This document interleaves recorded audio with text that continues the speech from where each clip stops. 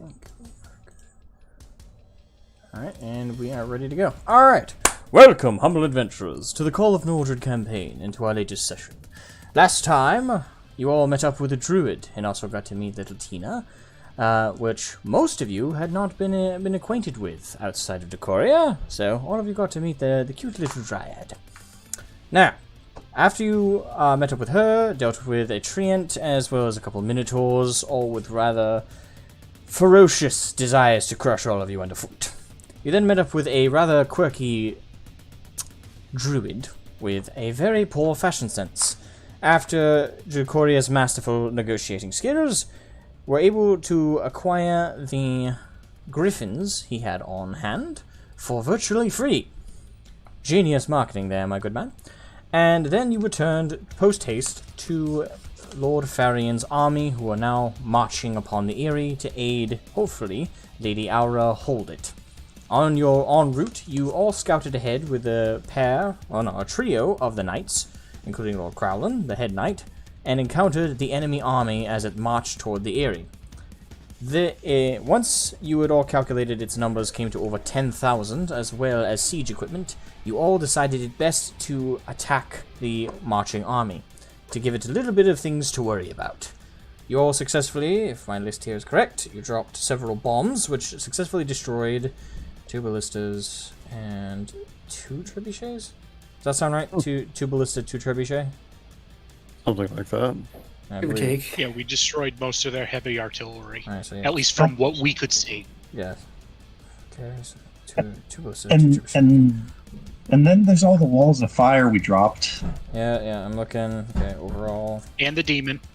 Yeah, so what you guys can't see is I literally had like the core number of troops they had, and then I scratched off numbers as you guys did attacks, for which I thought was fair calculations of deaths. So I'm going down the list of numbers. Alright, so that was their leftover numbers. I can't tell you that because you guys don't know that. Wait, none of you rolled a perception roll after you left, did you? No. Okay. I don't think we would have been in a position to, as we were bugging out as quick as possible. Yeah, so the last thing you guys did right before you bugged out was dropped a demon on him. Yep. Flashy. Respect it. Right. So, that is where it says on my notes everything ended. You guys were still on flight, returning to Lord Farian's hopeful encampment and a clearing along the route. We're going straight to the city to try no, you guys were heading straight to the city? Yeah, we were going to Aerie, and we had back. Okay, so you guys sent are one of the knights Aerie. back to Farian. Yep. We were going head to the Aerie Alright, to give them advance warning. Okay. We did send one person back with their projected numbers that we found whenever we originally got there. Gotcha. But not the numbers we had after we, bombed them. Alright, let me just note that. On route to because I didn't. I mean, it'd be basically at minimum. We told the Farian will know that he's outnumbered by a minimum 2 to 1, even if it's 5 to 1 technically. I mean, with the kobolds, it's 2 to 1, but. Did you guys contact the kobolds? They're traveling subterranean. I do not believe we have yet.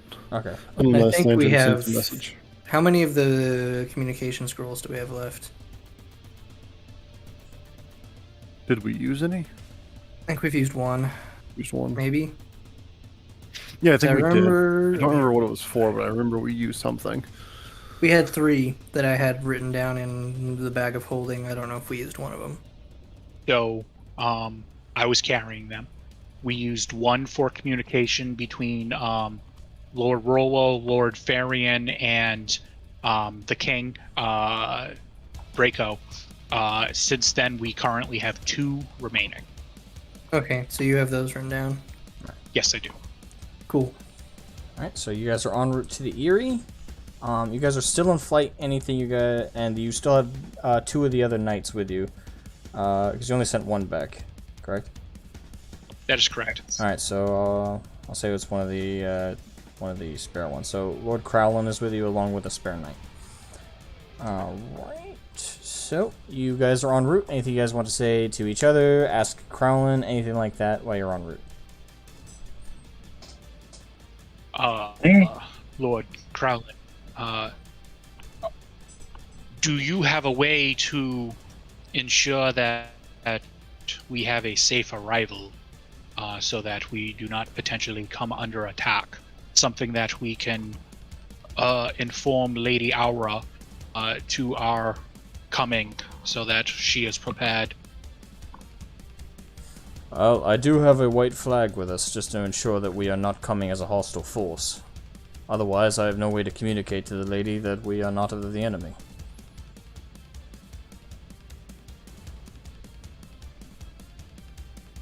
I'm gonna glance over at Landrin and be like, hey, you got one of those sending spells left? Still completely anything above the second. Cut what out did you for say? me. Yeah, you kind of cut out there a little bit. You remember that whole conversation we had where, like, I don't have anything to contribute, but I have a staff. And the staff was the only thing I was able to contribute. Okay, so... Okay, that's right. Alright. Cross your fingers and your toes. No promises. Fair enough. Alright. So, you guys continue your route to the Aerie. And about after 10-15 minutes of solid flight, you guys start to see a large structure. Like, if you guys look directly up, it looks like a giant mountain, completely disconnected from the ground. And as you guys, like, travel through the clouds, you can see it. It's big. There, you guys can see, as you guys approach, that there's this large, flat brick wall, like stone, solid brick wall surrounding the entirety of one part of it. Now, the whole thing is structured kind of like... That's a good way to put this. Kind of like that picture, if you guys have seen one, a picture of an iceberg, where like there's the tippy-top towers that are above the water, and then the rest is like a big, like jagged structure that goes all the way down deep. That's kind of like that water line of that image. It represents like where the actual flat land of what is floating right now starts, and on that is a solid wall that looks like the wall itself could be 40, 80 feet in height. And it has got a bunch of small openings, I think the term is paratifs, where it's a little outcroppings where things can jump out of those areas with small platforms that kind of just slightly come out of those openings, and each one is about the size of a griffin, a little bit bigger in some cases, but more or less they're about 9 feet by 10 feet oval openings along the entirety of the wall, and there's like 7 or 8 of them in just your view alone. And you see a bunch of flying individuals, armored, kind of doing patrols. And as you guys start to approach, about 4 or 5 of them break off from their rotations and are now flying towards you. We wave that white flag now. All right. Krowlin flops it open and is now waving it high. All right. And the 4 or so individuals start to slow their approach, but they're not as fast and they don't appear to be as aggressive. I would like to match their speed and to, like, you know, kind of come to a general, you know, within shouting distance to one another and start communication afterwards. All right. So you fly up to them, and as you do, they kind of start to do a breakaway. 2 of them are flying on wyverns, smaller wyverns. You can tell these are probably juveniles. And one of them is riding on a griffin like the rest of you. All of their mounts, though, are heavily armored.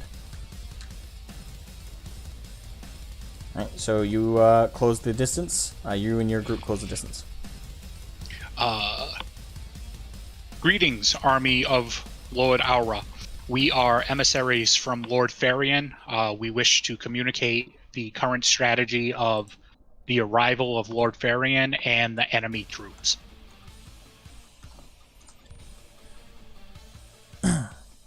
Alright. So the 2 of them look at each other very pointedly. How do we know that's the truth? I still have that super old contract that we had drawn up with the Lady Regent, and that we were to rescue her through what's his name, and in the process we are working with Lord Farian. And considering it's that contract magic, I'm hoping that would be enough to try and appease with them, as like, hey, we've already worked with previous nobility of the land, and we are moving forward. And I would also like to identify exactly who I am, so with luck my father's name could carry some weight in We help also have persuading them. a knight of Farian who would probably know the proper protocols as well. Yeah, Oh, yeah, there's that too. you can call upon Crowlin. So you have all that as proof, but I would let him do the talking because he knows the proper protocols for parlaying between lords. We would hope Yeah, so. Anyway. I would just. I'm in general. I think we're in general consensus to allow Lord Crowlin to handle this. All right. That's why we took him. All right. So you guys gesture Crowlin to fly forward, which he does. I assume you are the head knight of the Aerie. I am. And you, I recognize your armor. Lord Farian, correct? Yes. I am here as emissary, along with my comrades. We have come to aid the lady, and the Aerie as a whole. An army marches on your gates. Of that we have no doubt. Lord Crowlin, your name, correct? I've heard of you. No one can mistake your visage, though we've never met. Pleasure. Pleasure. I assure you we come in peace and offer no threats. We wish to parley. Your name is enough to get all of you in the city, but your griffins stay in our roosts. They are not allowed to escort you into the city. Your weapons, well, he looks behind him real quick to both of his men, who both shake their heads no. I'm afraid we're going to have to confiscate them, Lord Crowlin. All of them. Until the lady has given us permission, as much as I would love, as a head knight to another, to allow you to carry your weapon in unknown territory, I cannot allow it, not in the Aerie, and not during wartime. Lord Crowlin kind of backs off a little bit to the rest of you. I hazard we should do as he says. We don't have much of a choice, do we? Not if we want entry. Not the peaceful way. I take my rapier off and I throw it at him. There you are. Alright, you throw it to the knight or to Crowlin? To Crowlin, because I'm presuming he's probably going to pass them all off.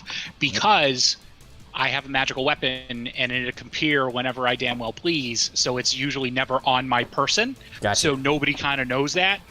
My sword literally is in my arm and will shoot out. It is attached to me. I cannot remove it. Alright, both of you can obscure yours. Landrin, Kiko?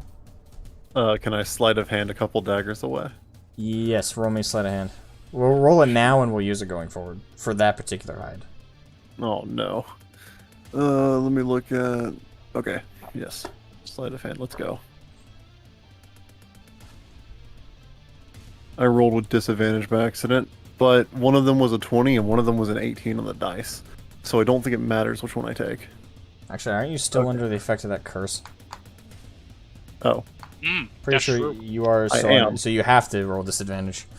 that's why I'm at disadvantage. So 28. 20 is still fucking good. Let me roll his perception roll. Just the knight, so Oh yeah. 19 plus his modifier. Massive headache. Alright, it only comes to 21, so you're good. Alright, so you masterfully hide away your daggers, but just so they think you handed off something, you throw... what's your largest weapon?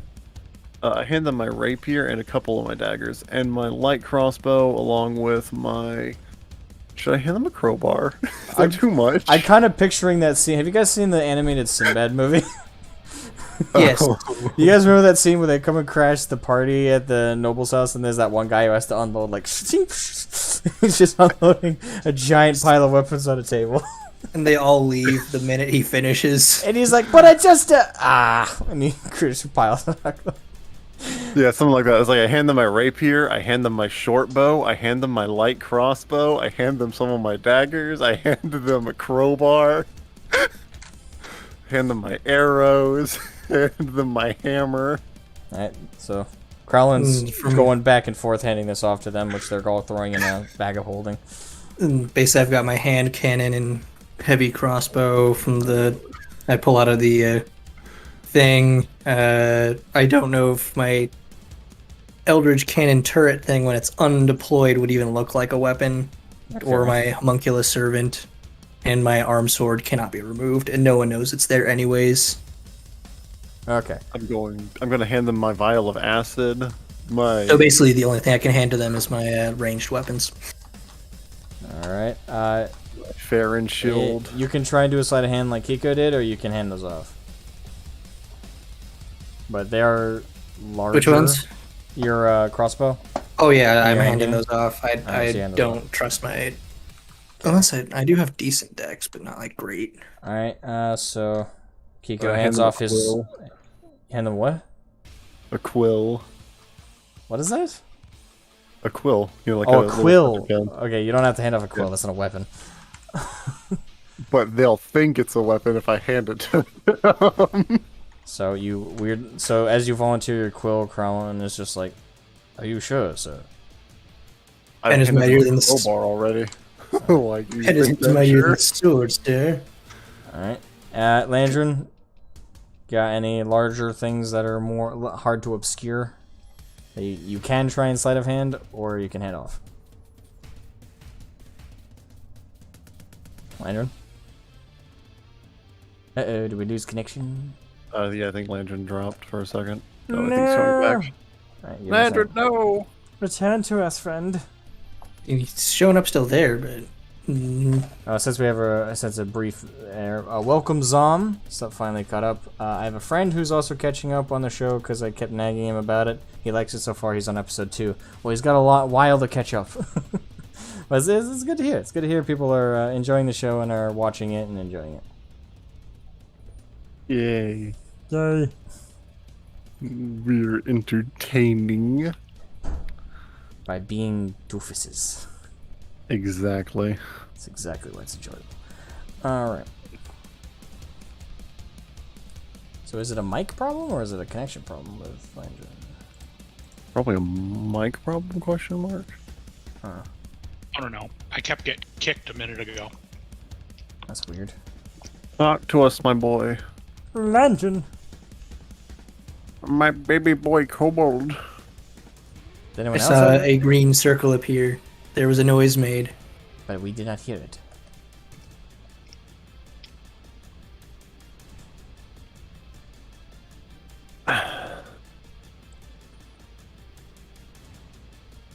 Perhaps the engine can try hanging up and reconnecting? He's teleported to the ethereal realm and he's trying to shout, but he has no voice to scream. I must scream, yet I cannot shout. Howling in rage! You know, classic, sci-fi TV show trope of just being of that episode where the people are out of phase for whatever reason. So I know Star Trek has done it. Stargate did it. We have some weird technical issues, I've noticed. Seriously, we do. There's always something every episode. Oh, yeah. It's odd. I mean, a minute ago, like Discord basically shut down and then restarted. Wait, I have an For idea. me. I can manually drag Landrin to lounge and drag him back. Landrin, speak. Okay, that didn't work. Nope. Unless he's, otherwise muted his mic and is being distracted by some outside force. Landrin, my boy, if you cannot talk, make sure your input settings are on the right microphone.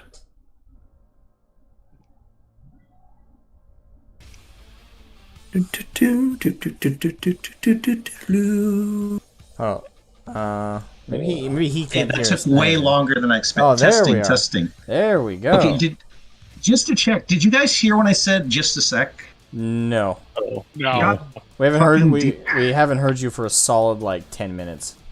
That might be an Yeah. exaggeration, but you know what I mean. Like we haven't heard you for a while. You guys were going into telling them about how you're handling all of your weapons. Kiko, for whatever reason, decided he wanted to keep some of his secret, so he rolled his sleight of hand check, and of course all the conniving about how, oh, well, there's a warlock in the party, so that's it. Anyway, I'm going to have my Elizabeth Swan moment. So Landrin, little teeny Landrin, are they still taking our weapons? Yep. Or did you guys skip? Okay, It was your turn. Yeah, we were. I'm curious. Did they turn to the kobold and are like, well, this tiny 2-foot creature needs to hand over all its heavily armed weapons now? Yep. Alright, so Landrin slowly takes off his little short sword belt, pulls the little shield off of his back, hands them a staff, and then slowly just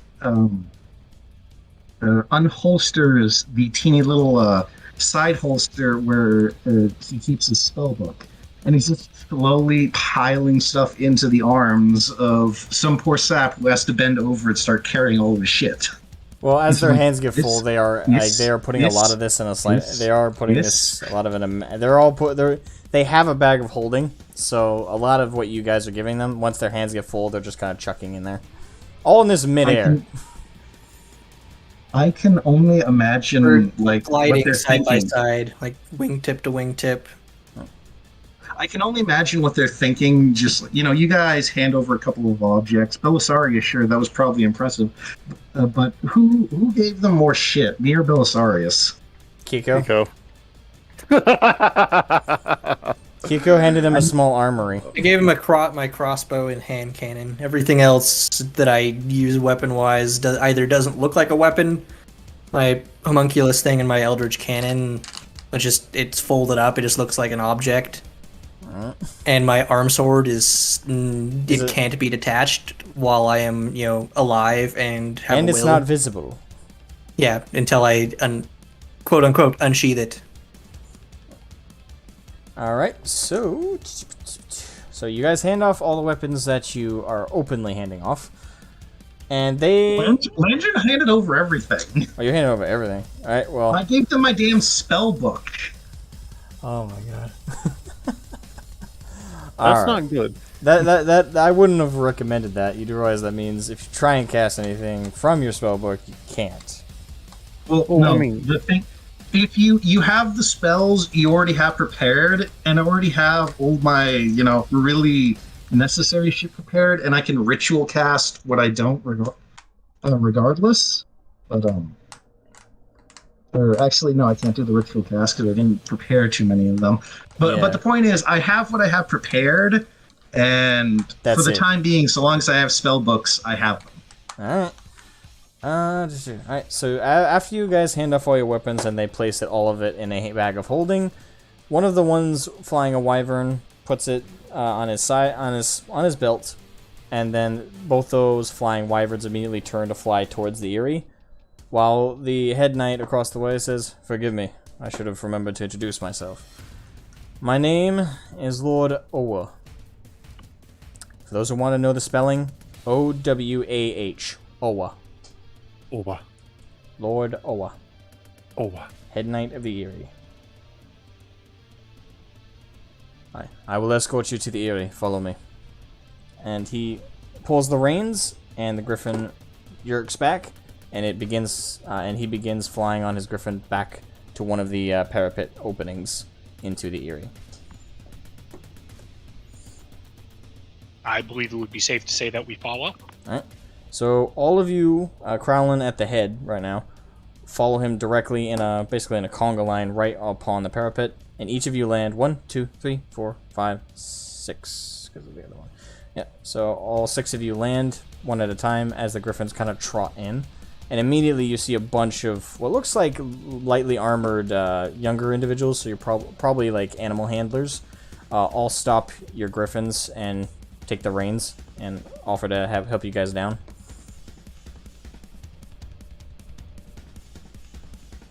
I take the assistance and get on down. Alright. So, Decoria, you're helped off. Belastarius, I assume you either hop off or help off? Yep, I'm gonna hop off, shoo him away, because I'm probably too big and heavy for them to even try and help. Alright. So each of you are helped off of your griffins, and immediately you guys see this pretty massive, what looks like circular hallway. So as you guys like looked at, this hallway is probably around 12 feet width, and the ceiling you can tell is really high up, just in this opening area. And each of as you guys look down, like the hallway as it curves as it goes, like this is really long. You could almost look like a labyrinth if you didn't, know where you guys are. And you guys see other openings of parapets as you look down either side of this hallway, and you see small doors kind of trotted about, and even one directly adjacent from you guys. As that now you're in. Along these hallways, you guys see a bunch of what looks like large, basically nests, where you see wyverns are kind of relaxing, some are griffins. This whole area seems entirely dedicated to where these creatures live and are fed and are taken care of. And there's a bunch of individuals running around feeding the griffins meat along with the wyverns, caring for them, grooming them. It's a lot of busy work going on. And a lot of different armored individuals are also apparently switching off on mounts and are about to hop out into different parapets for patrols around the Aerie. So as you guys are like looking straight ahead, the two wyverns are there along with the griffin, and their riders all dismount. Lord Owa, now that you guys get a proper look at him, he has a dragon-themed and shaped like helmet. It's kind of like those Spartan helms, like not necessarily the traditional ones, but the ones that come to my mind, like the ones from like the Spartan movie. But think of like that curve down, kind of looks like wings, and that T opening has basically what looks like like a dragon's teeth opening to part of it, and the eyes kind of curve to like a slit, like a dragon's. Nice. And he has feathers kind of popping up where that poof thing is on those. The crest? Yeah. So he has like little feathers popping up there. Well, aren't you, Mr. Fancy Helmet? That I am. His armor, by the way, pretty much matches the same style. So not exactly full plate. It's kind of like half plate. Oh. Alright, if all of you will follow me, we'll escort you to the city. And, of course, to the lady. You can tell Kiko's having a difficult time walking right now because of the spell effect. Would you like one of our squires to help that one? I don't need help. I'm fine. Yes, we would. The bird had a spell cast at him. Very well. Hello, Wolf. Would you help that one? So two younger individuals, probably around 17, 18, kind of run over. They're very thin and lanky, and wearing leather armor, but they come over and immediately help you on either side, Kiko. Don't touch me, it's fine. Kiko just lets them drag her up and just pretty much doesn't put up resistance. Alright. So Lord Owa then gestures all of you to follow him through the doorway directly adjacent from the parapet. And I assume you guys all follow. That's correct. Alright. So you guys, he opens the door and immediately you guys see pretty much a large hallway. Not quite 12 feet wide like the other one you're just exiting, but about 6 feet across and about 12 feet up. And it's straight staircases in a spiral formation, so you guys kind of feel like you're in a tower of some kind. Follow me. You all begin to trot down. So after walking for what feels like about 10-15 minutes just in this spiral staircase, walking at a decent pace, you guys start to see windows start to kind of curl around. And if you guys glance out them, you see the city, and you guys are high up. Like there is the castle keep which appears to be at the very center of the city, and its towers are much taller than the actual outer wall. But every other building throughout the city is just, though they're tall relatively speaking, easily the average building is about 30, 40 feet in height. So a lot of really tall, lanky buildings everywhere. None of them reach anywhere near the top of the wall, the outer wall. Kiko's gonna whistle, then go, "Woo! That's a long way down." You guys are very high up. Hmm. Alright, so for you guys, after another 10 minutes of walking down, finally reach what looks to be a lift. This is our final drop down into the actual core city. Follow me. Alright, so the lift is solid wood, and you guys can see like the gears and the ropes and chains that actually traverse its weight as it drops it down. And as you guys all lean onto the lift, it starts to escalate down, and you guys are now much closer to the actual base city. Before we enter the city, some proper procedure. Keep in mind we're at wartime, and a lot of the citizenry are aware of it. A lot of people are on edge. You all are very clearly strangers. So, out of pure recommendation for your safety, do try and avoid any kind of altercation, even if prompted. No promises, fancy man. Sound advice. Very well. Just wanted to make sure. Alright. So about another 5-6 minutes goes by, the lift going at a decent pace. You guys finally feel the as you guys land. You're now at the surface level of the city, and now you guys from the inside can really see that massive wall that just encompasses the entire city. And you guys also kind of feel, and you're kind of noticing it now that you have the chance to think about it, gravity is a little bit heavier. You guys feel heavier.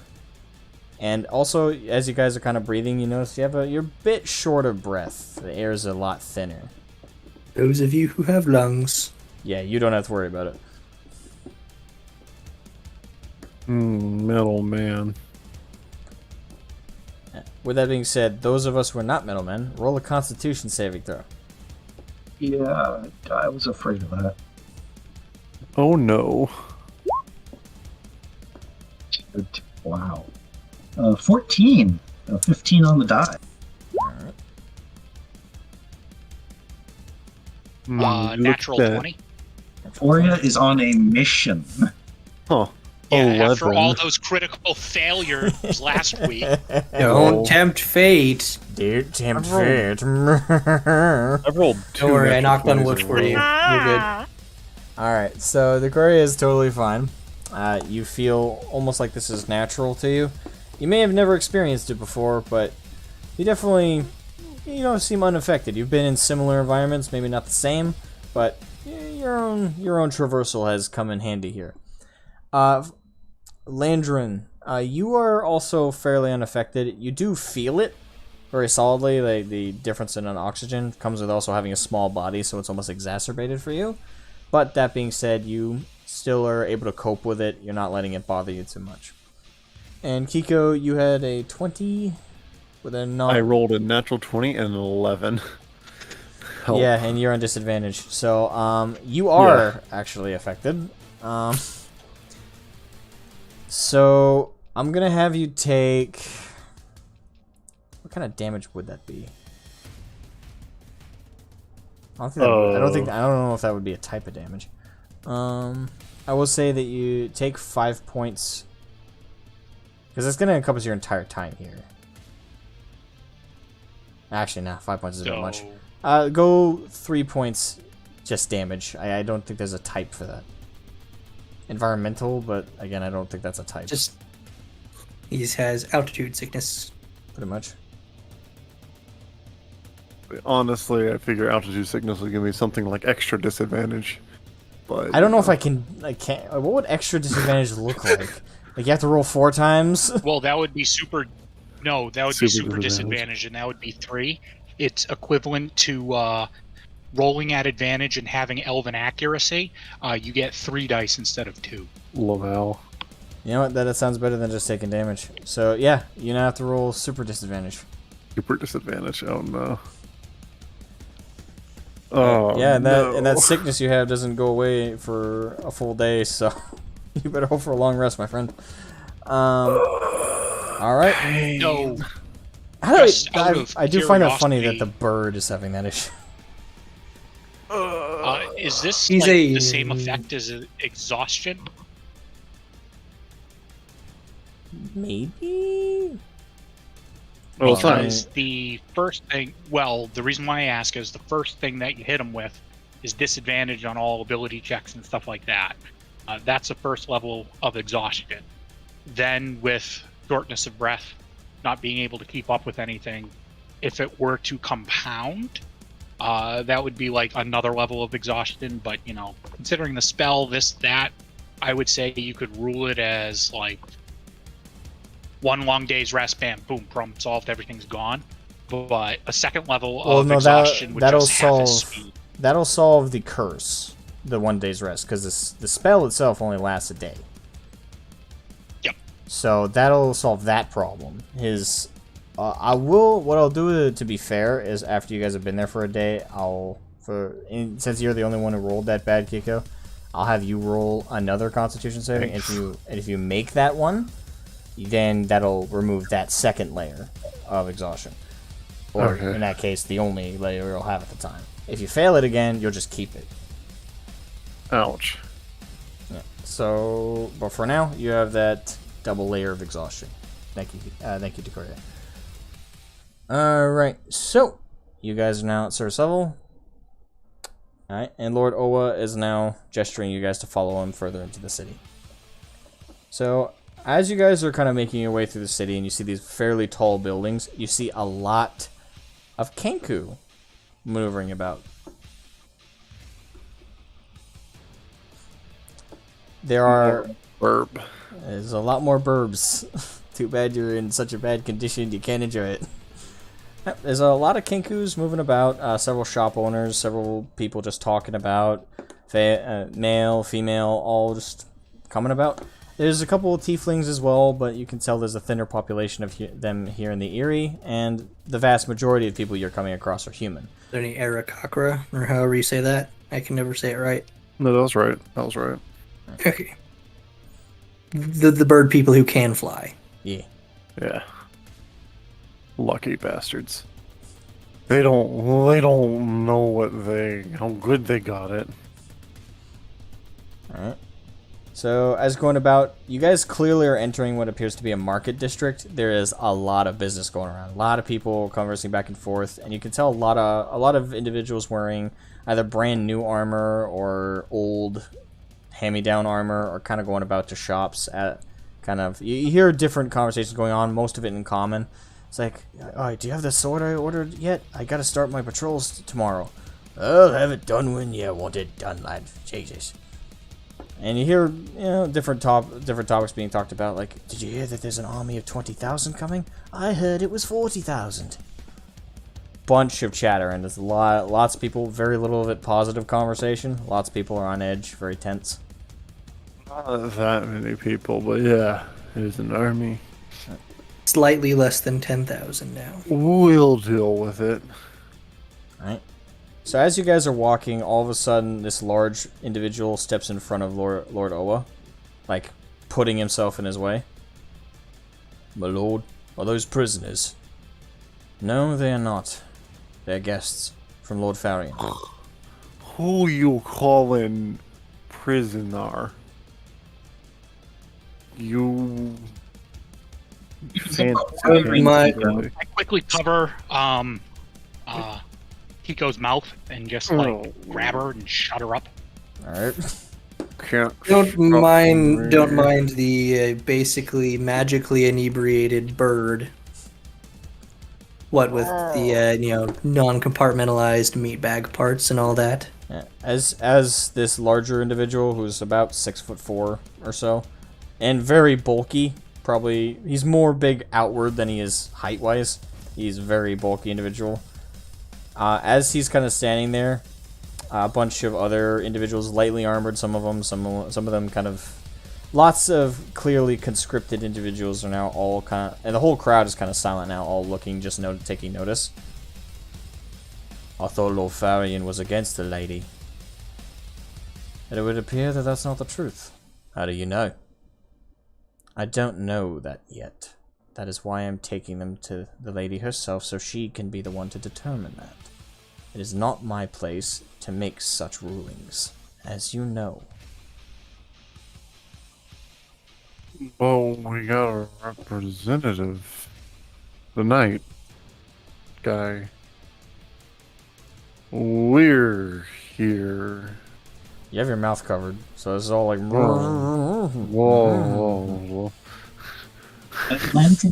Lance will just kind of poke his head out from behind the good knight and be like, "Don't carry him." We can't hear you. You're breaking up again. Yeah, you're going... We're losing the echo. Testing. Better? Testing. And Landrum kind of pokes his head out from behind the good knight. So, you might recall that there is more than one aura, there is more than one Farian, and the Farian that was in fact very much so against the good lady is no more. Finger guns.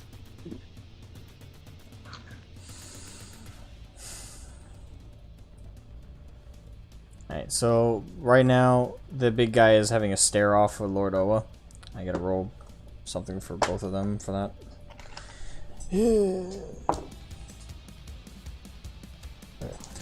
So Lord Owa wins that one.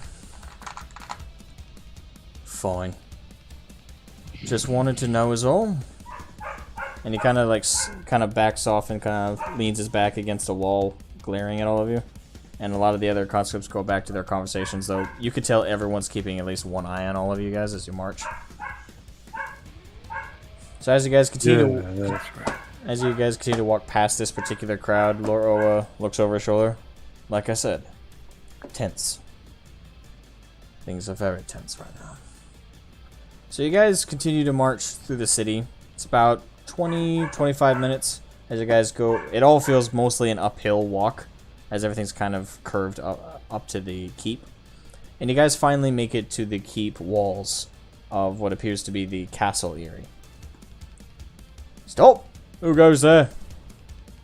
It's me, Lord Owa. Oh, I already done with patrol.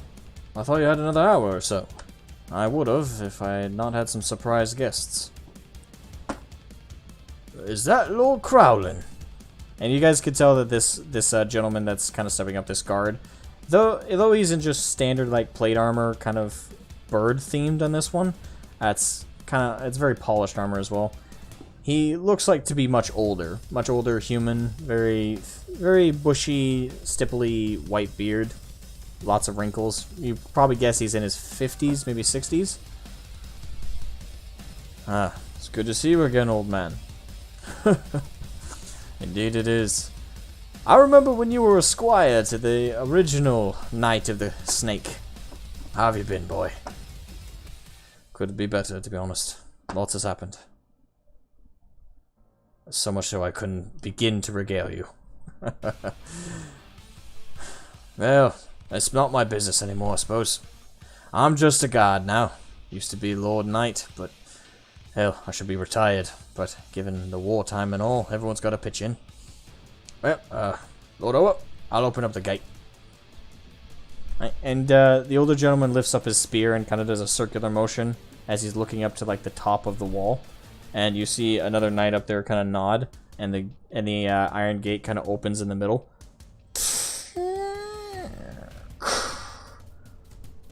Head on in, would you? She's in the main hall.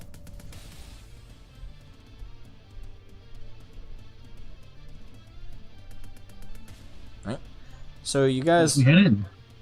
So you guys all march in, and you guys kind of pass the courtyard, and you see on either side of you a bunch of new recruits, probably like 80 or so on either side of you guys as you guys walk through this cobblestone street. On either side of in dirt squares, there's about 80 or so troops doing drills. One leader yelling, what you guys can't quite make out what words they're saying, but it could be anything from thrust to heave to rotate. But they're all doing simultaneous. All in formation, thrust forward with spears, back off with spear, rotate of spear, thrust back.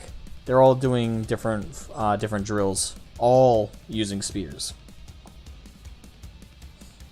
Right. And you guys make it up to the gate, which then 2 guards on the other side open it and allow you guys entry. And immediately as you walk in, it's a giant hall. Looks on either side, there's pillars on either side as you guys walk in to the center here. We'll just use these to represent the pillars.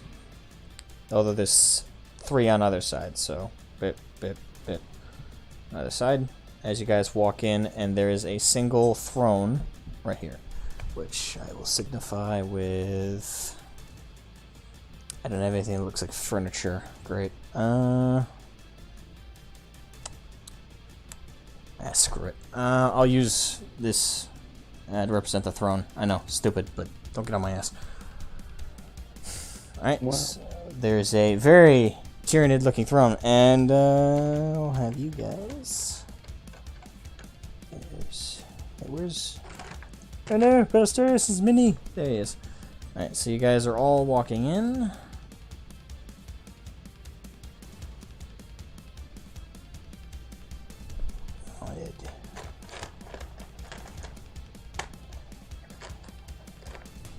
With Kiko being held up on either side by the squires. Yep. Mm-hmm.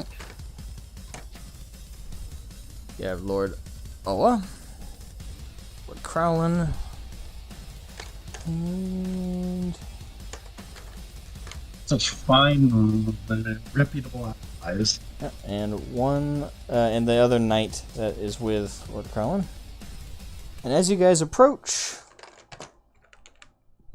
you guys see Lady Aura not on the throne, but a little about 10 feet in front of it, where apparently a large wooden table has been pulled out. And her and an assortment of different individuals are all kind of looking it over. She's clearly talking very rapidly, and there's a large map, what appears to... I'm just using random minis right now to represent all this.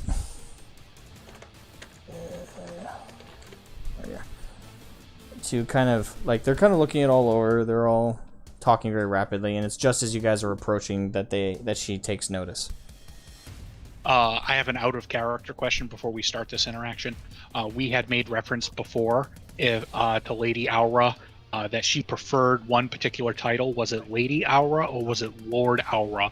Because I do not want to misidentify in this particular... She preferred Lord. Okay, thank you. Small side note to add on to his excellent point. Lan, I don't recall who specifically started the conversation, but Lan did get a goodly amount of the talking. So, who do we want heading the conversation?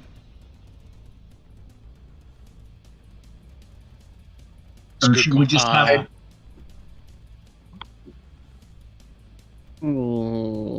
I would assume that we let I would say Crowlin does the introductions, proper procedure, and then basically when we need to report our information, we report our information. Okay, but she knows us. Why would B be introduced? She doesn't. Well, I guess not introductions, but just like they don't know that. I would be very careful with using the term "know." She's met you. She'll recognize us, but I would still say let our fairy knight friend handle the talking. The formal proper procedures and just speak up when we are required to speak up. Let me move all this back. It occurs to me that the camera still is... going to wave friendly when we see her.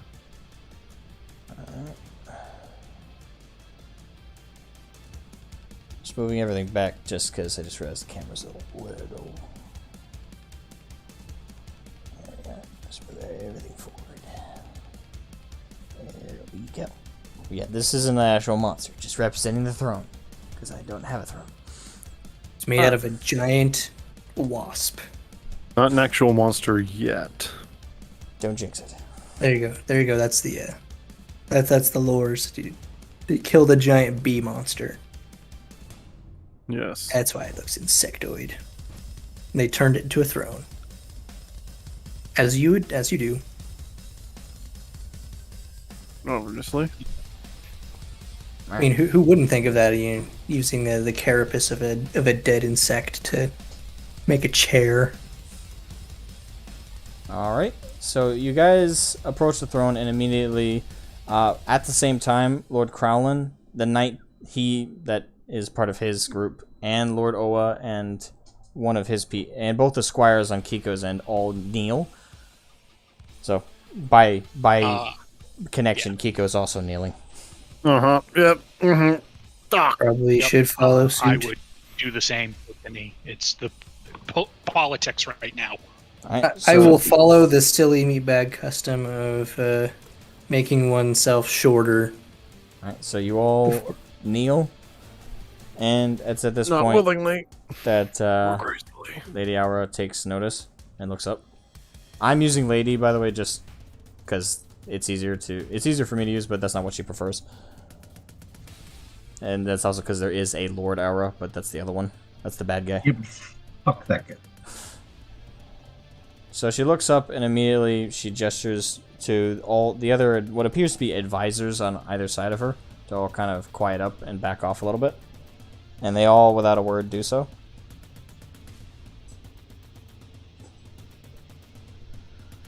You may stand. Immediately, Lord Oa stands along with Crowlin, everybody else, and I assume you all stand up with them. Yep. Yes. Lord Oa taps his spear real quick to the ground. My lady, I present to you emissaries from Lord Farian. Micah or his son? Micah. Lord Micah. Very well. And she waves him to the side, and he immediately takes a step back away. And the two squires stay with Kiko, but they aren't looking directly at her. And Lord Crowlin steps forward with his knight to his back. My lady. How is Micah? I had heard a rumor that he had been killed. It was no rumor, my lady. He did meet his end at the capital. Then who are you serving? It's hard to explain, my lady, but he is alive again. It's complex. I sense as much. I'll ask further questions about that later. For now, what does Lord Micah want? I had responded to a message that was sent to me by a compatriot of his, Lantern waves. It appears that compatriot has arrived. I see.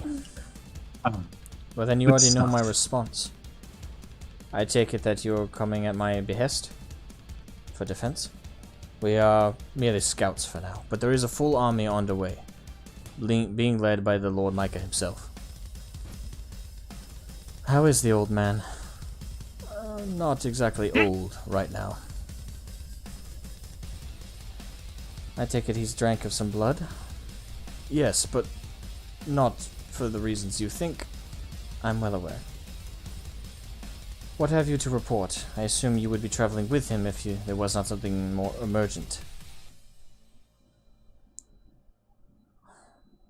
He looks behind him real quick to Eudocoria and gives you a look like, do you want to tell her? Yeah, it is a pleasure, Lord Aura, to meet you again. I wish it was under far better circumstances. However, we have been in contact with Lord Ferian, and we have also been in contact with your younger brother. As we were coming and flying here, we encountered an army of 10,000 strong. However, we were able to do significant damage to the heavy artillery to help prevent the siege. They are coming, and we are 2-day travel ahead of the army and Lord Ferian. Alright, so you see her take a visible deep breath in. Then it is as I feared. Our scouts did report a large mass coming, but we did not know their numbers. Are they still 10,000 strong? Do you know? We did significant damage to their ranks. However, they had strong defenses against magic, and we were not as successful as we had hoped to be. We had probably thinned a little of their middle ranks, but not enough to do significant damage. I see. I thank It you was greatly for mainly this the report. artillery. Do they have any artillery left? Do you know? From what we could see, we destroyed all of their heavy siege weapons. Good. That'll give us a great advantage. I've already disabled the air bridge. There is no way to march up to our gates. But if they have things like large-scale ballistas or anything magically aided, they could do some damage to the outer wall. They did have some powerful magic users in their ranks that we did have to deal with. Whether or not they could get there, our bird friend here was at the receiving end of that. Dingy. I see. So, the Holy Eden Church is not without its advanced military tactics. Well, for now, if you would all like to, you can rest here in the castle. I would like to send word to Lord Farian about our own condition and our own strategy. Lord Cromwell steps up immediately. I would be all too happy to return any messages immediately. Very well. So she quickly gestures forward, and one of her men brings forward a piece of parchment and a quill. She starts writing immediately. You may speak. She's still writing and looking at it, but she has an open ear to you. I would like to submit that I believe magical means of communication would be far more effective to potentially send a direct message. There is also the matter of the kobolds. When last we spoke, we had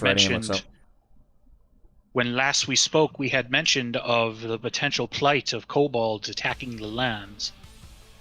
We have brokered peace with said kobolds, and I would like to gesture towards Landrin. He is the brother of the king of the kobolds, and he is coming to your aid as well. We have a direct line of communication with him and his forces, which are 2,000 to 3,000 strong. So I would like to suggest like 4,500. Oh, okay. What Draco had, I think. Okay, then I pull that and I give 4,000, and I say we have the ability to communicate with him as well. I have 2 scrolls of instant transmission with them, so that we can help better strategize. If you would like, I can provide you with one of these scrolls, and you can confer with him along with Lord Ferian as you see fit, to try and bolster your defenses and provide a better front line of defense. That would expedite things. Thank you. When you first establish contact, let me know, and I will bring the scroll, and we can commence the conversation. Wait, did you say when you first broke her contact? I think he was saying basically just when she wants to make contact. Okay. Then he'll give her the scroll. Okay. I was confused for a second. She nods and gives the half-written scroll back to her assistant and gestures you forward.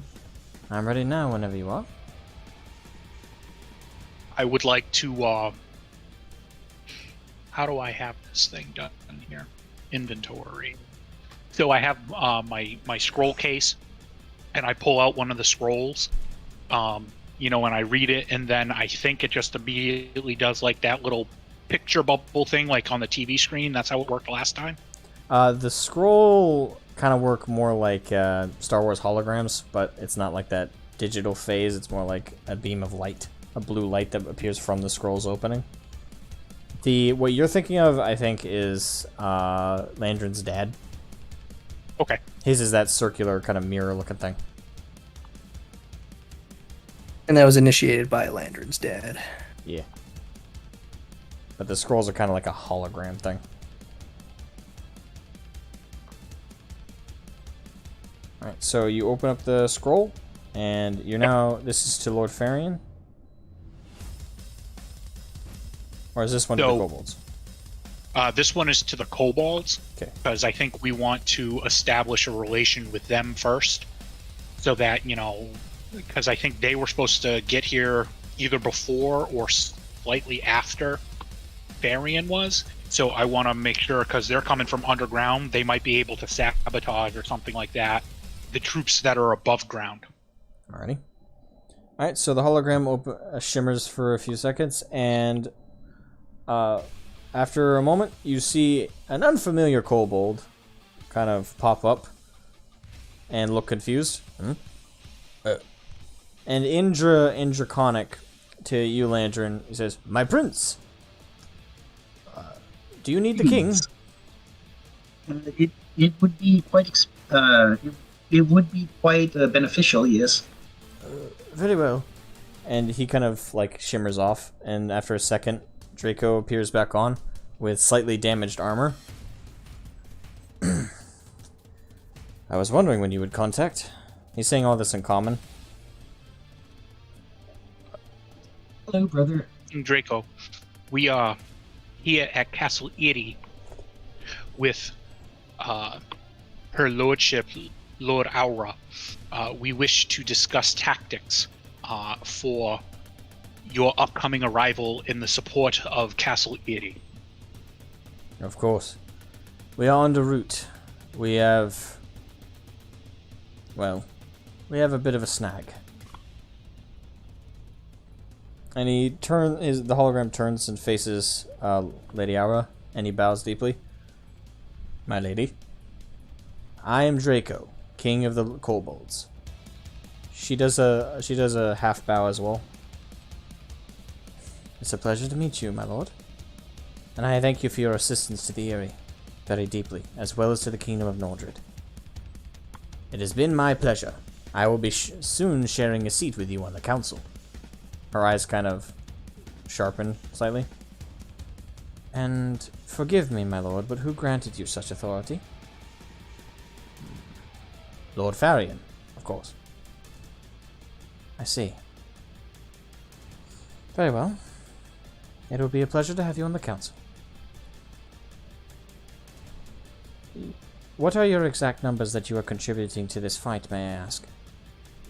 It would have been for 4,500, but we've engaged the enemy. The enemy? Underground? Yes. You did describe them as white tabards, and he turns to look at you, Decoria. Yes? That is correct. Well, that's what we're fighting down here. A small contingent. We have easily cornered them, but they were traveling underground as well. They had interesting machines we haven't figured out. That's not good. That's not good. My liege, I have a question. Hmm? Are you able to track their movements above ground? Yes, my geomancers are doing that immediately. My wife is heading the effort. Is there a potential to establish traps, sinkholes, or other distractions or sabotage to delay their progress?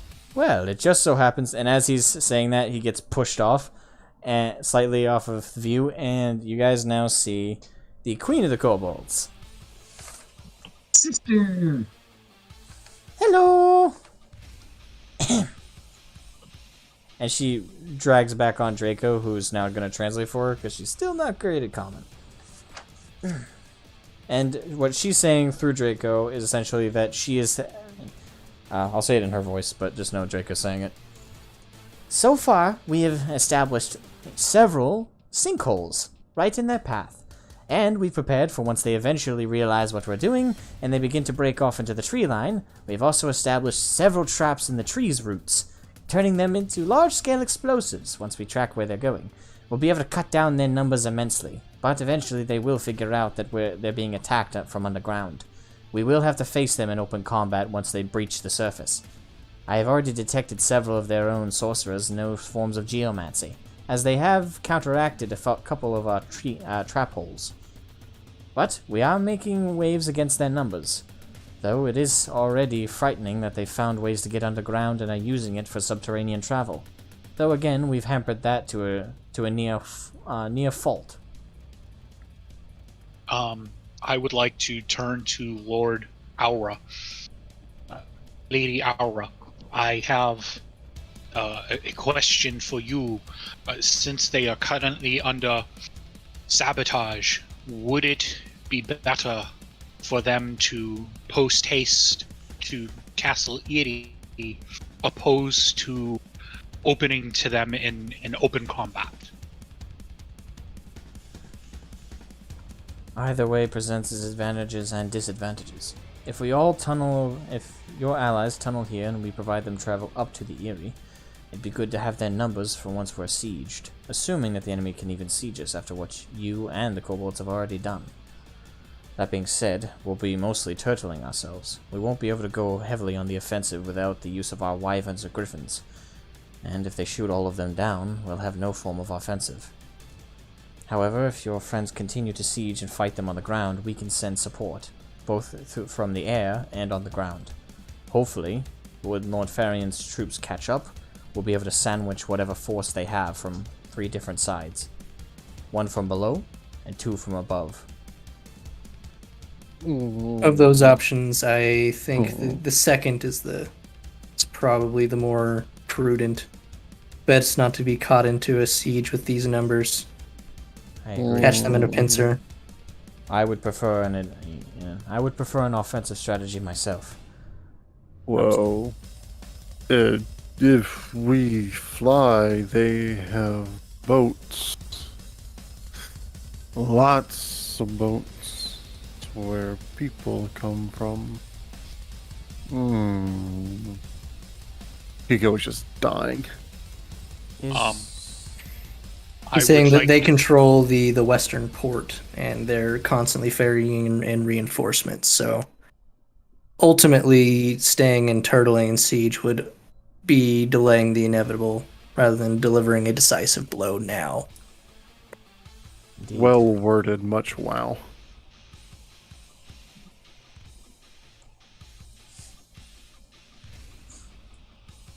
The lady nods in understanding now, though looks very concerned for Kiko. Then, offensive it is. Unless there's any objections. And all of her... I do not object. Oh. However, I do have a question. Lord Ferian made a comment that I am unsure how to take. Most of the powerful artifacts are stored here.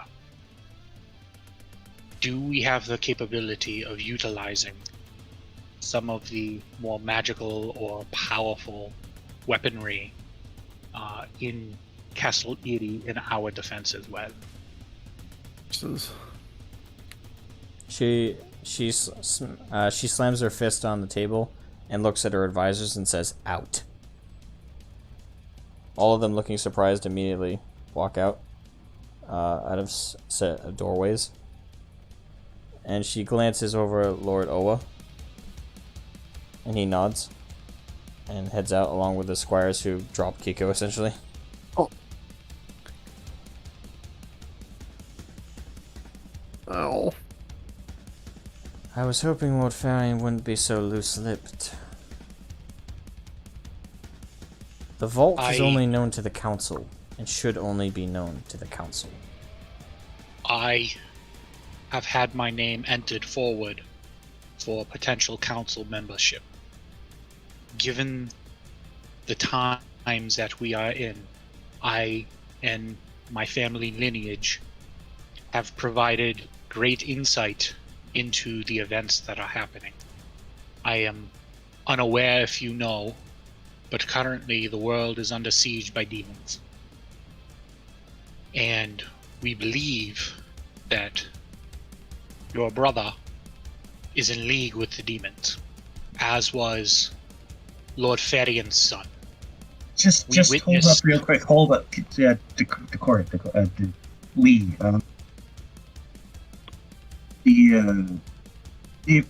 that's one side of the coin, but we also have the theory that he's working with the White Tabards, and the White Tabards are here to like seize the country so they can go hit the demons or something. It's complicated. We don't know the full details. I understand that, but I am presenting an argument that helps our cause.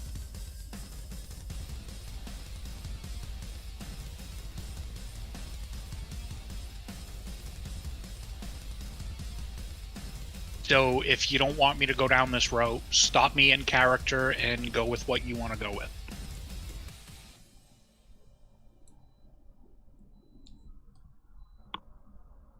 Decoria, I'm not entirely sure how you got down that line of reasoning. As best we could understand, the only demonic presence that the young Lord Farian dealt with before I blew his heart out was the one. That was for the sake of assassination of political rivals. And the Lord Aura shall soon be dealt with, soon enough, hopefully. Appears to be with the White Tabards for the sake of going into the doorway we all once sealed. I respect your need for transparency. However, what that is purely speculation at this point in time. What we do have is facts. That was your part. So what we do have is facts. We do know that Lord Farian's son and Lord Aura's son, brother, was in league. We do know that they both worked for the Khan. And what we do know is that demons were involved with one. To speculate further, we would think that the demons would also be involved with the other Lord Aura. That is not that far of a conclusion to make, opposed to the theory that you just presented.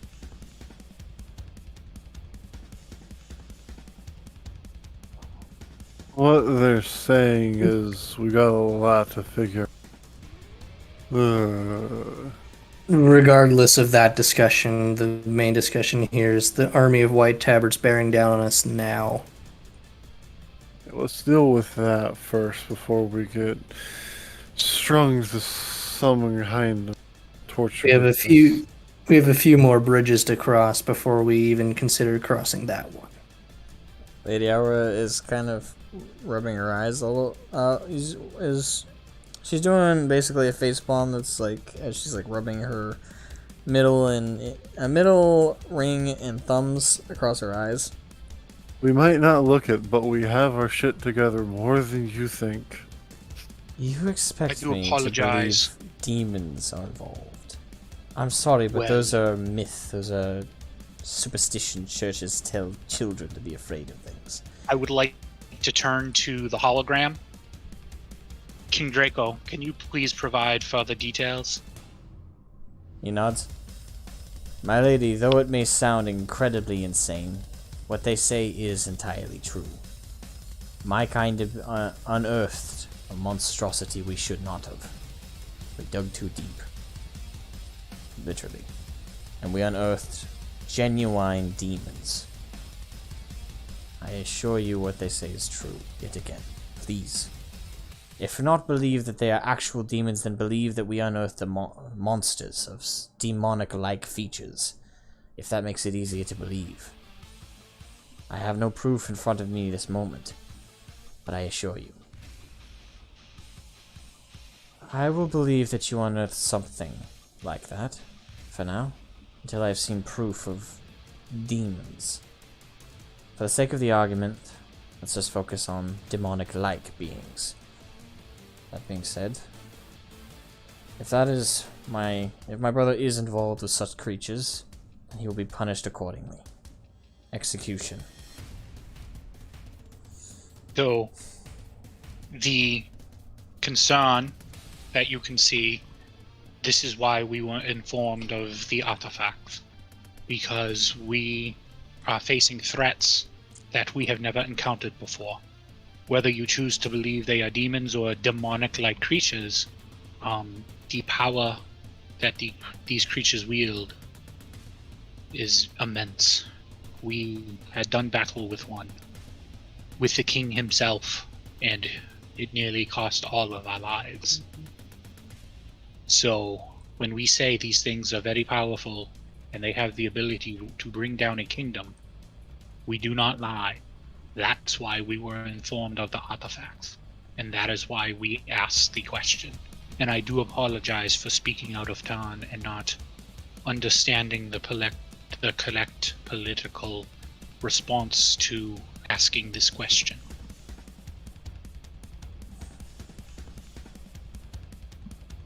Well, to answer your original question, there are no weapons I would like to unearth from the vault. There is one that comes to mind that could be useful, but its risks outweigh its worth. It's dangerous. Wulfric himself forbade its use after his only usage of it, and that was to stop an invading fleet thousands of years ago. The risks of using it, especially around the Aerie. I will not tell you what the weapon is, but I will tell you its effects. After its usage, it disables all magic within an area for a long, extended period of time. The Aerie itself is held up by large crystalline structures of magistone. If we use the weapon and its effects leer in, this very city will come crumbling to the earth. As well as your friend there, Landrin, would not be able to use magic, nor any sorcerer. This entire area would be magicless. And, eventually, even druidic energies that help the trees grow, help the earth survive, will start to fade. Using such a weapon is massively devastating. Northholm itself has only recently, the last 200 or 400 years or so, regained the uses of magic in its area, to give you an idea how long the effect is. We can't use it unless the very Aerie itself is going to be destroyed anyway. Every other weapon is unpredictable, random, frightening in its own right. The vault is full. The reason it is locked away in the vault is to be not used. They're forbidden for a reason.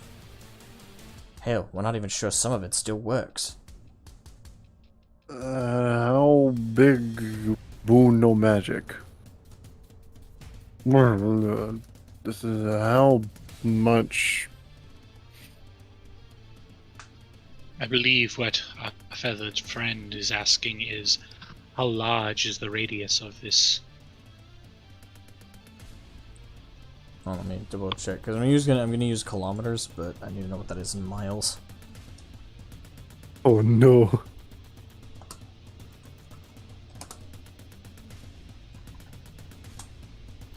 Alright, so roughly 320 kilometers is what the legends say. Those of who are also not British, like myself, 200-mile radius. That's a bit spicy. Basically, it's a magical nuclear bomb. Or an EMP. Or an EMP is another way to think of it. Its effect is an EMP, but the weapon itself.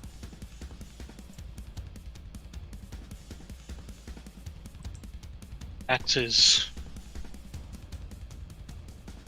what feels like a third of Nordred. Quite That possibly is- over a third. That is quite a weapon. I understand your fear and hesitation. I would not wish to use this as well.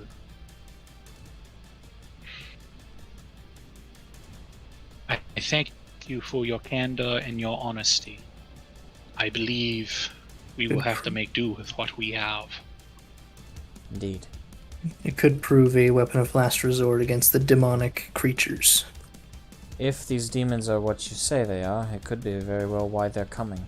I don't think they want the Aerie, I think they want this weapon, but there's no way they could know about it. The Council of Geist have kept it secret for generations. Wulfric himself forbade its very speak. Hell, let's not even know where he got it. He acquired the weapon, used it, and then after magic was no longer usable in all of Northholm, it was locked away. I forget. Can you remind me how long ago it was Wulfric lived? Around 3,000 years ago.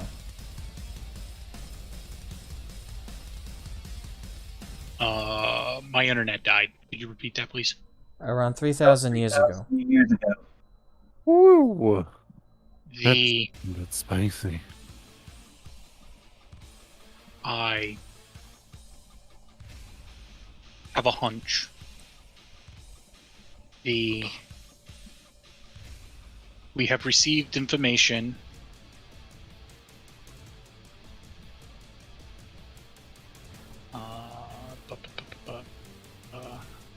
what was his name? Landrin Witchfather? Sir Gunther, right?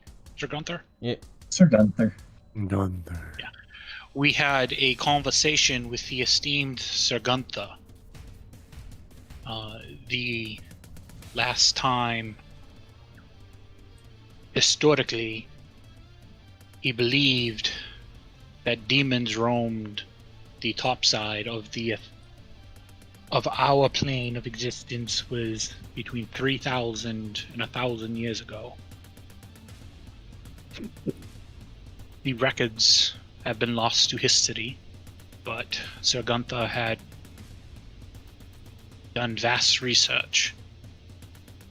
Might I pose to you that potentially Wulfric had used that weapon to seal away and/or destroy beings that we might be facing today?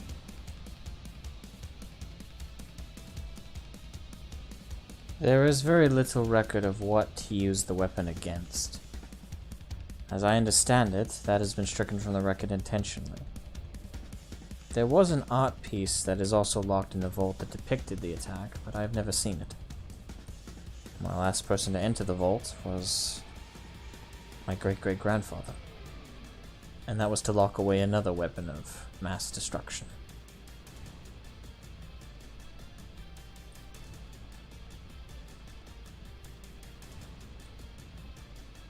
I cannot say whether you are right or you are wrong, I'm afraid. Is it possible? Yes. Well, we could confirm our suspicions if we saw this Muriel.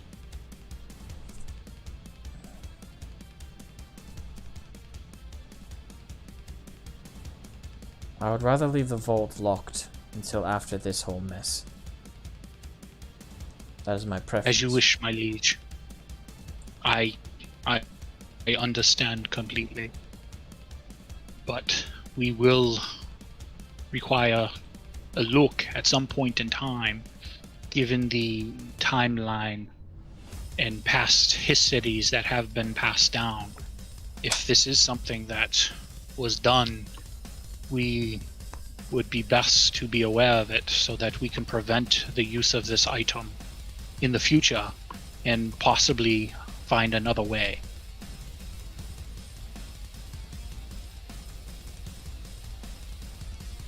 I would rather do anything other than use this weapon.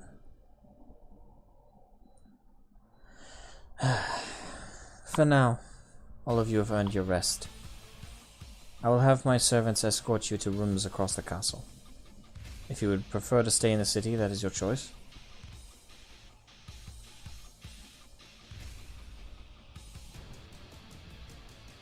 I believe I myself would like to stay in the castle, preferably close to my companions.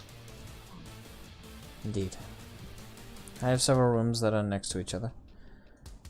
She turns to the still holding image of Draco. Continue your offensive attacks, my friend. Godspeed. Whatever gods you worship, of course. Draco puts his fist to his chest and bows. We will continue our offensive. I will prepare mine. And I'm sure by the time our offensive is ready on our end, Lord Farian will already be ready to engage on his. Speaking of, before you all rest for the night, that should be our last communication. Thank you again, my lord. Draco's hologram fades out. I pull out the last scroll of communication so that we can use that to communicate with Lord Farian. Alrighty. So you unfurl it, and Lord Farian is standing there. Looks like he's sitting around a fire and looks confused.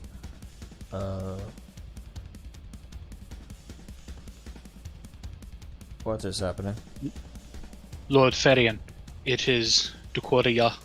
We have made it to Lady Aura, and we are here to talk strategy as long as we can. Fantastic. My knight that was traveling with you arrived an hour ago. I was planning on sending him to send word. It's good that this is a faster way. This is our last one, so we need to make this one count, sir. Understood. And he looks around and he sees Lady Aura. My lord, how are you? You really have gotten younger. You almost look my age. Yes, well. Is the Aerie under siege? Is everything alright? We are not under siege, thankfully. Your messengers here arrived at a speedy pace, and apparently your kobold friends are engaging the enemy. Lord Farian sits up abruptly. They're already fighting them. My men need a night's rest, but we'll join them as soon as we can. I don't think we're far, according to the knight's report. We're not too far from where you first engaged them. He's looking at you, Decoria. So we should engage in battle by tomorrow. Good. As of this moment, King Draco and his wife Mila are establishing traps, and they are using quicksand and other forms of explosives to deter the troops and wreak havoc upon their rank and file. Good. If they keep that up throughout the night, they'll be tired by the time we reach them. And though our numbers aren't as good as the kobolds, we'll give them one hell of a fight. Well, my lord, what can you donate to this fight? I know aerial advantage. Several of our wyverns are ready to breathe fire. The youngest generation of wyverns are just old enough. So, we have essentially dragon fire, though not as powerful given their wyverns. Additionally, with griffins, claws and sharp, and my forces, which I will open up the air bridge to allow to march on the field. And how many is that? I'm afraid it's not too massive. 3,000. That's better than my own, I'm afraid. So, the kobolds from underneath the ground, bolstering at them. Us from the rear, and you from the front. They're attacked on all sides. Though our numbers aren't as great as theirs, I believe we'll be able to make up for it. Are you ready for the fight? I must say, I'm not sure. I've never had to lead a war front in my lifetime. What about you, Lord Farian, given how old you are? Other than the war against the raiders that existed well before you were born, a true war like this against a holy church, well armored, well trained? I'm afraid not. War has been, thankfully, in a sense, rare in Nordred for many generations. I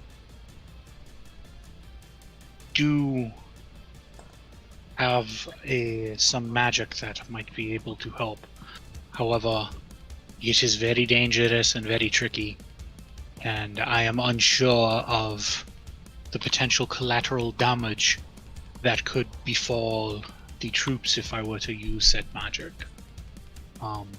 If I am afforded the ability to go to the front line, I can wreak serious havoc on their lines.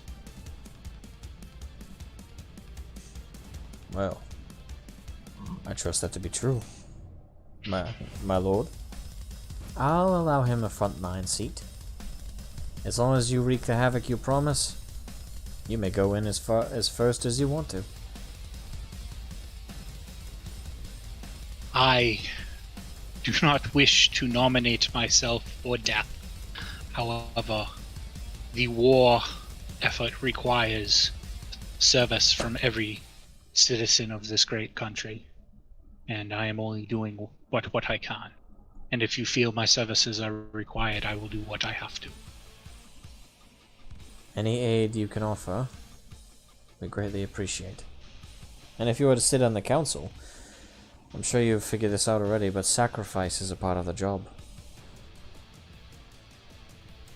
I have witnessed very many sacrifices in my life, and as we know, it has cost me dearly, both my parents. But as we know, my father was a good man, and he did what was right for this country. And I wish to do the same in turn, because I love my country, and I will do anything to protect it. This is my home. We are of one mind. So, what time in the morning do you think, Lord Farian, that you can get your troops to attack? If I get all their lazy asses moving fast enough, around 7 in the morning. I will have my troops attack in around that time as well. I'm afraid we should have tried to figure that out with the kobolds, but as they'll be attacking them consistently throughout the night, essentially we're just simply joining them in battle. Aye. Well, I'll get my men to sleep immediately. They'll need it. Good luck to you on the battlefield tomorrow. You as well. And the hologram... and the scroll shrivels up.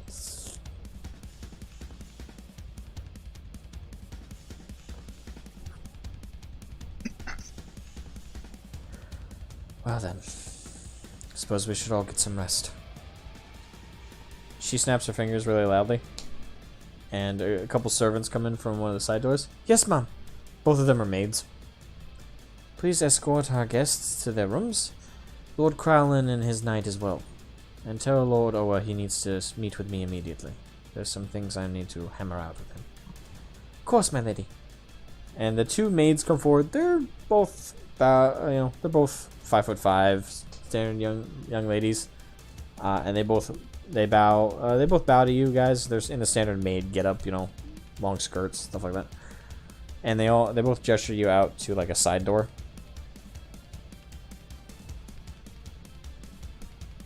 I follow. Alright, so you all follow them? Mm-hmm. And the door closes. Alright, so you guys are led up a flight of stairs. And you guys assume you're on the second or third floor. You're not sure. It was a decent 10-minute walk up, so probably third floor. And they bring you guys all to a nice decorated hallway, nice portraits on either side, and you guys are brought to three adjacent rooms. These are the only guest rooms we have available, I'm afraid. The Aerie doesn't have a lot of unused rooms. In these 3 guest rooms, I know there's 4 of you. Are the 2 of you willing to share a room? Sarius, would you care to share a room with me? Sure, I don't take up that much space. All I require is 6 hours of inactivity which is something approaching to what you do when you sleep. I just stand in a corner. Alright. I appreciate the concern and your availability, but I believe my friend Kiko here will also share a room with me this evening. Someone needs to watch over her and make sure that the effects of the magic leave her system before tomorrow. I'm fine, but I'm. You are the opposite Yeah. of fine. I'll I know deal with this gold you could- bitch. Yes. But you could use a nap. Let's go get you a nap. And I'm just gonna like slowly usher her into one of the rooms and just get her on the bed. I'll fight. I'll do it. You will. You will tomorrow. Good. Tonight. Alright. All right. So, you two in a room, and Belstarius and Landron, you still want to share a room? Because there's the other spare one. I require very little space, so it's up to Landron whether or not he wants to join in the room that I go into. I mean, we haven't gotten to spend much time, just you and I, together lately. I mean, there'll be probably like time where I'm just standing there, just like in Red versus Blue, where Caboose is like, "I don't like it when you leave your body." Just stands in there and looks at me. That's basically what it would be like with you. Is just standing there, just looking at you. That sounds great. But yeah, we'll do that. Alright. Okay. So, you two in a room, you two in a room, so one spare room. Alright. You better watch out, Zikoria. I attract a lot of dicky fingers. Somehow. I have nothing of value on me. Do not worry. I don't believe you for a second. I will open up my coin pouch and dump them on a table, and like 4 gold coins pop out, and that's it. As you see, I have very little value. See, I'm poor. Wow. That's. You wanna like.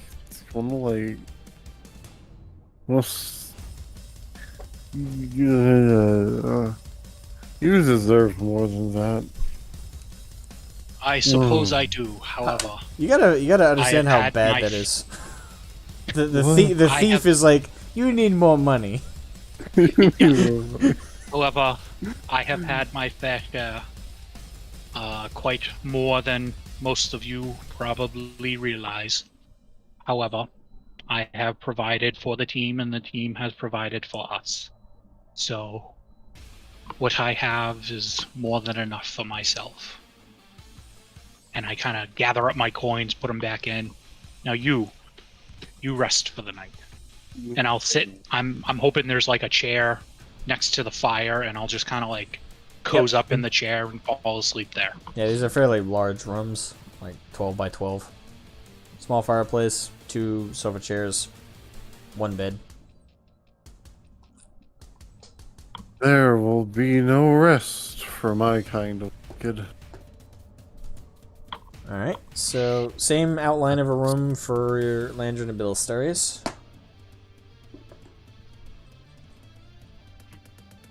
Well, Bill, I actually was hoping we could do a little bit of thought experiment together tonight.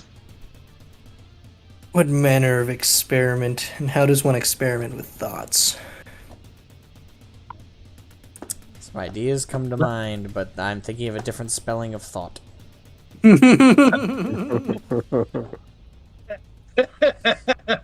Okay, Lan is going to go ahead, take out 3 coins, and kind of put down a little bit of one of his one of his books pages. Oh, he doesn't have a spell book. He's going to take a loose sheet of paper out of his pack, and he's going to set it down, and he's going to draw out a grid. All right, it's very simple. So what we do is, I don't have any playing pieces, but I have all these lovely silver coins. So what you do is you place them here, and click, click, click, click, click, Are click. you trying to challenge me to a game of checkers? Yes.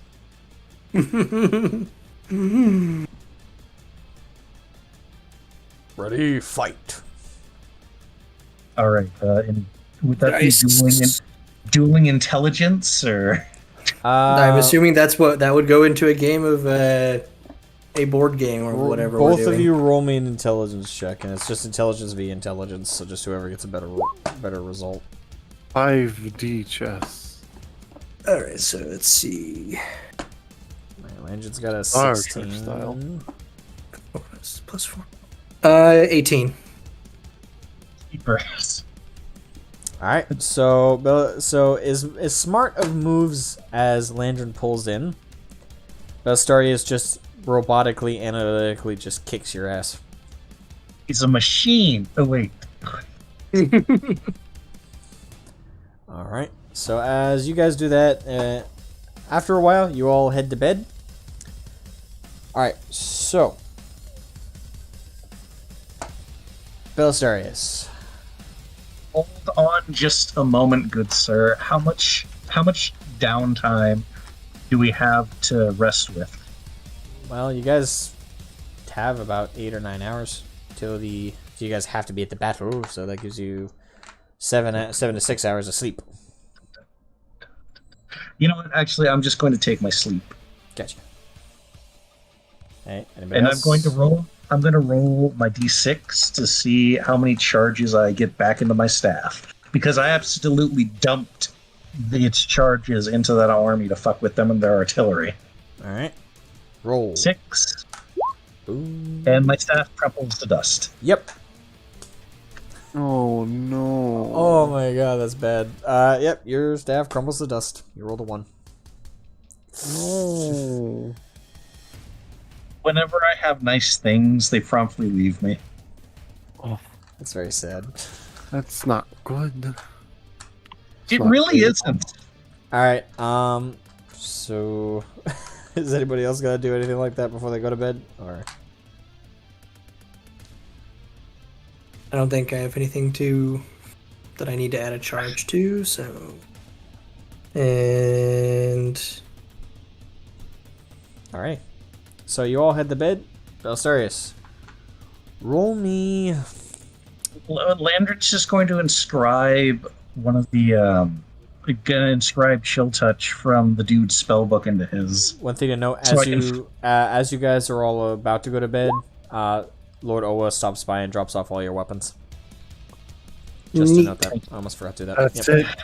I can So what am I- fight now. What am I Let rolling? me add up. Thank you, Master Aura. It is much appreciated. Alright, so just note you have all your weapons back. I can force choke people now. That's nice. Sweet. It's like, I am Lord Landron. Unlimited power. Unlimited power. I find your lack of hugs disturbing. Alright. So, we're all good? Alright, everybody's asleep? Well, yeah. Basically, for me, it's sentries rest, so 6 hours inactive motion. Basically, I'm just standing there. Speaking However, of, I appear inert, but I actually am not unconscious, and I can see and hear everything. roll wisdom saving, Belstarius. 18. Alright. So while you're in that state, your brain starts to conjure up, your mechanical brain, similar to when Quixie was screwing around with your brain, you start to see images pop up, and they appear to be of a large crystalline weapon. Basically what it looks like is there's this large, pointed, sharp, spear-like crystal, about the same size as a bus. And connected to it are a bunch of spinning cylinders, all not connected by anything. It seems to all be powered by the crystal at the end of it. And several of these rotating cylinders have like lenses to them, and that the crux of the weapon in the main body of it is another crystal, which seems to be in some of the images it's shining a light through these lenses into the larger crystal, spear-like crystal at the end.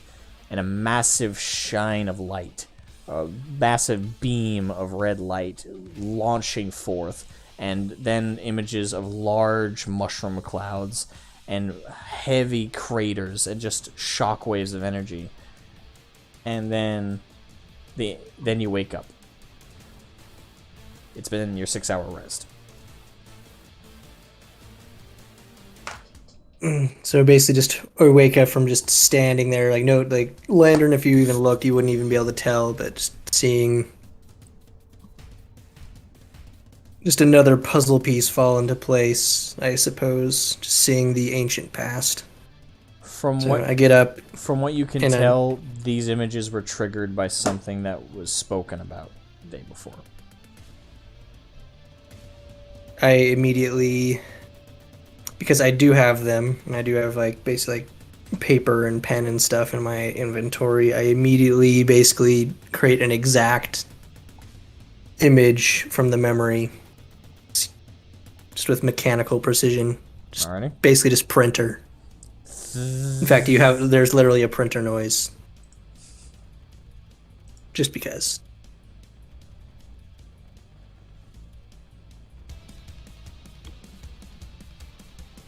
Amazing.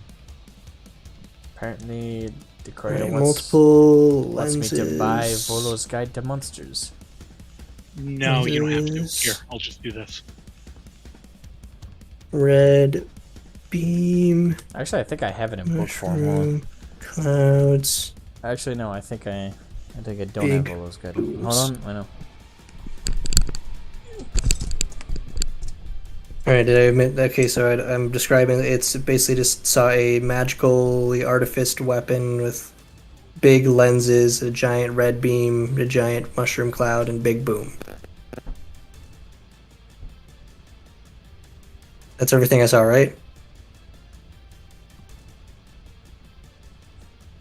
Hello? Sounds about it. I was just trying to make sure my notes were correct.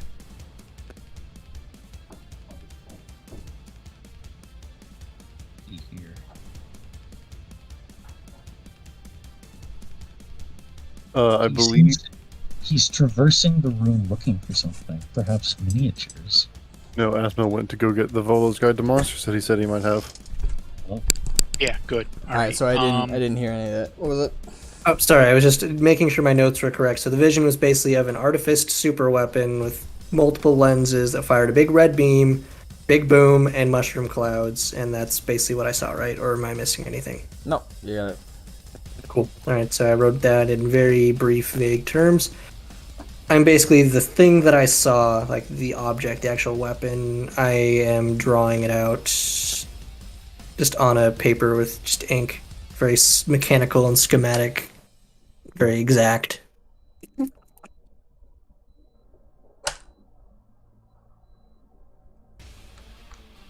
Alright, nice.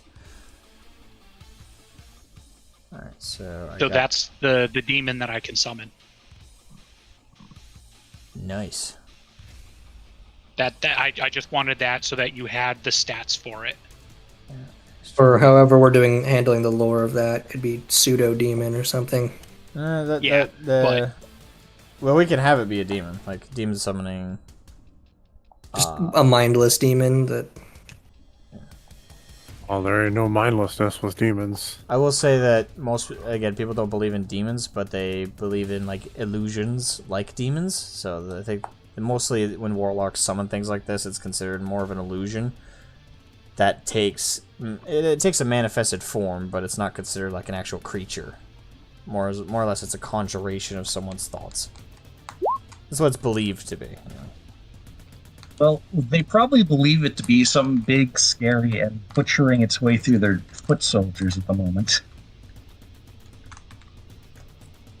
Who fed their mogwai after midnight? Guai, guai, guai, 5 years out. You mo guai, guai, 5 years out. Right. Alright, so you all are now waking up.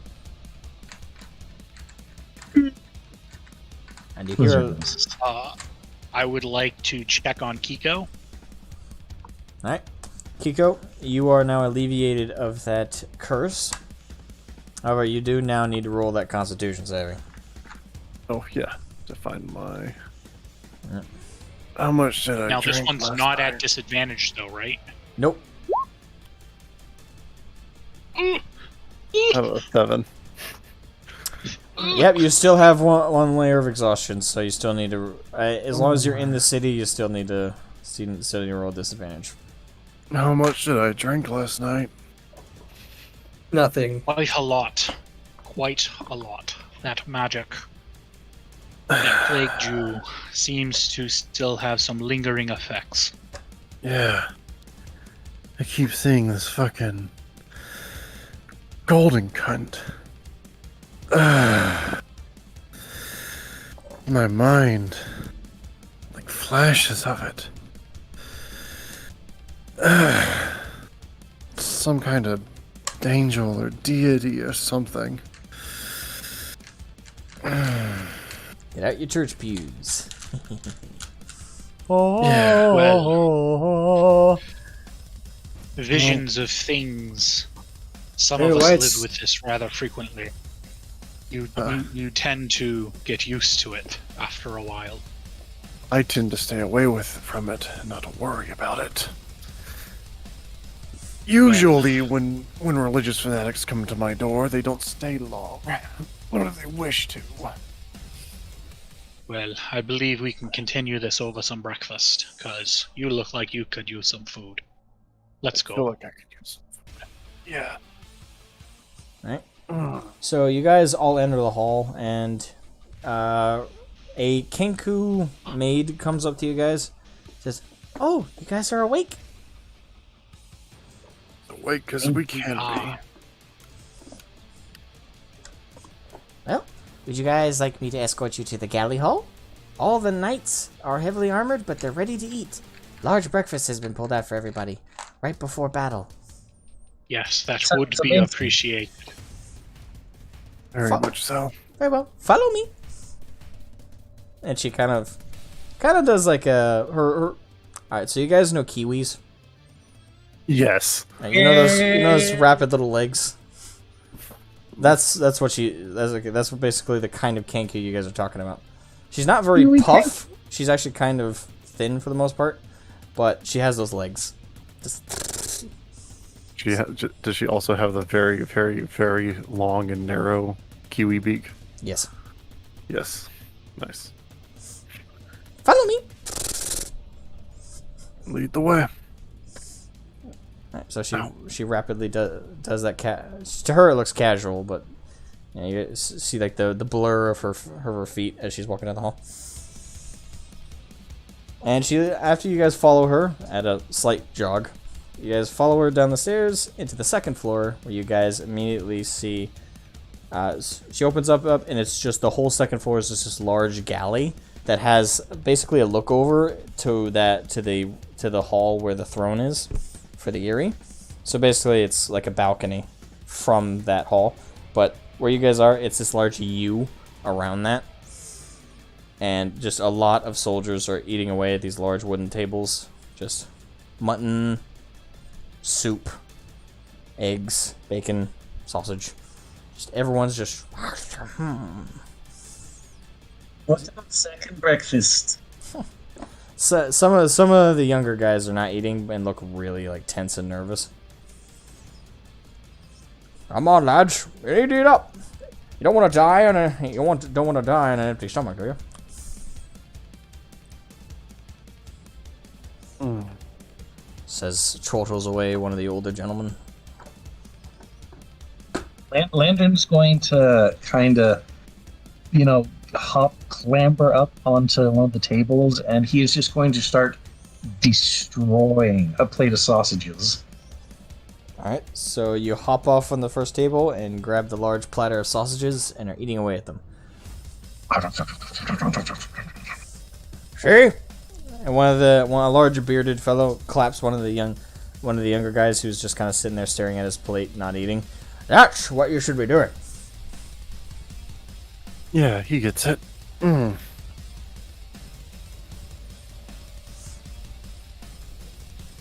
Hugo's also You going to take a... flesh bags and your disgusting masticating. It may be disgusting, but it's very satisfying. Exceptionally. I will take your word for it. Food is nice. And only yeah. your word. You got a mouth. You can at least try it. I did once. What, clogged up your gears? Once.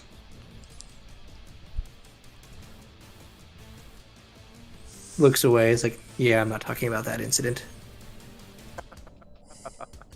And a couple of the much older gentlemen are singing a bit of a tune. And we go to off our deaths to the battlefield, For the Aerie we fly, for the Aerie we fly. To our deaths on the battlefield. And they're all just kind of sing along. All the younger ones are looking really scared and nervous just at the song. So a very, very large contrast between the younger generation and the older generation. Older generation seem excited to basically go off to die. Or at the very least are trying to be good sports about, you know, having to go to war and fight. While the younger generation are terrified too. Never seen battle in their lives.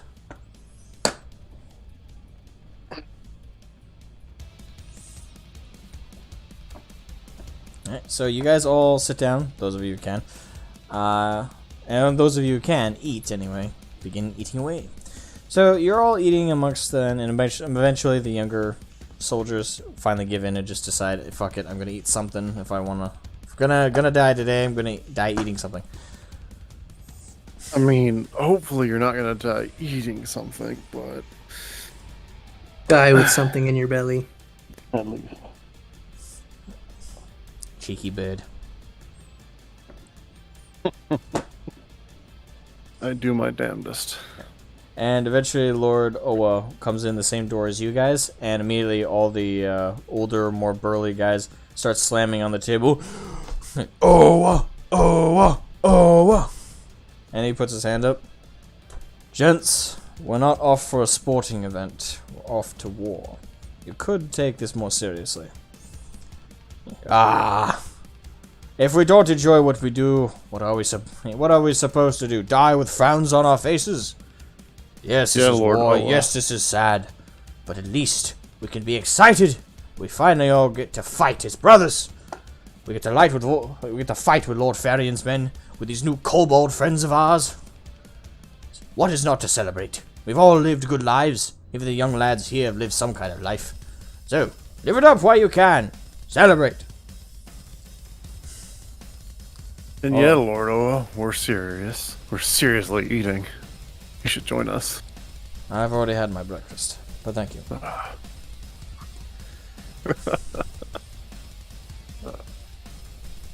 Okay, so Lord Oa comes up to the table and grabs one sausage, though. But never hurts to eat one more thing. Yeah, and he's kind of making his rounds, talking to each of the tables, you know, talking to everybody, trying to do one-on-ones, make sure everybody's at least psyched enough for the fight.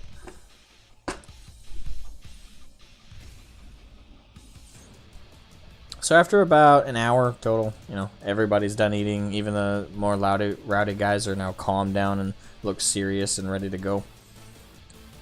And Lord Owa stands up from the table he was at. It says, "All right, gentlemen. Forks, knives, everything down. Helmets on."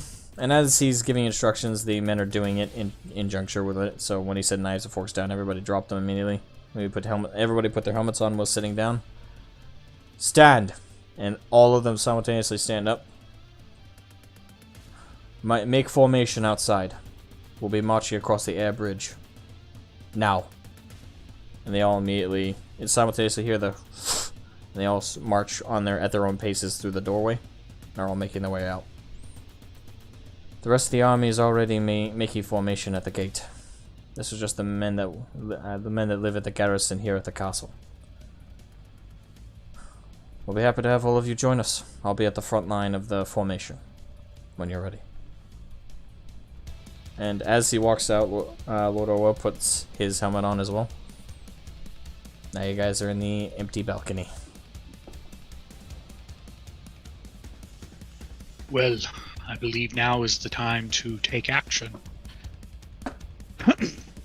And I get up and I follow the troops out. Alright. of us will go with him, I would assume. Yep. Alright, everybody, you all make your way. So as you guys exit the keep and start to march out to the city, you notice the city is dead calm. Nobody is outside doing their standard walkabouts. Seems like everybody's inside who's not going off to war. And you guys make it to the large formation towards very large ornate gates that you guys didn't get to see before, as the air bridge was closed before. And there's two large crystals that are kind of floating there that have been re-engaged by some mages. And Lord Oa is in the middle of making a routing speech, bellowing across the crowd. Who everyone can pretty much hear him. He's got one of the mages is helping him with a volume increasing spell. Thaumaturgy, I think. Yeah. And he finishes his speech as you guys are coming to the front line, and everyone just cheers. Yeah! Yeah! Glad for all of you to join me. He's saying that to you guys. Yeah, we're in it this far. Can't back out now. The lady is on her way. Once she arrives, we'll be heading out. So, after he says that, about 5 minutes pass, and you hear one of the men from the formation yell out, "There she is!" And you guys look above you and you see a large, very large eagle flying down and kind of do a dive. Does like a twirling motion as like a twirling bullet above all the men. Stops with its wings completely outstretched. And this eagle is about 7 foot tall from the talons to the tip of the beak, and the wingspan is about 14 feet. And it comes down, flaps one more time. You guys feel the rush of the wind, and then it quickly puts its wings in front of itself, and all the feathers begin to like trail away. And once they do and kind of blow off, you see Lady Farian standing there. Sorry, not Lady Farian. Yeah, Lady Aura. Is everyone ready? She's heavily armored, by the way. As ready as we can be. We won't hesitate to do what needs to be done. Good.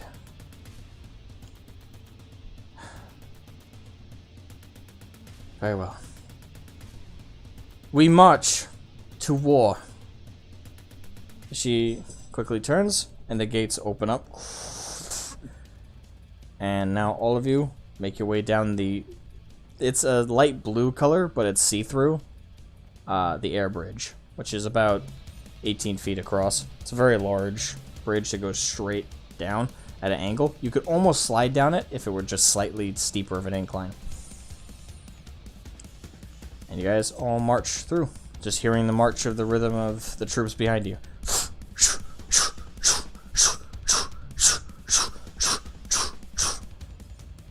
And we're gonna have intermission right there. So real quick, go to the bathroom, refill up your drinks. That's what I'm gonna do. Good to me. Spectacular. Alright, be right back.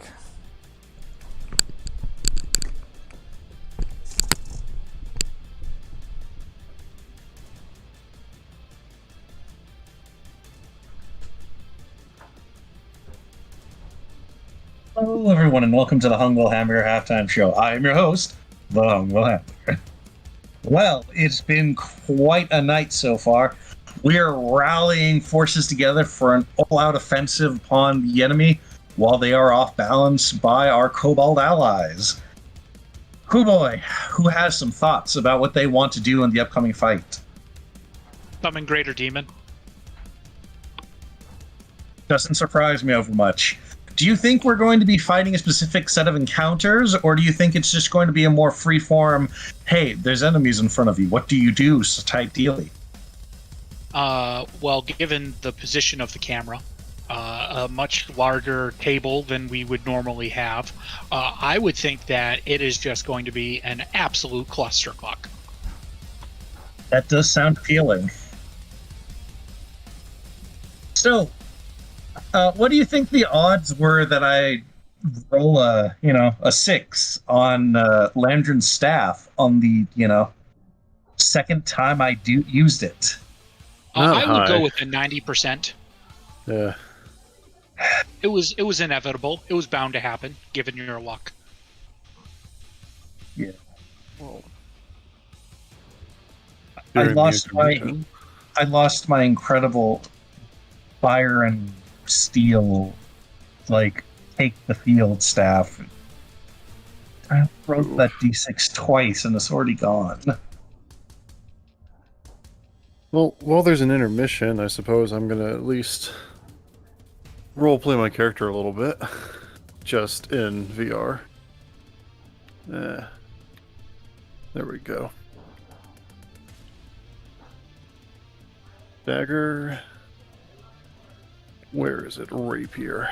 Let's go. We discussed this earlier, Lee, and you were very confused by it. But do you remember how Landrin was not meant for combat? He was going to be a support utility caster. Yeah, something like that. But yeah, now that he's now that that's not the case, and we've seen just what Asmo's going to fucking throw at us, to the point where I can't be a support utility caster. We'll just die. You are now support with little tiny kobold warhead. Okay, but my spell save sucks. Alright. That's fine. I have returned. Oh, Excited. yeah. Super excited. Off to war.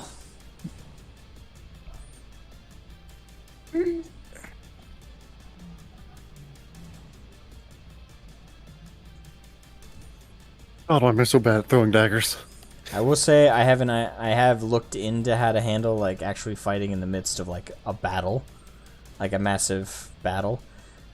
I hope you guys will like it. It may end up being frustrating. I've No, been looking no. forward to this for 3 weeks. Oh, yeah. Yeah, so I Just lost my best option. I just lost all of my best option. I will say, since I don't think it's like spoiling anything, like if you guys engage directly in the battle of the front lines like everybody else, basically how I'm gonna handle it is each like line of like troops that you guys are directly facing off with is gonna be its own like initiative rolls. So you'll see what that's again. It's gonna be interesting, and at any point you guys can try and disengage and like fall back into the lines that you're fighting with, like the formation of troops. I've played with a system that does that, and it's a risk reward system of how long do you want to keep trying to fight aggressively to get more glory and kills versus eventually you're going to run out of stamina and you're going to start suffering for it. I know the one. I know the cost benefit system you're kind of going for. Normal, yeah, that's actually pretty normal for battles, though. They're not like these ginormous, all-out hack/fests in movies. They happen in pulses. It's you move in, fight as a group, and then when you get tired, you withdraw, and then another unit moves in. Yeah, that's pretty much what's going to happen. And The Romans actually are one of the first formations that got really good at perfecting that as a timed and organized art form.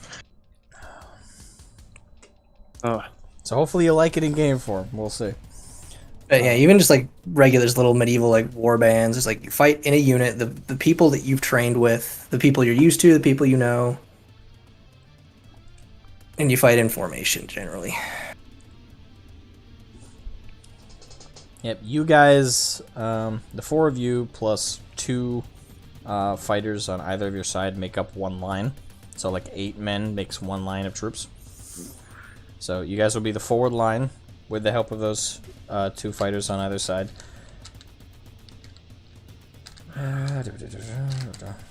So I'll be curious to see if you guys get frustrated at this or not. It'll be interesting. One way to really find out. Yep, that is only one way. That's for sure. That's for damn sure. So.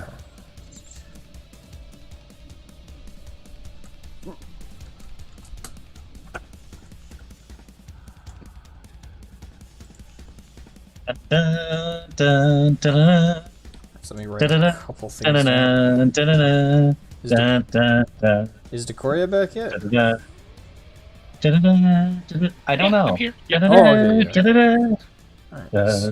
da, da, da, da. Oh, I'm so bad throwing daggers. Alright, so just writing some general notes about the troops you'll be fighting off with. Basically, their general AC, a couple general weapons I need to keep track of who has who what. Is that everyone back? Neat. Hey guys, look, I'm role playing Kiko with like 30 different daggers. The only thing I'm missing is my short bow and crossbow. And you should have everything that you gave to the knights back. Yeah, we got everything back. Yeah. No, I'm talking about like in my little VR game. Oh, okay. H3. I have a rapier and just like all of my quick belt slots are filled with daggers that I can throw. But I'm not any good at throwing daggers. Alright, that's enough of this. Back to the main menu so I can relax.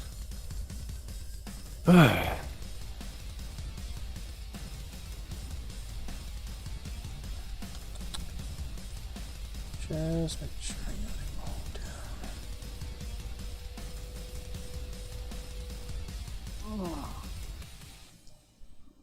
Oh, tea. God, I love tea. down. You love tea?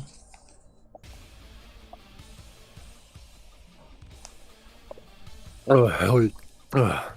Oh, hell yeah. Okay, easy vanity. And one last thing I gotta note down before I think I'm ready to go. Oh, thought I had a note on that. Tell me I do. Oh yeah, I am destroying some sweet tea right now. Destroying it. Oh yeah. Better be dumping it in the Boston Harbor, No, the no, only it's not Americans- British tea. the American way. It's American tea. It's American. The taxed instead by a foreign power or our own government. Because that's better. Yeah, totally. Am I still... I am live. You made me look at a bunch of old rapier manuals just because reasons, and I'm like, you know how much like freaking geometry they actually wrote into rapier fencing? All of it. lot. A lot. It's like they have like literal like circles and angles and precise measurements and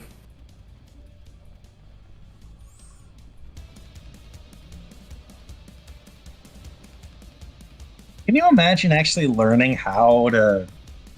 Geez, there's actually a very funny manual that is just kick them in the balls. Alright, everybody ready? there's I'm literally a manuscript for somebody's biting somebody in the crotch. Nice. Ouch. Alright, so you guys are making your are underway with the army of the Aerie. So after marching for about an hour, you guys start to notice the wyverns and wyverns and griffin formations are flying overhead, also in like V shapes above you guys. And there's about easily 100 of them, and in a bunch of 8x8 Vs, all flying overhead, heading straight towards the battlefield, and they're making a lot more headway than you guys. All right. So Lady Aura looks towards Oa, nods, and she jumps, twists in the air, and quickly transforms into her eagle form and flies, rejoining the V formations, heading straight to battle. You guys continue to march for another hour until you guys finally start to hear the clashing of blade and sword, and you hear lots of battle cries going on right now. And at this point, Lord Oa, who's just ahead of you guys, starts to pick up the pace. And as soon as he does, all of you and the soldiers behind you also start to take up pace. And then he starts going into a light jog, and everyone else does. And then he yells, yells, "Spears!" And he backs off, and brushing past all of you guys is a whole line of spearmen and who are rushing forward, and then he goes to a full sprint, and so do they. And he draws his blade, and you guys hear everyone who doesn't have a spear is now drawing blades right now, or you hear arrows getting notched. And you guys come. I activate my boots of speed. All right. You activate your boots of speed. Are you going to try and get ahead of the spearman? No, but I'm going to maintain pace. All right. So in the event that you need them. All right. So you guys are all Yes, in a is full the plan. You guys are now in a full sprint. All right. This is going to take a minute. Hold on. I gotta get my full standings here. Okay. So we're gonna have to reuse. I don't have enough of these guys to represent everybody. All right. So what we're gonna do is this. Okay. So the weapons the actual minis are wielding right now is not gonna be representative of what they actually are wielding because I don't have enough of any variation to do that. I could print off more of these myself, but that's gonna take some time. I did not do that this time. I'd just like the record to show that Landrin will cast mage armor on the way to the battlefield. Alright. So you guys are now rushing in, and the spearmen clash with the enemy force just. And all the spearmen, either those who don't get cut down or impaled by other spears, all immediately back off, and Lord Oa runs in and starts slashing ahead. And you guys are in the front lines, so you guys are entering in with him. Now let me make sure I got a good miniature to represent him. I do there. Try to get you guys in there. So you guys are in the forward line. Okay. Do I have enough troop style minis here to represent everybody? Okay, so on either side of you guys.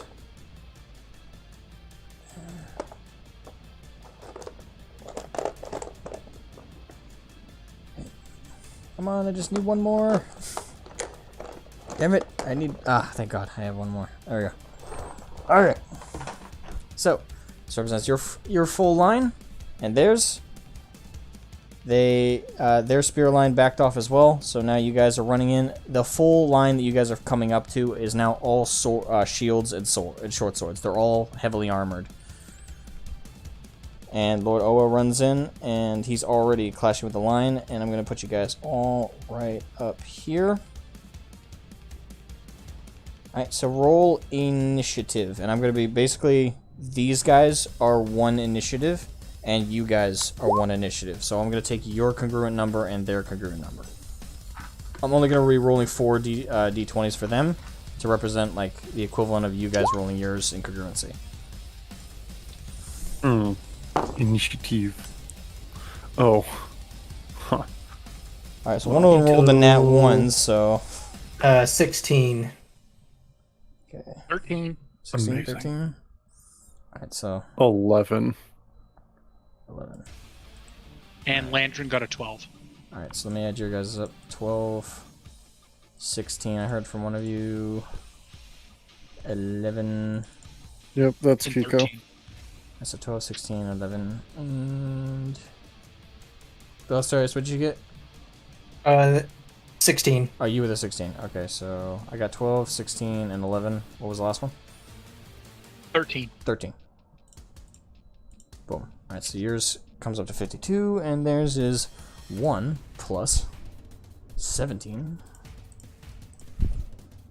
13, and 10.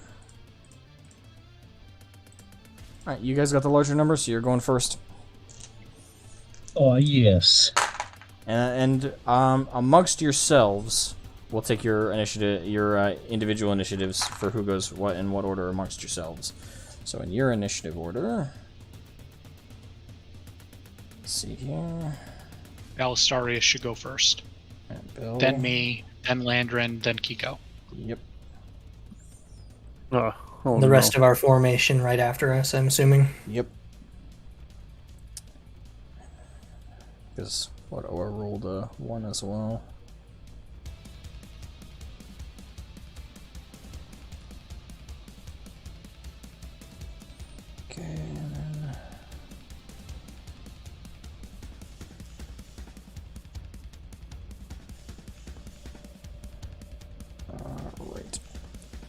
got your whole initiative party in order.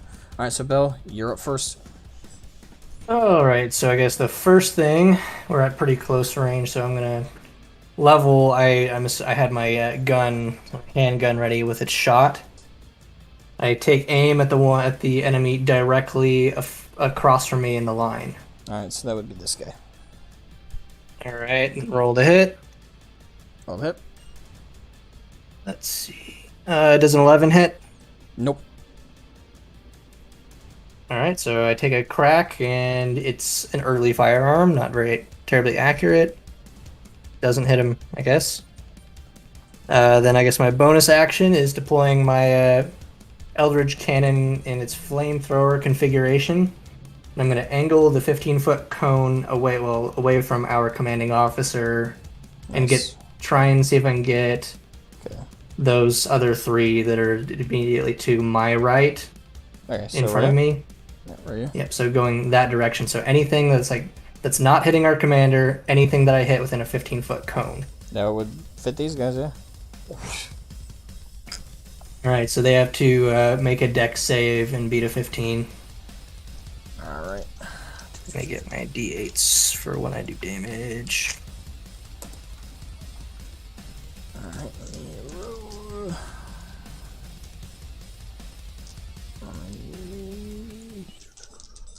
So their dex is... Okay, so their dex isn't plus nothing, so... Alright, so what do they have to meet? They have to meet or beat a 15. Alright, so 2 of them meet... one of them meets, one of them exceeds, and one got a 9, so... I'll say that one. 2 of them will take half damage.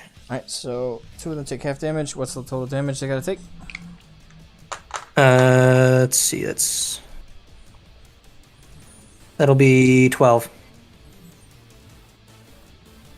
Alright. 12 fire damage.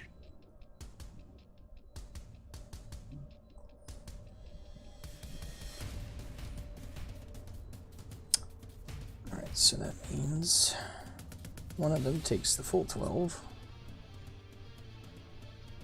The other 2 take 6 damage.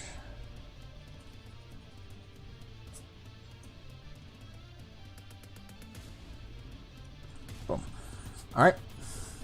So, the one at the end, who was not expecting it, didn't pull up his shield up in time and got scorched around his shoulder, but still holding in there. But you got the bit of the flesh around his neck kind of singed, in between the armor. So he's like, ah.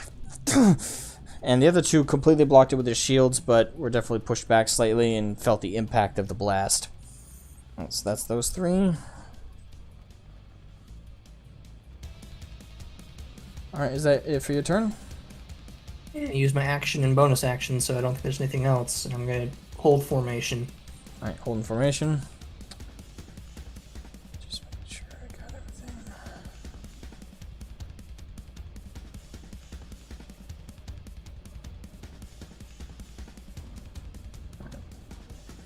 Alright, so Decoria, you're up. I draw a circle around myself using my foot. I take out a vial of blood from my pocket. I throw it on the ground, and I utter foul words in Infernal, and I summon a greater demon directly behind their line. Okay, directly behind their line. Alright, so we'll use that bad boy. And then he rolls his own separate initiative, which will be... Alright, so it's not with yours. Yeah, it's a natural 20, so it's a 21. So he's in front of So I Bell. would say... Yeah, so I say, he could probably go this turn, like right immediately after me if you want. You can have him go with your turn if you want. Like, you do your actions and then have him do his, and just Which makes consider me that part of it. remember I have my homunculus thing, but I forgot. Okay, cool. Oh well. So he gets 2 attacks. He's going to take his first attack, which is a bite. That's a 15. Alright. 15 to hit, right? Yes. Does not hit. And then he takes his second attack with a greatsword. Alright. That's a 14. I'm presuming that does not hit. That does not hit. And let me see. All right. That would be the end of his turn. And in reality, because I got nothing good for a bonus action, I didn't take the attack action. I can attack. That is the end of my. You have some rain. I guess you did. No, because to cast the spell is an action. Right. And the dodge action is an actual action, I believe. And that's a It's held a standard action, action. isn't it? Or held bonus, or Dodge action, you take it, and you enemies get disadvantage and to attack you till your next turn. Yeah, that's why I was. I don't know if it's an action or dodge action. Yeah, so I cannot do that. So that is the end of my turn. All right. So Corey and his demon went.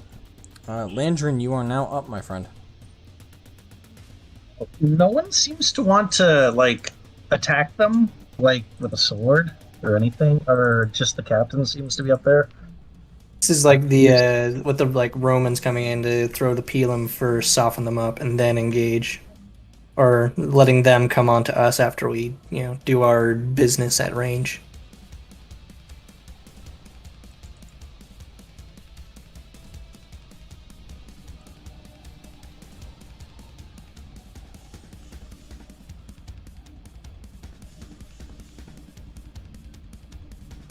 You have 50-50 fucking chance to hit them the way their AC looks.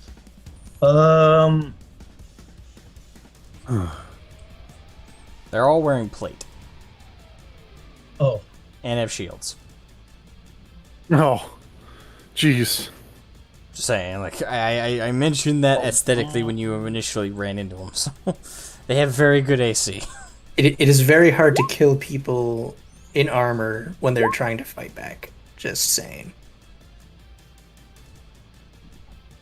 Well, that's why Kiko's a rogue. She makes it where they can't fight back.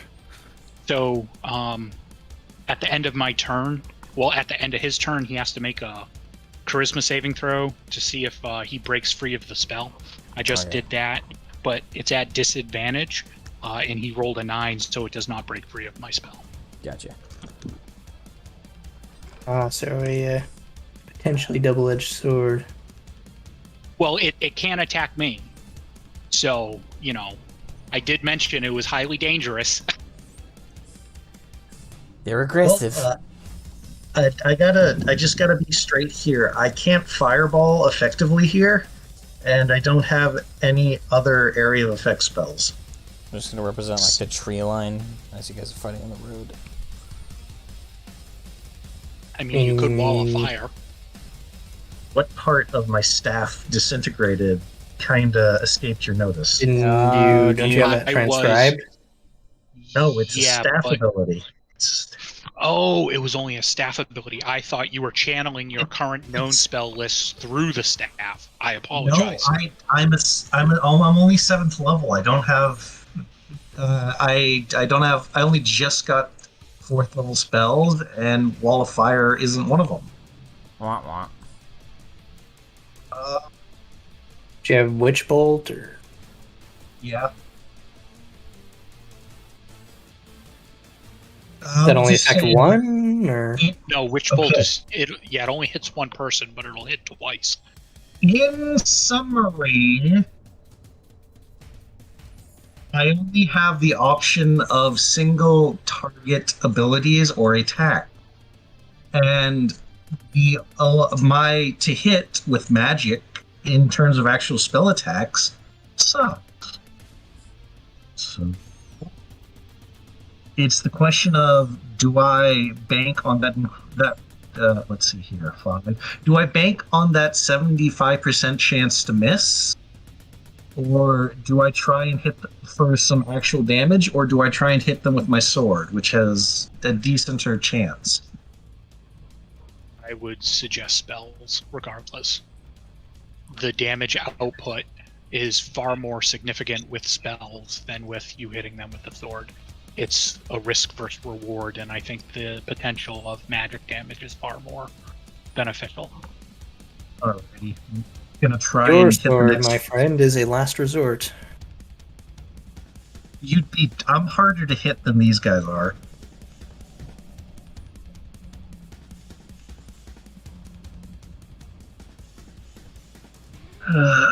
Alright, choose your magical I'm- magic man. I'm going to cast Chill Touch because I think there's probably healers amongst them. Who looks the most messed up? Alright. I feel like you didn't hear my question. Well, the reason I'm not sure if how I should answer it is because you're on the opposite end from the one. The one that's most injured is on this end. And it's this guy. Okay, I'm the shooting one that- off Chill Touch at the dude directly in front of me. Yeah, Alright, dude. I miss. What'd you get?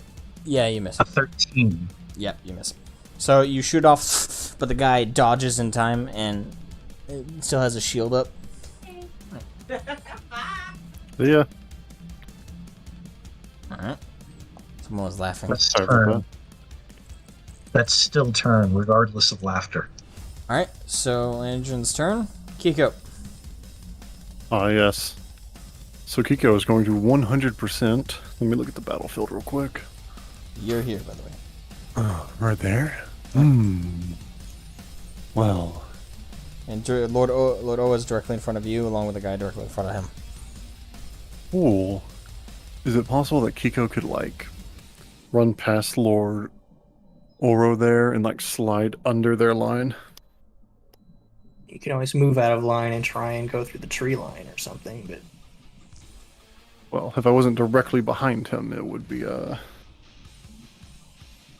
can. Yeah, but wouldn't you like incur attacks of opportunity Yes. because you're Not- entering someone's space and then leaving it? Yeah. No. And there's I'm the not leaving their invisible. range. There's the invisible troop line behind that over here. So. Oh, wait, oh. Remember, I you're see. fighting a whole formation. this I is see. just the front line. That's So our goal is to potentially break morale. That's every battle is it's a test of wills and morale. It's like who will break first, not who kills the most first.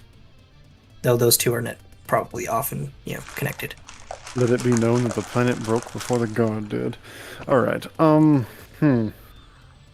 Inventory time. Do I have anything that I can... out of my... You have any boom booms left? I think I dropped them all, actually. I actually do, but I'd have I to have a pull them out of the bouquet of bag. flowers. Flowers. Yeah, remember the ones that Lantern gave me? Hey, we can leave these flowers for when we're gonna die. To commemorate it, Hope how we they're live. allergic. Throw it at them. I hope you're allergic. They're like, oh, is this a wedding? But the Kiko It's creating a does have death flag. It's like, I'm gonna get married after the battle. Death flag. That's how you fight. well, Kiko does have an acid vial. Of some kind of acid. I forgot where I picked it up. Oh, that's most of my inventory, ain't it? Ah, flask of oil. I have 2 of those. Wouldn't it be funny if the guys behind us had a couple flask of oil dropped in, or the guys behind them had a couple flask of oil dropped on them? Yeah, I think that'd be funny too. Alright. Especially if it happened to catch on fire. Yeah, that's just why Kiko is going to pull out some oil, pull out some of those old goblin torn bed sheets, wrap the end of the oil with some, old bed sheets, flint and steel, light, and toss it over the lines into the people behind them. Alright, roll me Dex for like the Dex. throw. I can do that.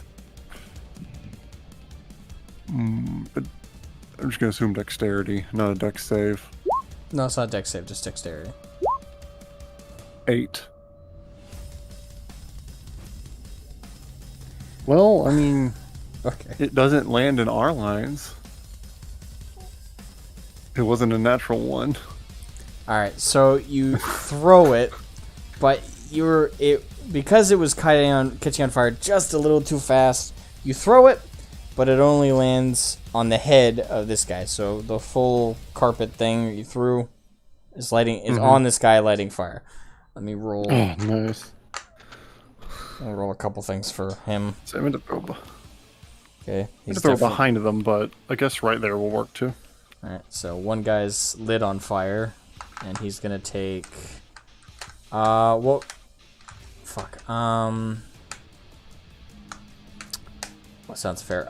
He'll take 2d6 damage now that he's literally on fire. Would it be consistent through his turns until he puts it out? Yeah, 2d6 damage at the start of his turn, or until he rolls. I'll say a dex save essentially that's better than your roll. Huh. So he has to roll better than an 8 to get it off. But right now he's on fire with a bed sheet on him. Oh no, Very it's just smelly like goblin bed sheet. it's not the whole bed sheet. It's like the like a part of the bed sheet. Alright, so Big enough to cover his head, though. minus 10 damage on him. Oh, bit spicy, isn't it? Spicy meatballs. It's Alright. So does that do it for your turn? Yep, I think that's all I can do. Alrighty. Unless I want to retreat into the ranks behind me and hide. Alright, so now it's Lord Oa's turn. question: if like one of us like falls back, does like a soldier in the ranks behind us fill the spot, or? Yes, if you choose to fall back, essentially an NPC will take your spot. So if he he's like chose to take his like move back and then move like to the flanks. Yeah. You can choose to. Yes, I would like to actually move back using my bonus action to dash, and I guess my movement action as well. All right, so you move back. So left flank or right flank? Preferably left flank to stay as far away from that demon as possible. All right, so you want to take the end while another troop takes front? Pretty much, yeah. All right, so you swap. There you are. All right, so you switch positions. So now it's Lord Oa's turn. All right, so Lord Oa is going to whip his spear out, not the sexual way. Not yet, anyway. Let's see. All right, so Coat arms are sexy weapons. okay, he rolled a 2. So his modifier doesn't save that. So he thrusts forward with attack. He does a multi-attack, so I can try again. So he thrusts forward. The guy parries it with a shield. He twists it around. Even with a modifier, nope, still doesn't hit. So he thrusts forward again. Gets deflected again with a shield. Right, so he fails both of his spear thrusts. And he has nothing else he can really do. Yep. So, that does it for Lord Oa's turn. Next up is our miscellaneous soldier dudes. Yep, and each of them have very similar stats. So, alright, so the first of the knights on your guys' end steps forward. That'd be this guy. Steps forward. Nope. And he has multi-attack as well. Nope. Man, terrible rolls. Backs off after taking 2 slashes with the sword. Completely missing. Alright, so that does. So next after him, moving forward, this guy, who just wants on the end, but he can't really do anything, so he tries to swerve around Lord Oa and attacks the guy who's on fire. Got a flaming, stinky goblin bedsheet on his face. Alright, and he plus his modifier. I would guess he gets advantage on that, or? Yep, he does, so let me roll again. Elite And goblin he hits! bedsheet. Finally, somebody hits. Alright, and that was with his first attack, and he has multi-attack, so yay. Hey, I hit someone. Not the person I wanted to, but I definitely hit someone. Oh yeah, you got so 15 plus the modifiers. Yep, that brings him up to 19. So boom, he actually makes it past the AC. And bada bing, bada boom. Alright, so with his short sword, 2d6 plus 6. Okay, so 5 plus 6, so 11. So 11 damage goes to the guy on fire.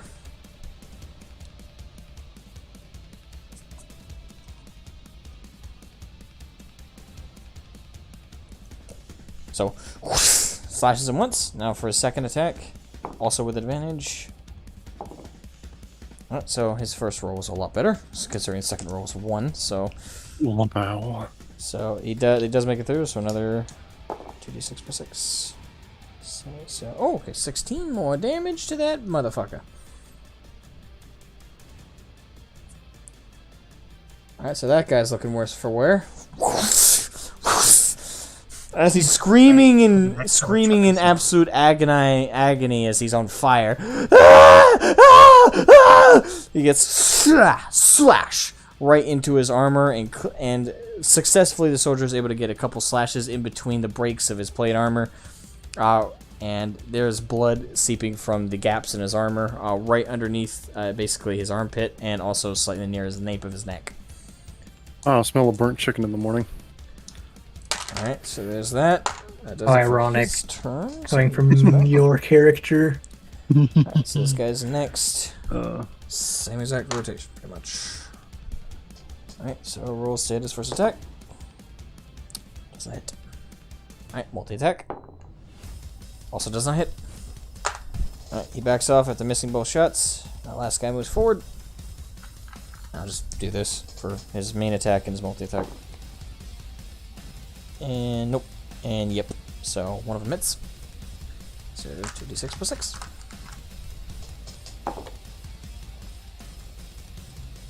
Alright, 11 damage.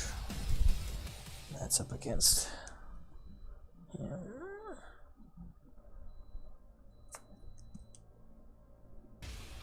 57. Alright, and before we get back to the top, random event roll.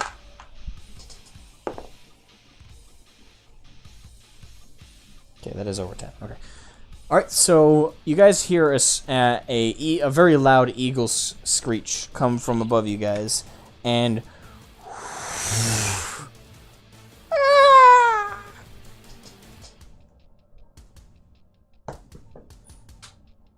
that went further than I intended. But The eagles are coming. Lady Aura in her eagle form grabs one of the soldiers on the line, yanks him up, and tosses him way over the lines, and you hear a thundering crunch as he lands. Just like the Nazgul theme or scene from Return of the King. Yeah, hold on. I actually threw the piece hoping it wouldn't fall off the table, but it did. oh no. So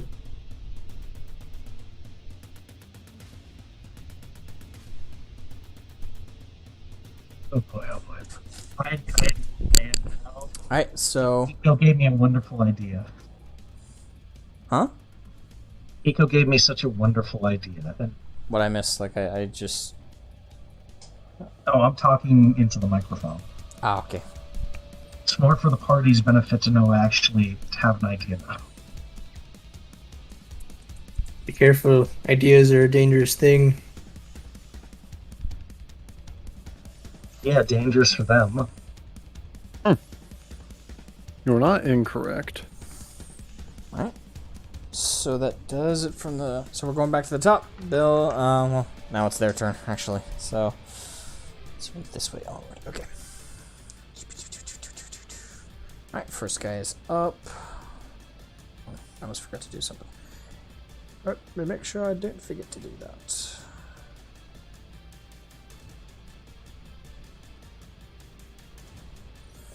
Alright, so top of their turn, this guy steps forward and is now attacking you, Kiko. Wait, me? Yep. From... Oh, I see. Right here. But I thought Kiko backed out. No, he backed Yeah, out I and then thought he moved you to the backed out flank. and you moved to the flank, didn't you? Yeah, that's not... That's the side, not the flank. Okay, That's so the- you meant to that's the- pull out. Yeah, we Like can pull into out. the tree line. Okay, so Yeah, I need yeah. someone else replacing the line. And if I you're in think the he's tree in- line... Yeah. Alright, so... If you're in the tree line, I don't know if I should knock you out of initiative. I'll leave Unless he initiative. climbs, unless he's like climbs like hiding behind one tree right outside of our engagement. Oh, if he's out of the line, he's not in the middle of combat. That's my point. Okay. Alright, so attacking this poor soldier. Poor soldier took your spot. He makes it through his AC. With the first attack, which is also a 2d6 plus 6. Yeah. Alright, so 9 plus 6. 9 plus 6. Alright.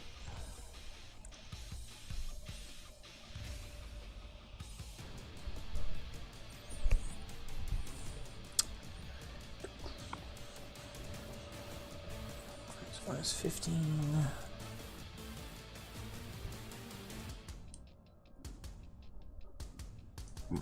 Alright, so slash. Ah! And he goes for his multi attack.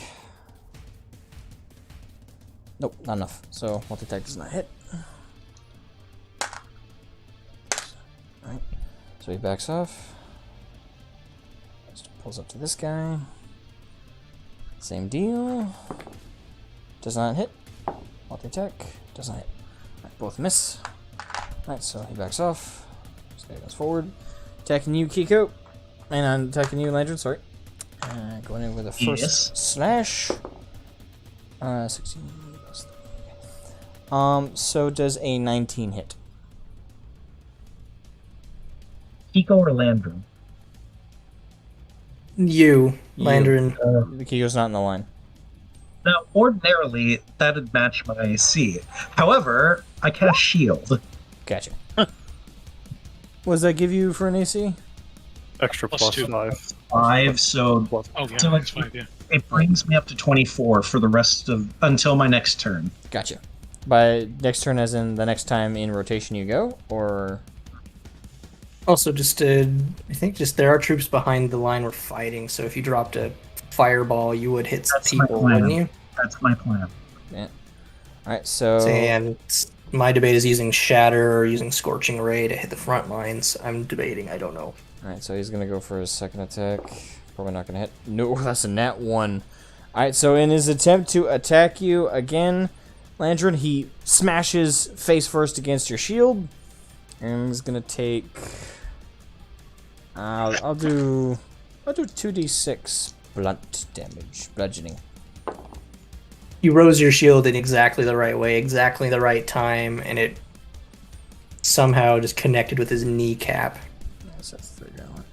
So that would be minus. which is unarmored. Yeah, minus 4. His nose is gushing blood because he broke it.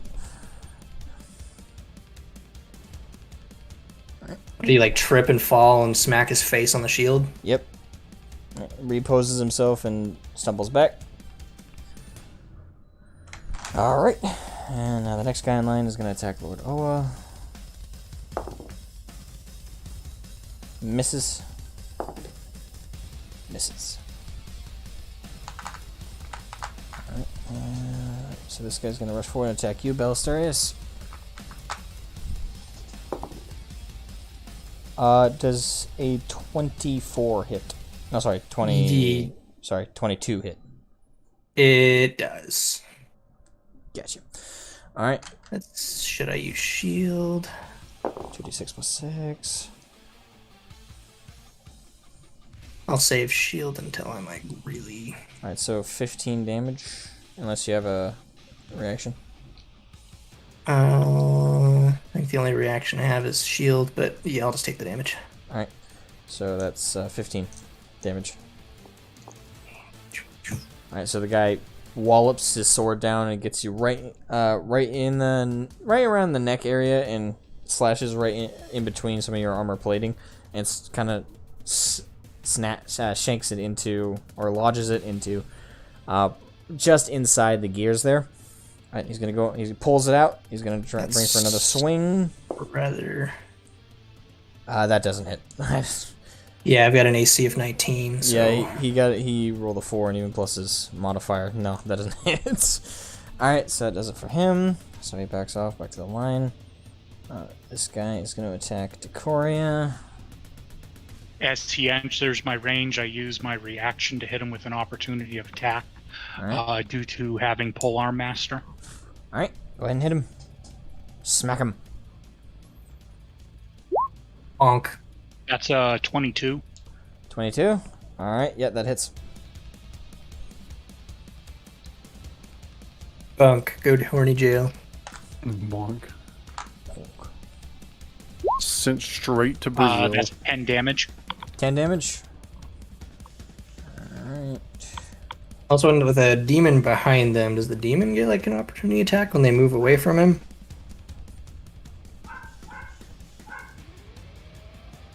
Say the demon that how that works? should. Yes, I'm it's s- moving.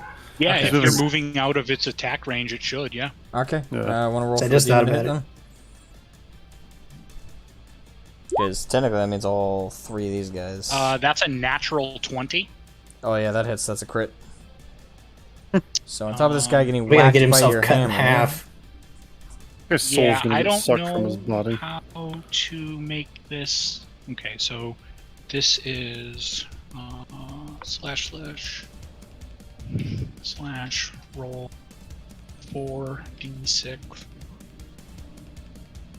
plus 4. That's 22 damage. 22. That is correct. All right. So I rolled a 6, a 2, a 5, 5. all right. So the guy stumbles back after being smacked with your hammer, and the demon brings about his blade, slicing the guy in 2. And all I knew summoning this thing would be good for a reason.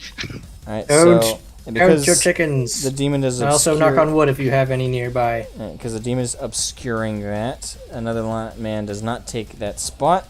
However, I was gonna say this, so you guys actually got through the line more. There's probably going to be a couple guys around the demon.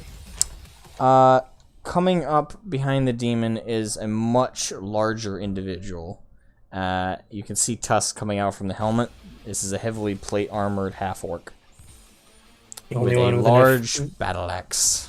The only one with enough cojones to even, go on the offensive against that thing. Mm-hmm. Make sure I pull up all the stats for that battle axe. Yeah, there it is. I do have it. Alright. Here. That guy got pulled up, but he doesn't start till the next initiative round, so he's not a factor at the moment. Alright, so this guy moves forward, or begins to... Oh, actually, no, this guy's going to turn to face the demon, and it's going to go at him. Probably not going to go out in his favor, but let's see here. Rolls to attack. Say 14 hit. It does. That is its natural armor. Gotcha. And as a reaction, it has unbridled fury. In response to being hit by a melee attack, can make 1 melee weapon attack with advantage against the attacker. All right, clarification question. Does the damage get calculated before he can do that, or no? Yes, it does. Yeah. Okay, so so- it's after he's hit. All right, so let me do that then first. 2d6 plus 6. 9 plus... That's not 9 plus 6. So, 15 damage, and then he can do his Great. reaction. All right. So he has 95 health. He's down to 80, Gotcha. and I will track all of that for you, unless you want to do it. No, you're I more than trust you. welcome to. I trust you. Okay. All right. So we will take this one and this one. So his first was a 12, which is junk. His second was a 17 because he could attack at advantage. Okay. All right, so 17, Yes. and that's to hit. That's not the damage. Yes, that is correct to hit. That just barely misses. Oh, son of a bitch. Yeah, they have an AC of 18. Right there. Right there. Right there. So he slashes at him, and the knight just instinctively sidesteps to avoid getting slashed. Alright, so... I think that does it for that. No, did I do a multi-attack? I think you've got one more in the line, Yeah. I think. I got one more line. And because the demon's still closer, he's going to also go with the demon. Also because they saw their friend get chopped in half, and they're like, that's a problem. Alright, so this guy... That does not hit. even with a modifier. That definitely hits, because that would be 19. Alright, so 19. And can the demon only do that reaction move once? Yeah, it's only once, yes. Okay, so 6 plus 6. Well, once per round. Alright, so that comes out to 8 damage. So just calculate 8 more damage for the demon. Down to 72. Just put those there. Alright, and that does it for the full line of your guys' attackers. Hmm. Hey, hold on, let me do some real quick. Gotta make sure I have all them.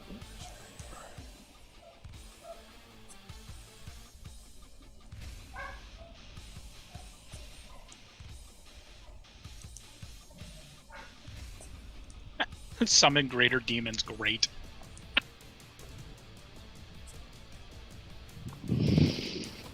Alright.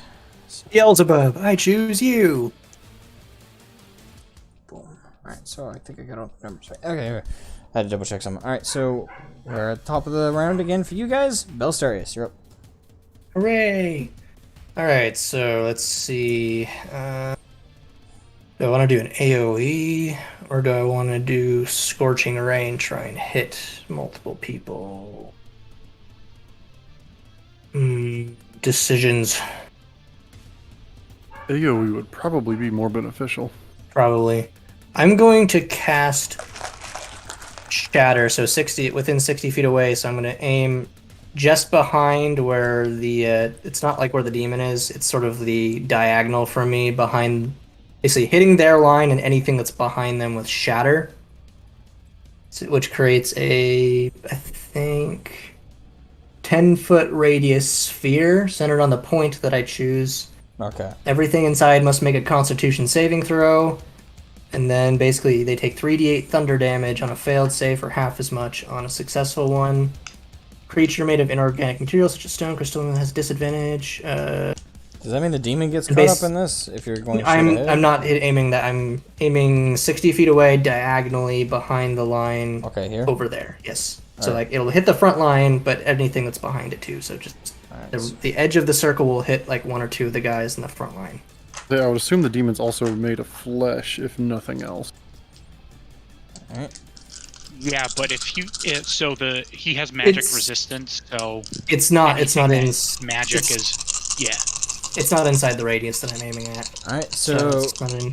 alright, so you're gonna cast, so basically it's casting fear. It's shatter. It's Shatter. a thunder damage. It's a 10-foot radius thunder damage. So basically you know in the opening Lord of the Rings when Sauron dies and explodes, it's just kind of like a shockwave of thunder like that. Okay, so it's shockwave thunder like that. Okay. They all have to anyone in that radius has to make a Constitution saving throw. Gotcha. And if they have to beat a 15. If they fail it, they take 3d8 thunder damage. If they succeed on their roll, they take half the damage. Gotcha. Alright, here we go. Alright, so these 4 that you currently face. Alright, so what do they gotta meet? They have to meet or beat a 15. Alright, only one of them does out of the front line, and out of the guys behind them. Alright.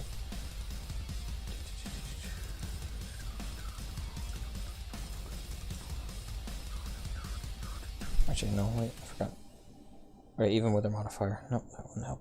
Alright. The guy behind them. Oh, one of them got a nat 20, so. Oh. Let's see. Any non-magical object that isn't being worn or carried also takes damage, but I don't think that'll really. What would be the rule if they got a nat 20 with that? They still just take half damage. Okay, so it's just considered. Yeah, it's okay. just. Yeah, unless they have a resistance to that particular style of damage. They do not. Alright, let's see. So 3d8s. So only 2 pass, and one of the ones that passes out of view. This guy is the other one who takes it like a champ. Everybody else failed their roll. That'll be 6 plus 6. That's 12 plus 4. That's 18.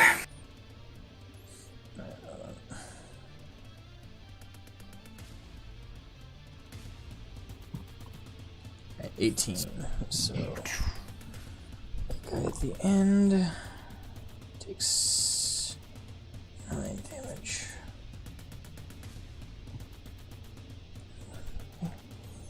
And the other guy takes 9 damage. Right, and everybody else takes the full 18.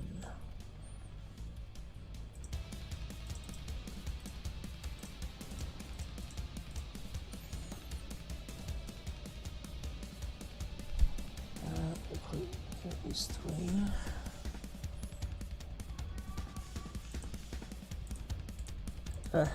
My favorite part of the job. Math. Math. Hopefully not meth.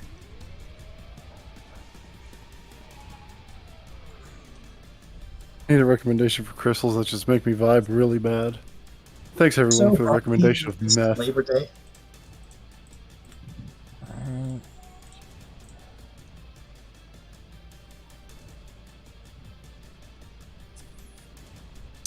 Alright, and he dies. Alright, so that guy dies. Shockwave just... the shockwave after hits him, you guys hear a sudden crack as his neck does a rapid twist to the side. And you guys hear the sound of his neck crack and break. Falls to the ground, dead. Alright, and it stays far enough away from the demon that another guy runs up and takes that spot. Right. Okay. And there goes my main action. Alright, bonus action. Let's see, what can I hit with a flamethrower that won't be...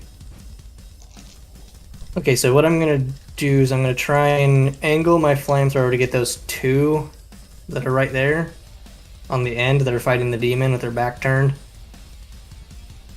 without hitting the demon.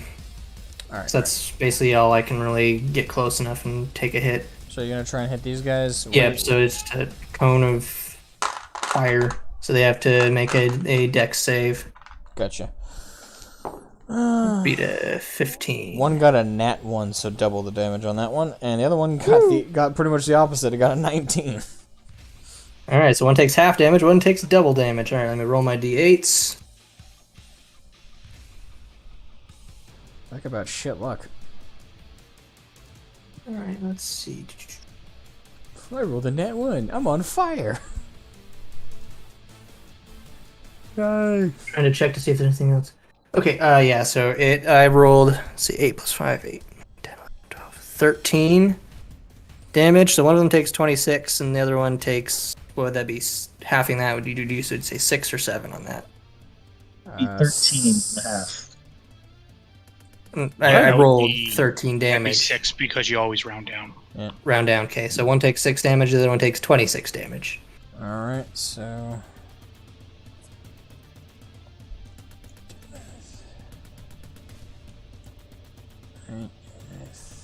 What was the... So 26 was the high... 26 is the one that took the double, and then 6 for the one that took the... who managed to get a net... managed to beat the dex save. Yeah. Alright, so both are looking pretty rough.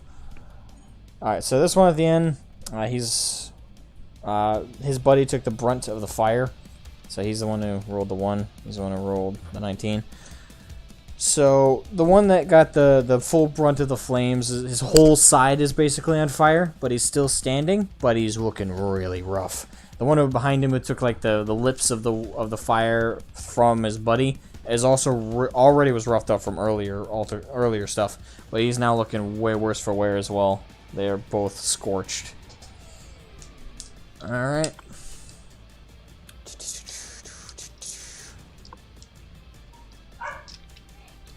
Okay. All right. So does that do it for your turn, Bill?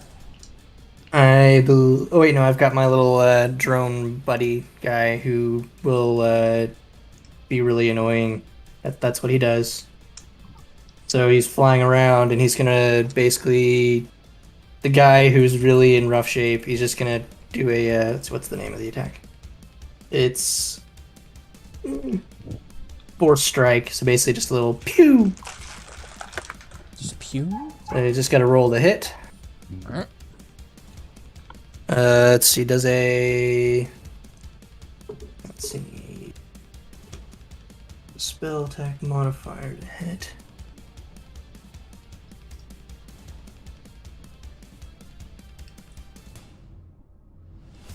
Okay, so that's roll plus. I think it's roll plus spell modifier to hit, and what would that be for spell modifier? I think it's a +4 for you. Yeah, so that's int. Because it, All right, so it's the 17 same thing plus, as mine. that's 21. Does that hit? Yeah, 21 hits. Neat. All right, so it's 1d4 because hooray! Alright, who's it hitting? It's the one that's not looking too good, like the closer one that's by the demon. Alright, him. Alright. Like he's just buzzing around up ahead. He takes 3 damage of force damage. Alright. Gets hit. Still standing. Ow! What was that?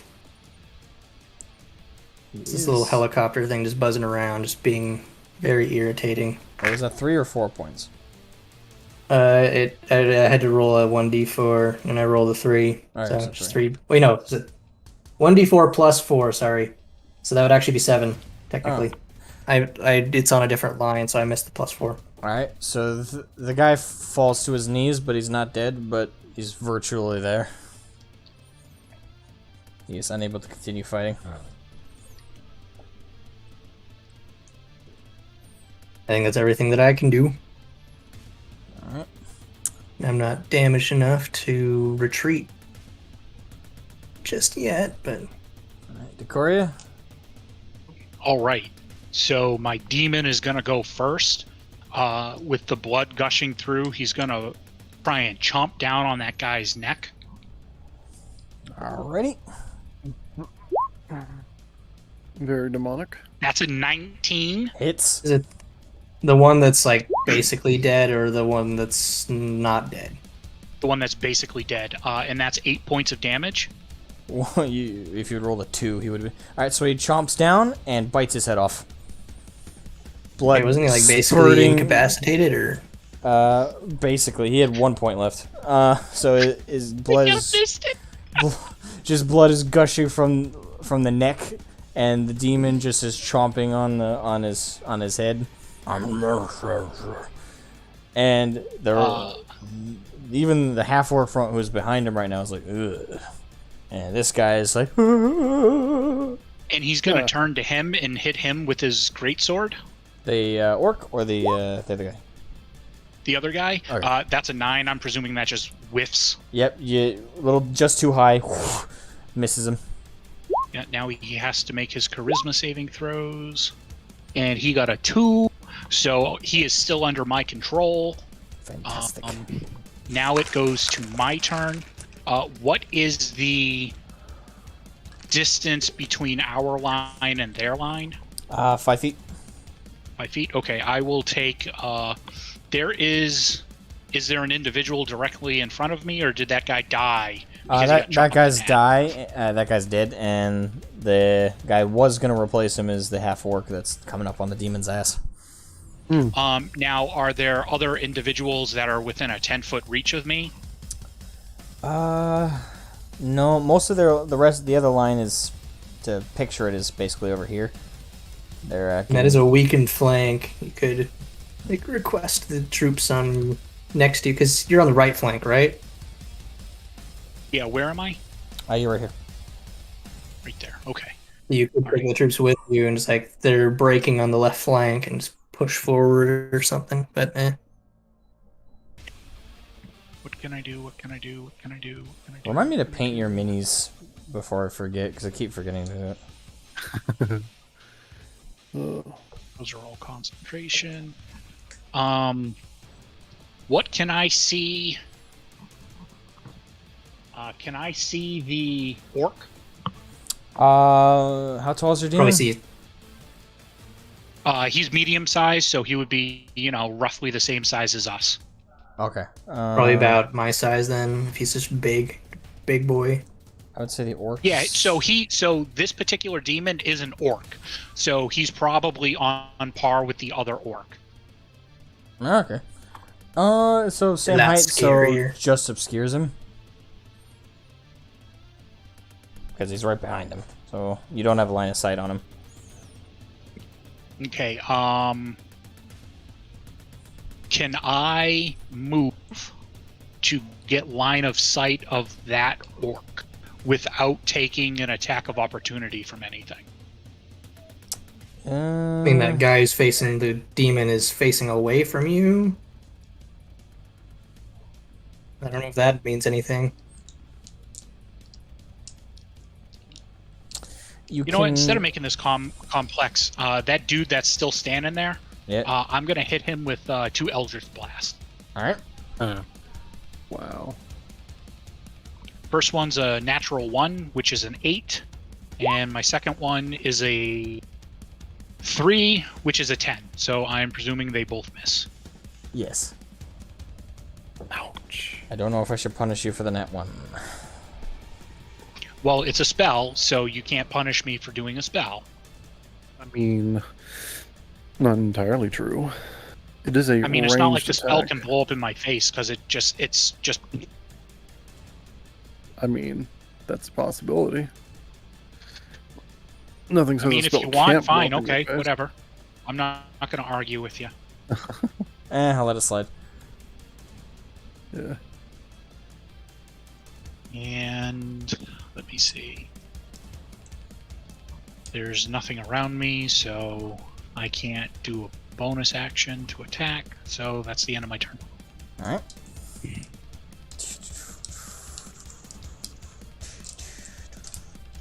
Alright, so if that was it for Decoria's turn, do you demon? Landron, you're up.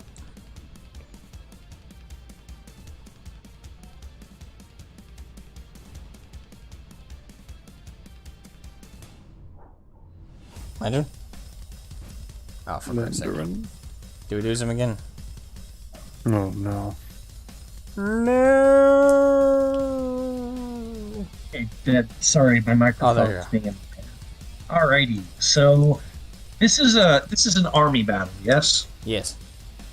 There are formations behind what the front line we're currently facing, yes? Yes. If you guys really, did my- if you guys want, and it won't be taken out of the immersion, if I include like orc minis, I can fill up where they are exactly. No. It by all means, like I don't mind the lack of visual representation. It's just we know that there's an army behind what we can immediately see. Yes. It just take too damn many minis to represent that. Well, I have enough. It would just take me a minute to Okay, set them up. All right, Lantern is going to cast Fireball in the middle of their formations, behind the front row. Alright, The most so- we'd be able to see line of sight would be like maybe 3 rows back. They kind of start here, so right around the bulk would be right here. Yeah, I want to drop a Fireball right in the middle. All right.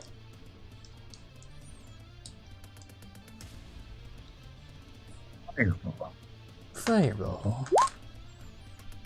Fireball! Ooh, That's- that one's not bad. So they have to make a DC 13 save or take 27 fire damage. All right. So, hold on. Do I have enough d20s for this? All right. You could always use a number generator. Dice roller. Yeah, I like the old-fashioned way. All right. So that would be about. Do them by groups, I guess. I think I have enough.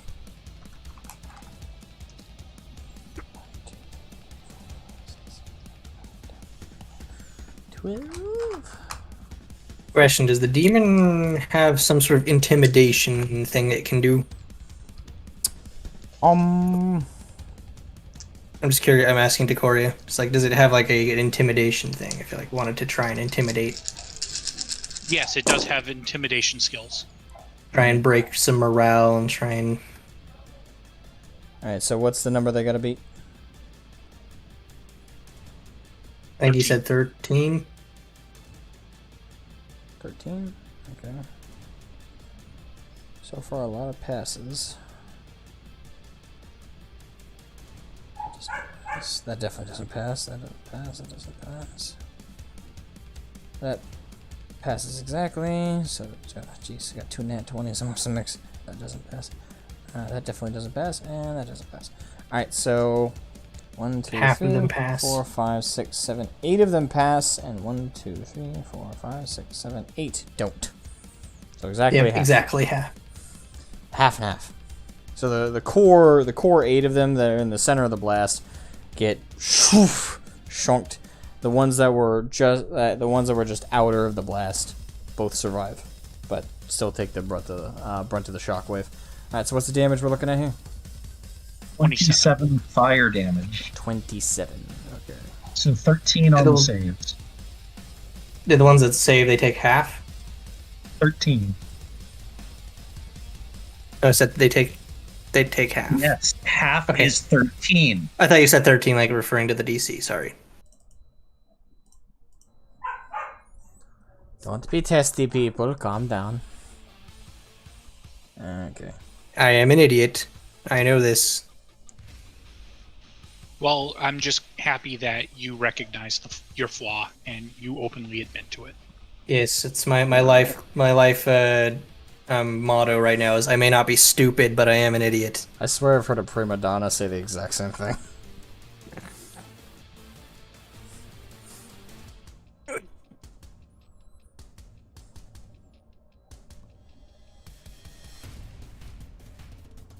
Alright, so there's 16 of them total, so I'll just do this. Alright, there's the pass, there's the dot. Also, you just gotta love the fog of war. They're fighting this one battle. We just don't know when or like Farian or the Kobolds are initiating their attack on. We're attacking from 2 directions. Oh, 3 probably. Alright.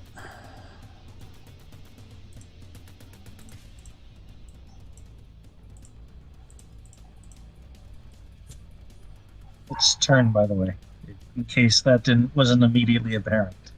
Alright, so 14 and 27. Alright, so yeah, a good chunk of them are really, really burnt. Another chunk of them are really hurt as well. None of them dead. Still turn. Alright. So, next up is Kiko. So Kiko is going to try to get, like, say, Gonna climb a tree and snipe. gonna try to climb a tree and look out over the battlefield, see what she sees. Alright, Particularly looking for anyone who looks like they might be a leader of some sort. Alright, climb up. Mm-hmm. Would that be acrobatics? If you would allow it to be, I would love it to be. Oh, yeah, I'll go acrobatics. You know, hopping and lopping between the branches. Aw, dang, 15. I'd say that makes it. So you successfully make it up the tree.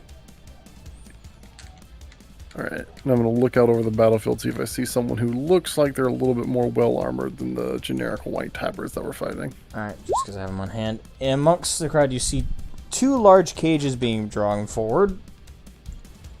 And you can make out in the cages is large armored trolls. And amongst the pack, roll me perception for the specific looking 14. like a leader. 14. You see a lot of lieutenants and captains clearly from like their armor and their helmets, but you do not see a definitive like whole army like king or leader amongst the rabble. I mean, I was thinking more of the people who cast spells, but Oh, okay, you're looking for specifically spellcasters? You see several. You see basically a whole line of spellcasters. All right in front of the... Are you? He's hidden by like the trees, wouldn't he? Yeah, he's up in the trees. I can roll stealth if you wish. I can do that as a bonus action. And if you want to, but I'm going to say generally they're a little focused on the forward battle. A little focused on a battle. Okay. Cool. I'm going to, if I can, I'm going to use the rest of my movement to move towards the trees, towards the line of spellcasters and trolls. Okay. Like move through the trees along the flank. Alright, so you're going to move through the trees. Now I'm going to have you roll stealth. Because you're getting actually That's entering fine past by the me. Or are you going like branch to branch or whatever? Oh, I'd like to use my advantage as well for my cloak. Alright. 26. Alright, yep. So you are basically go unnoticed. None of them have the passive perception to beat that. Alright, so you make your way through. How far past the enemy lines are you trying to go? As far back as I can get. Which, I mean, given that I have a 30-foot movement speed, take that as you will. This is about there? About. This is about where you can make it one turn? Okay, cool. That'll work. And I believe I would have already used my action and bonus action at this point. Since I did the climbing and perceptioning and all that. So that'd be my turn. Yep. Alright, Lord Owa's up, so he's gonna face off with this new guy. So he's gonna roll. Come on, Aura, I believe in you. And he meets his AC, so that's a hit. Whack. And that's a 3d6 plus 6. Or perhaps it's a stab instead of a whack. No, he's murder stroking him. So that's Mordhau. 12 damage. That's 12 damage to the poor bastard who's in front of him. So 12. Whack. Well, oh no, he has a spear, doesn't he? Yep. So no, it wouldn't be a...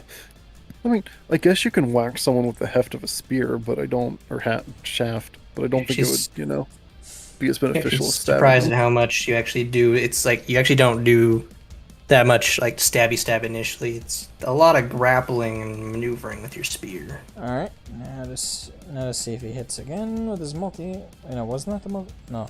That's fair. Although... Oh, that was the first roll. Right? Hmm? I think that was the first roll with him, wasn't it? Yeah, it was. Okay. Because I was second. I was like, did I roll? Was that the second time or the first time? All right. So this is the multi attack.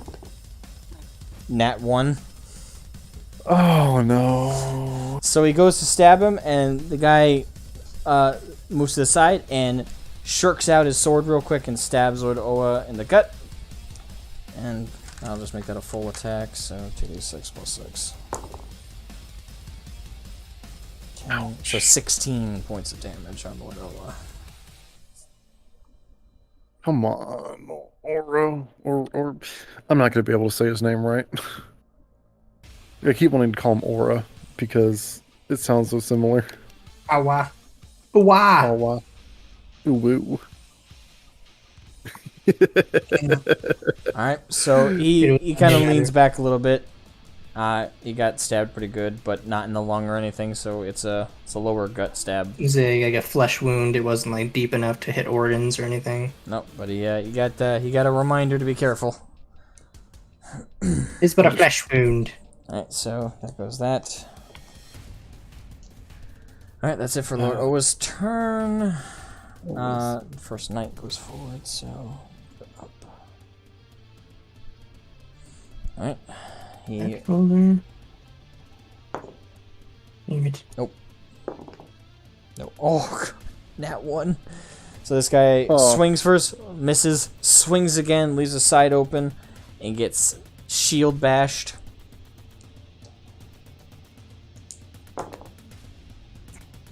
And takes... That would be 7 points of damage. Okay.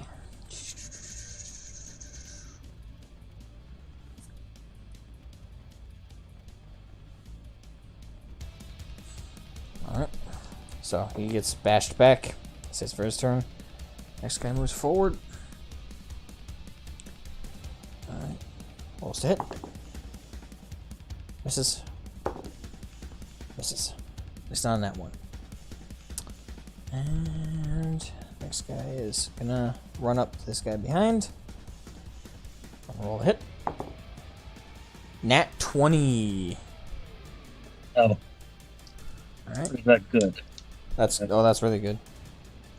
So 4d6 plus 12 essentially is running for that, because that's 2d6. Okay.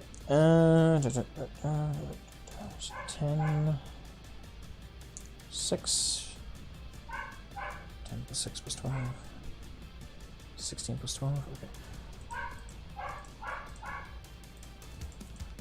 Alright, it's 28 points of damage, and you didn't need even a fraction of that. So this guy runs up and impales through the other guy, in a gap in the other guy's back armor, on his blade, and shirks him to the side. Oh, Alright, Their left flank is not doing good. and this guy's gonna move up. That's the most he can do. He can't really make that gap, so. push the Alright. advantage. So that's that line. Okay. God, what I wouldn't give to actually be a warrior right now.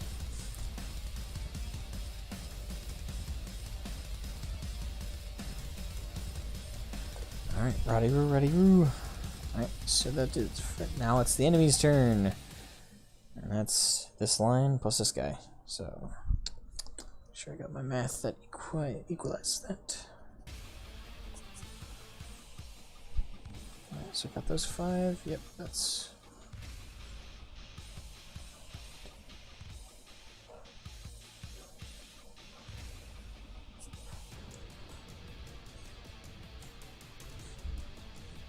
Alright, so it's the half-orc's turn. He has a large battle axe.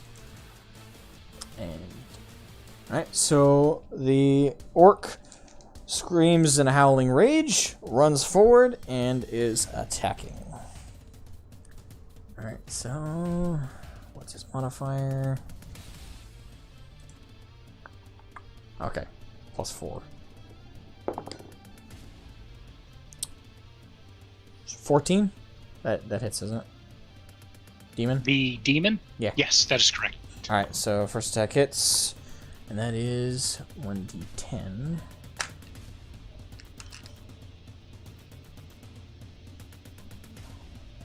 Let's do it.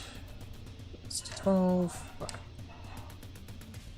Where's my 10? There's my 10. Okay, 1d10. Okay, was that plus anything? Oh yeah, +4. 1d10 +4. That comes out to still virtually enough.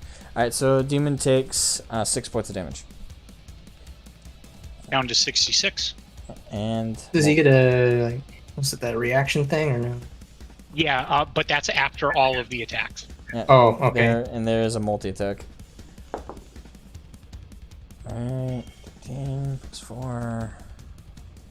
That 13 +4, so that's math. Yeah, that hits. 17, yep. Yeah, it hits. Right. Yep. Alright, another d10 +4. Oh, I'd imagine having an AC of 13. So 11 nerd. 11 more points of damage. Down to 55. He screams back at this thing in its face and takes an attack at advantage. Alright. So a 22 Hits. for 10 damage. Alright.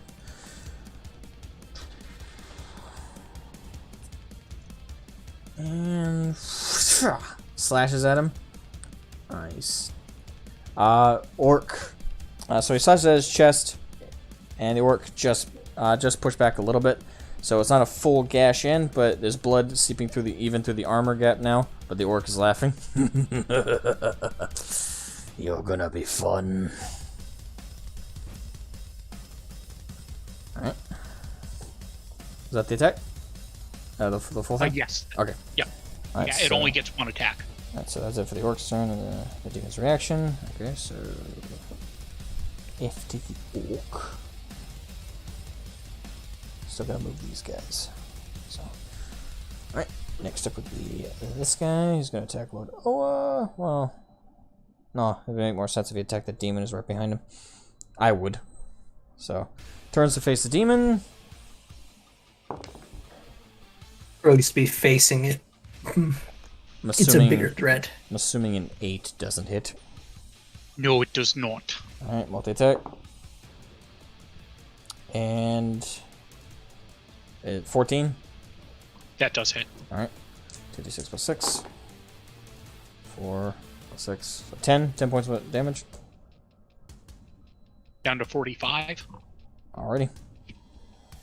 And that does it for his turn. Next up, this guy's gonna attack Lord Oa. Misses. Hits.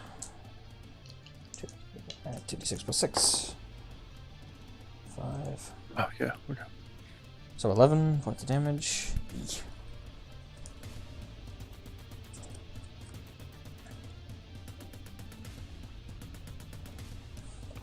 We're level 6 in the middle of a war zone. Holy crap. Could be worse. I mean, you're not wrong. We've already encountered worse. We have, in fact.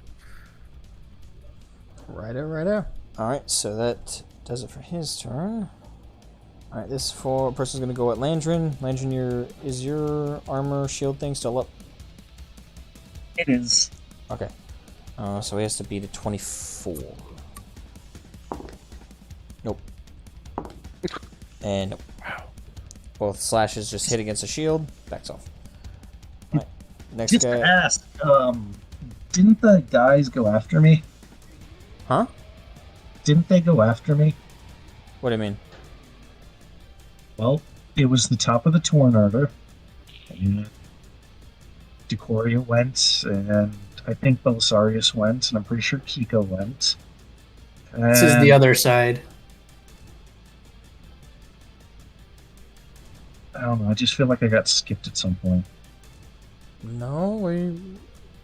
You dropped the fireball. You dropped your the round go fireball. through. What do you that's, say? no, Right, that was- that's right. Okay, I don't know. Turns just feel few and far between at this point. But There's just a lot of people to go through. Yeah, it's just a lot of people to go through. Like, there's your entire line, then their entire keep line. going, keep going, keep going. Still, hold on. I gotta. What was the hit?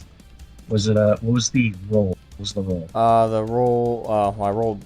The guy had a multi attack. The first attack was 11 plus the 3 modifiers, so 14. Second Yes. was a 15 plus 3, which is 18.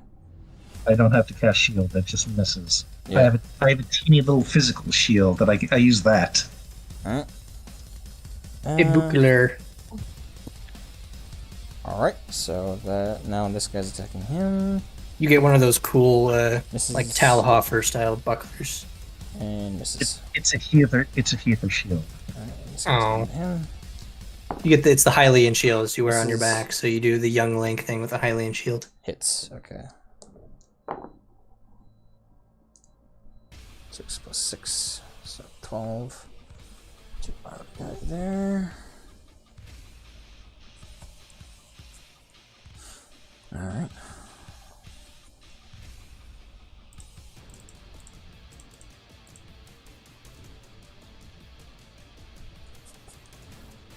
Alright. Alright, so it does it for their wave. Alright, random event roll real quick. Oh, damn. Oh no. Alright, so all of a sudden you hear the earth over here start to crumble. And the half-orc falls back. Let me see if he meets acrobatics save. He does not. So orc falls back and tumbles into the earth as a large cavern opens up and kobolds start to pour out. Which will be represented by only so many miniatures, because I don't have enough. The most lizard-like kobolds, things you go. can find. Let's take the guy off because he fell in. He's Alright, gone. so the demon, I'll say is because it was about here. So yeah, the demon's just outside the range. So Did that spellcaster in the back middle fall in? He looked really close. yeah, I'd say this guy fell in. Just outside. So kobolds pour out. Eh. A few of them pour out, a few of them stay down there to stab whoever falls in. Alright, so kobolds are pouring out.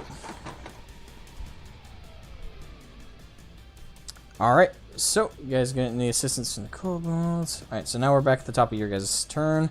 Belisarius, you're up.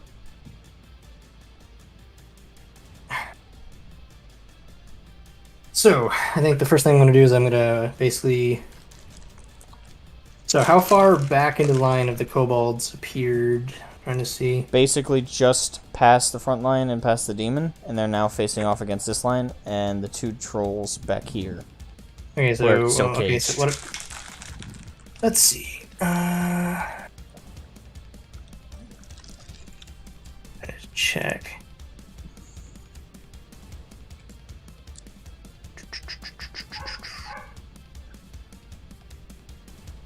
Sorry, I'm just thinking about what I'm going to do here for my main action.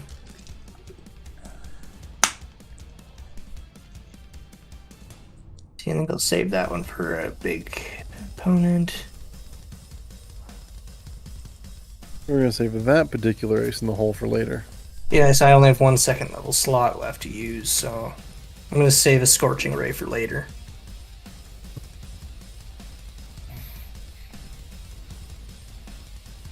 Just because you can fire 3 of them, and I could fire all 3 of them at one.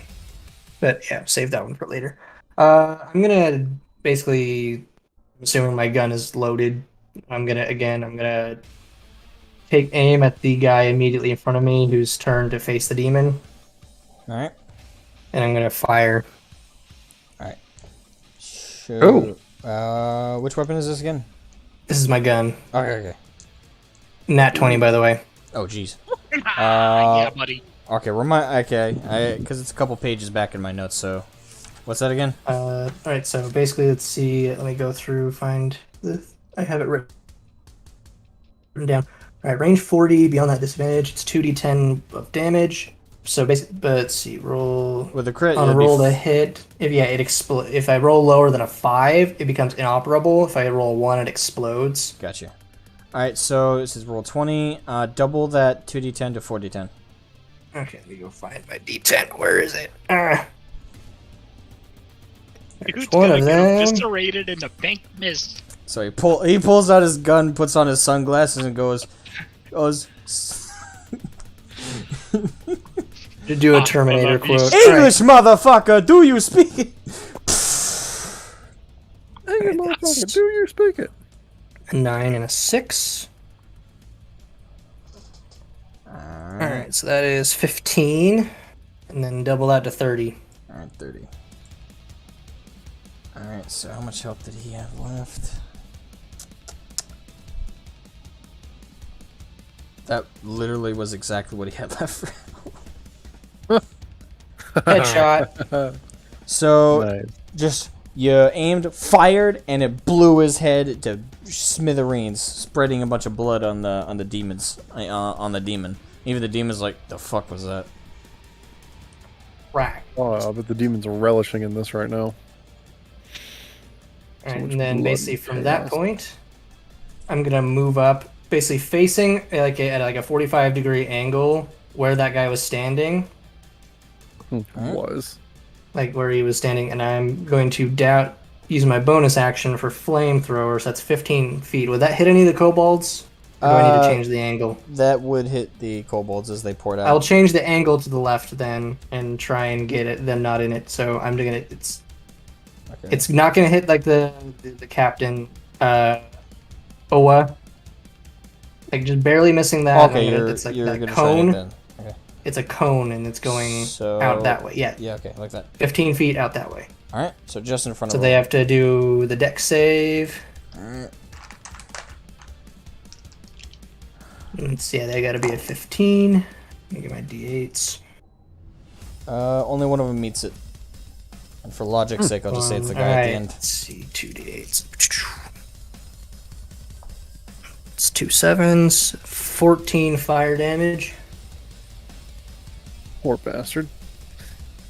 Alright, so is that the one who saved, or is that like the total? So that's the total. Okay. So he would take 7. Alright, so... Ooh, jeez. So, first person is down to 5. Okay, so second person is down to 4.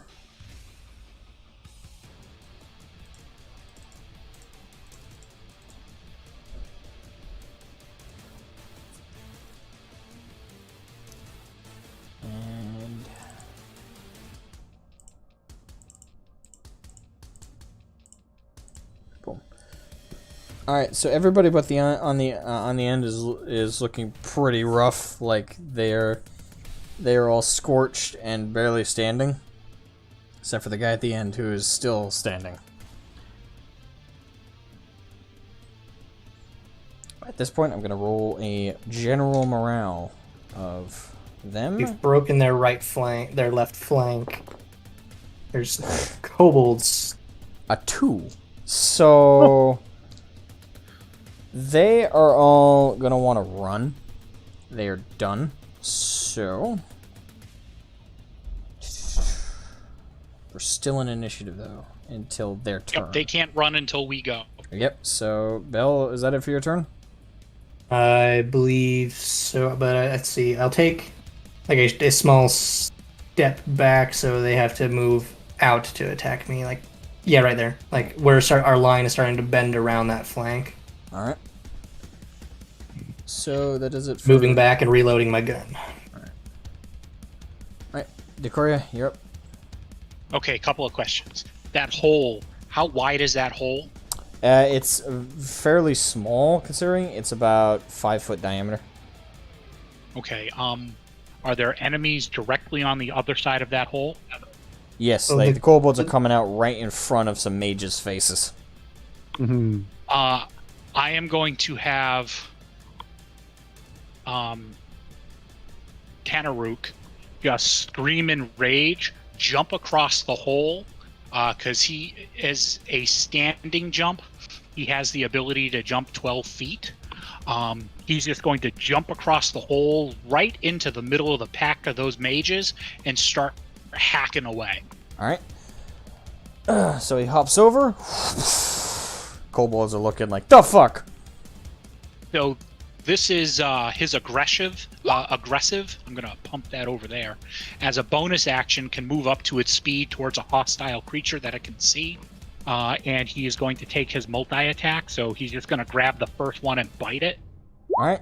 And that is a 18. And since it's a mage, it should be pretty squishy. Yeah. You're looking at 10 AC across all. 7 points of damage. And it's going to swing out with its greatsword and hit the same one. All right. That's a natural 1. For the damage or to hit? No, to hit. Okay. Oh no. Blinded by its own rage, it bites its tongue. Or it hits a kobold. Just because as it is, this whole fight is a bit of a pain. I'm not gonna do too many nat 1 punishes, so I'll just ignore that and just say misses. Okay. So that brings the mage down to. This fight is going on for a while. Sorry. Oh no. Well, fine. it's like it's only no, been like I a enjoy minute or this. two. I'm enjoying this so far. I'm totally invested in this. Yeah, The only problem is we started late, very late. that's the only problem. Sorry, blame my work. We should have played yesterday. Yesterday was my birthday. I did not have the opportunity to do that. Yeah. Son of a bitch. That's right, and there's a wedding. Said Yeah, angry I had a wedding. vibes. Yeah, And send that's it. angry vibes to he- Home Depot. He also failed his charisma check, so he is It's still my under my part-time control. job right now. God, awesome. This guy can't Um, pass the charisma check to save his life, can he? Well, no, of course not. He has a 9 minus 1. So that's the whole point, man. Oh, that's great. That's why I picked him, so that I can keep him under control. That's great. So I have a really super odd question. What is the distance between me and those mages? The two adjacent to you who are in front of the troll cages, they're both within a 5 foot radius. The other ones are 5 more feet than that, so 10 feet. Okay, so the ones that... Or from you, or from the demon. Yeah, from me. Oh, from you. Okay, sorry. Oh, From like, you, what, 30 they're about 35. Is it the less ones, than 60? Yeah, all of them are less than 60. Okay. So Oh. the question I have for you is the one that the Tanaruk just attacked, is he like scared? Is he Terrified. I'm asking if I do something, would he be at disadvantage? It would make sense at this point, yeah. I mean, Their morale, Okay, like I the would last like to- morale roll is really low, so. yeah. I will like to cast Toll the Dead, and he has to make a 15 DC Wisdom saving throw at disadvantage. Alright. Ooh. Well, double check their wisdom. Do they have a modifier? Okay, yeah, generally they all have a +2 modifier, but depending on how bad that rolls, it might not matter.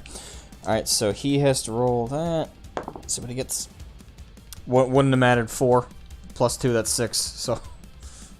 Okay, so he takes 12 points of damage off a 2d12. Son of a bitch! Damn! Alright, how much health did he... Oh, Jesus. So that brings him down to 1 HP. Oh, wow. Let me Is see, do I have- incapacitated. Does anyone got a rock? Throw it at him, he's dead. I have a knife. How close is he to me? Am I to him? I guess... You're about 35 feet away. Good enough. I have 60 feet of movement. Alright. Let me see. Actually, yes, I can because I did not use my bonus action. With your you have your magic Air Jordans on, you know. Magic. That's right. Well, actually, yes. That's Or what was I like would the back have in the to- '90s? They had Yep, those like so- inflatable shoes. Crap, I don't know. Remember, I'm like- gonna run up to him, and as a bonus action, I'm gonna hit him with my my hammer. Alright, so hit him with the hammer. Just roll to hit at this point. If you hit him, it doesn't matter what your damage is. It's a 15. Yeah, that is. So, he's dead. So, He's dead. Yeah. so, If he so wasn't a before mage. we, But how dead is he? Dead. I'm metagaming this. Cadaver. So how many people are around me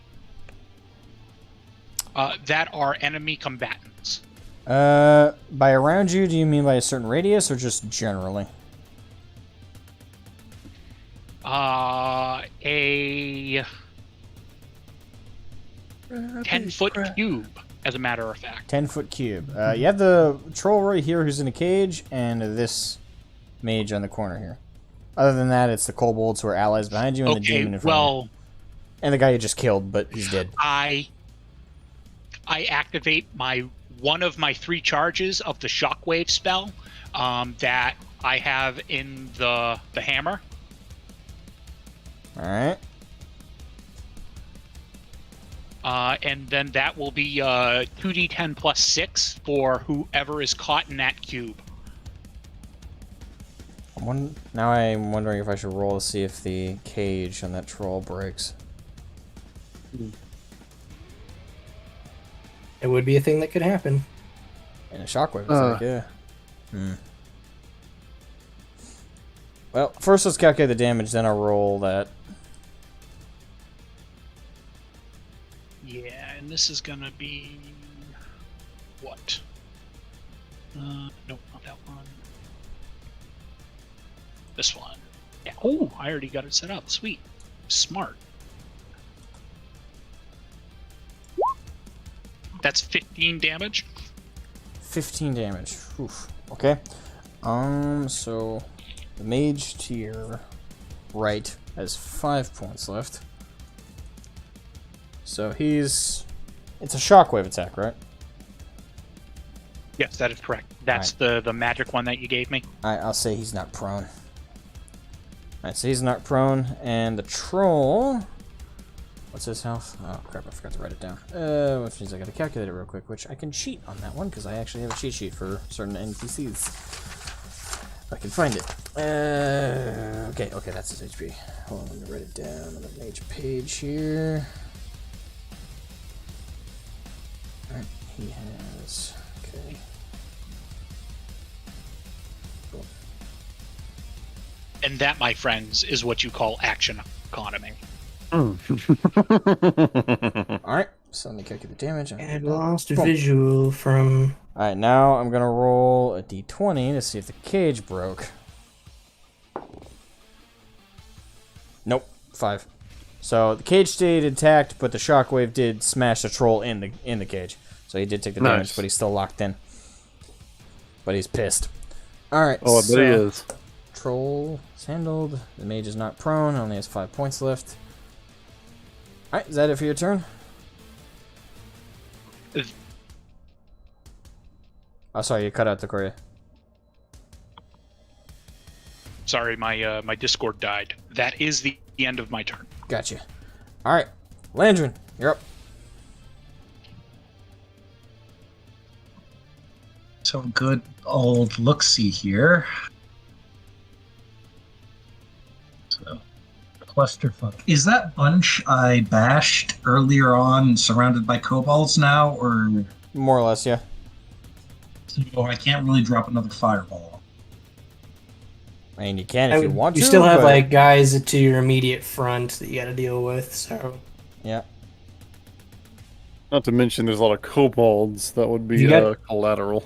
I mean, if you got something fancy that could, their morale is really low and they're ready to run. So if you can do something to spook them, like just bullshit your way, you might be able to make them break and run. I wish I had enough units to properly run. So I think they're already ready to break and run. To represent the soldiers who are still alive over here and are not singed. It's about that. They do face like this. This is not a wizard, by the way. This is just because I'm out of soldier units. Actually, this might make more sense than he does. You know, I'm happy I got one useful thing off in this fight. How is the area around the troll cages looking? Friendlies? Well, we got The demon. We got a friendly demon here. We got Decoria right here in the thick of it, along with the kobolds just behind them. And 1, 2, 3 mage. Well, sorry, this guy's dead.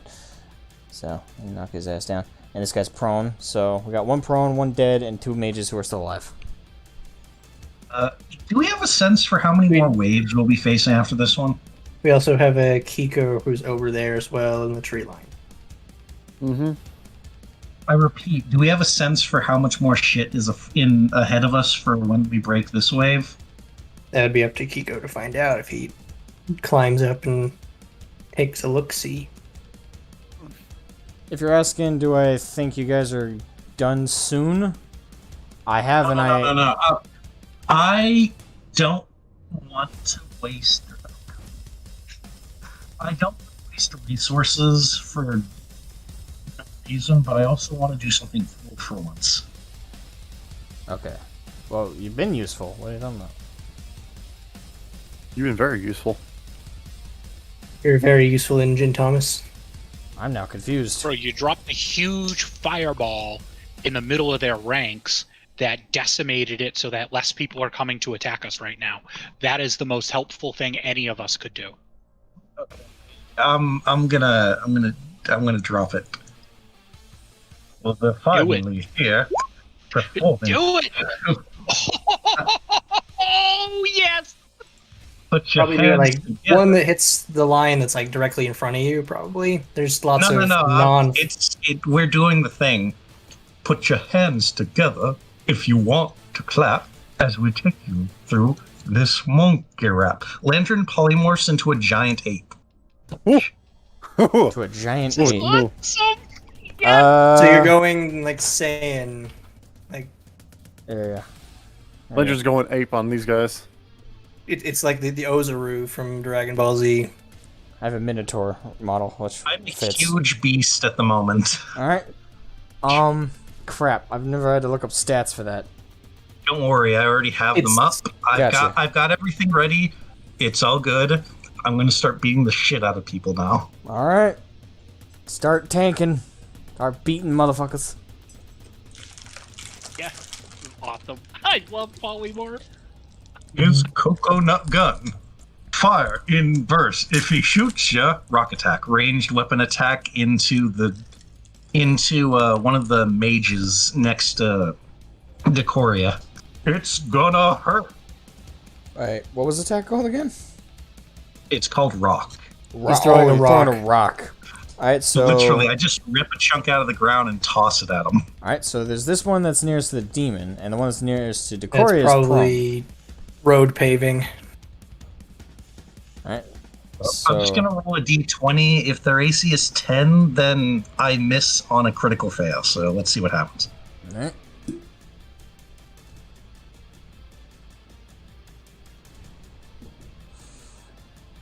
lot of ones at interesting times of the day today. Do you remember what I said about not wanting to waste resources? You're still a giant gorilla. Okay, so Try a intimidation. okay. God, I don't want to do too many punishing critical ones, but how do I not? Just roll the severity.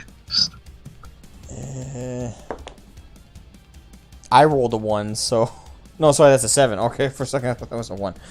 7, so that's less than 10. So, all right, let's do this. So you lift it up, and you try and throw it, but just transforming into this form for the first time is the first time you had to lift something like this. So you were surprised by how light it was. So you toss it, but unfortunately, Failing. it goes right over the troll cage and rolls off. Doesn't hit anything.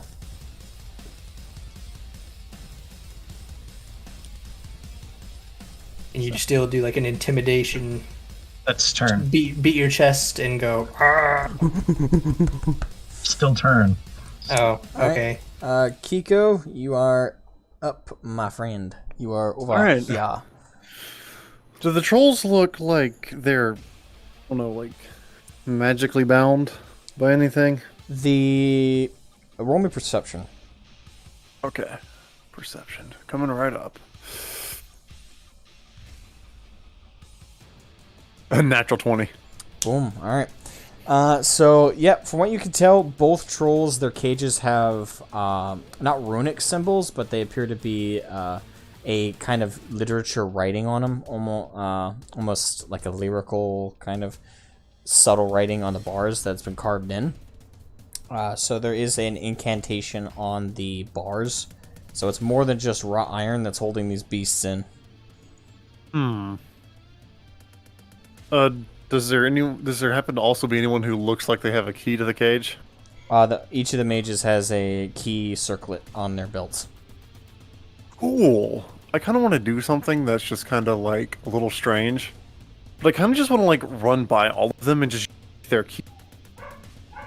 Okay, so I'm gonna have you roll 2 things for that. Roll me sleight of hand, and if you want to stay stealth with disadvantage. Sure. Actually, they're mages. They're not gonna hit me hard. I'm just gonna roll sleight of hand. All right, so they're gonna notice you. All right, roll me sleight of Fine by hand. me. Roll it, Birdman. Just gonna start running past all of them. Yoink, yoink, yoink. Fuck. 11? You get the keys from the first one. The second one, no, because he heard you coming, stepped forward slightly, and you miss. But you got Shit. the first key circlet. Alright, stab. Stab him in the back with my dagger. This one? The one you missed? The second one. Yeah, the one I missed. All right, roll the hit. Not gonna let him get the opportunity to use that. 23? Mm-hmm. Yep. Do I get sneak attack because he's right next to another demon? Or to the demon? Well, with your 11 roll, sleight of hand, the note of that was he did notice you, so he's aware of you. Well, yeah, but my sneak attack damage I still get if there's an enemy next to them? Yes, if the target's within 5 feet of it. Okay. Yep, sneak attack. Go ahead. Yeah, okay, cool. Whack. So dagger damage, obviously. Dab. 8 damage. And then sneak attack, which is 3d6. 11. All right, So 19 in total. 19. So one HP left on that one. Damn it. I mean, you shanked him and he's now down. He's now down on his knees, so he's dying. I assume that my action was to, steal their keys. Yeah, So- you can still take the keys, but that means you have both key circlets, but you're now out of your turn. Oh, wait, can I... Even though I took the first guy's keys, can I still, stab him with my rapier as an attack action?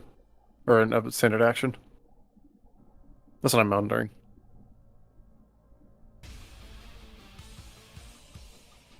Wait. Okay, so I was considering the bonus action, the run inside a hand, and then attacking the first guy was your main action. Do you have another?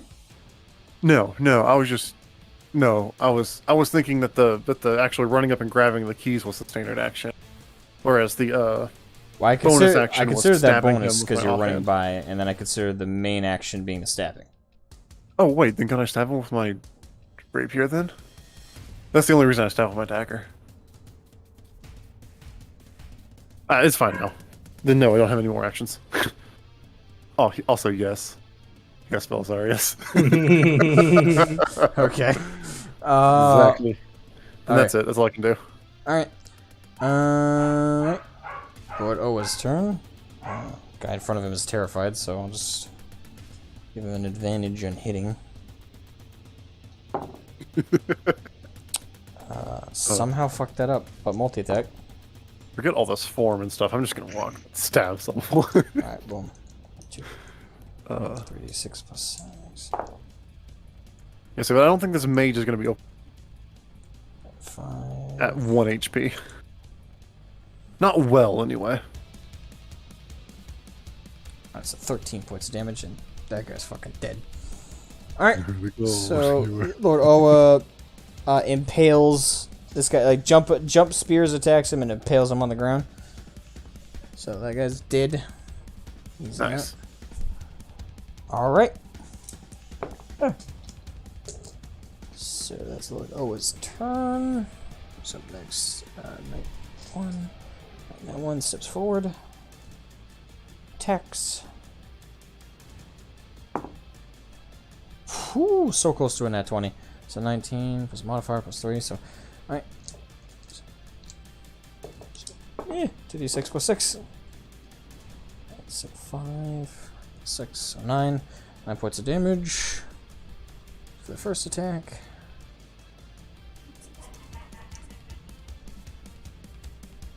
Boom. Alright, and now for his second attack. Ooh, nice. 6 plus 6. 6 plus 6, so 12.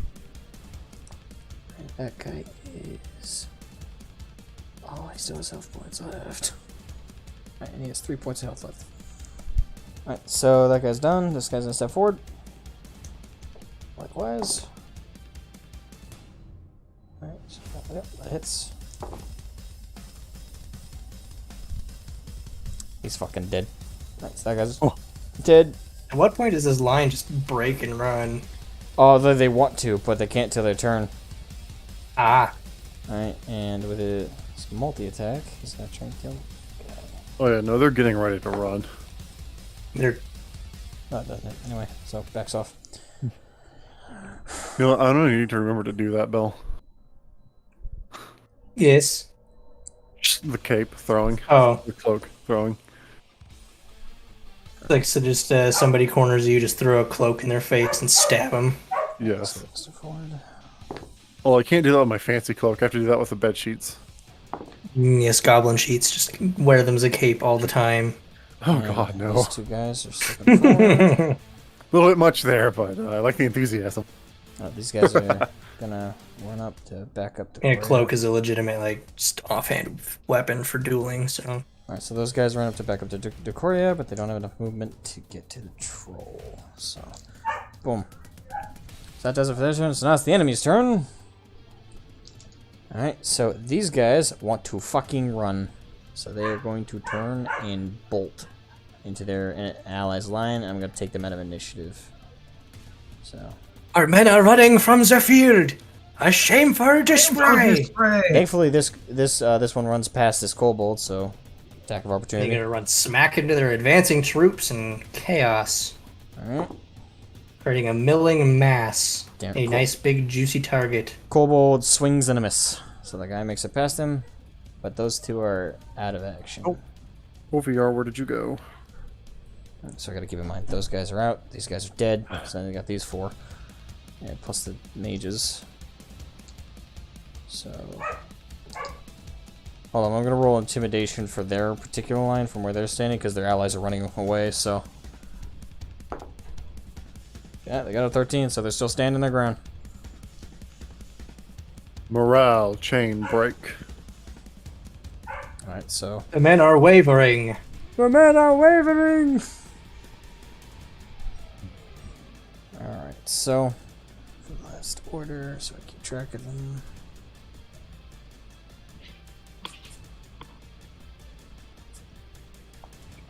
Shogun 2 would be really great right now. Huh? Just thinking, I haven't played Shogun 2 in a really long time, and it's a good game. Just thinking about it, with all these Total War jokes going through. Okay. Alright, so first guy's up. And he's trying to attack the kobold here.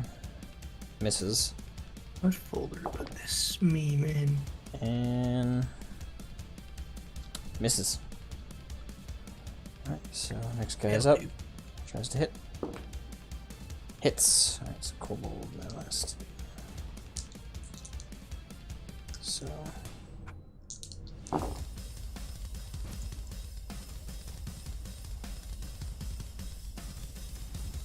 that's 7 plus 6. So 13 points of damage on that kobold. He is fine. More or less.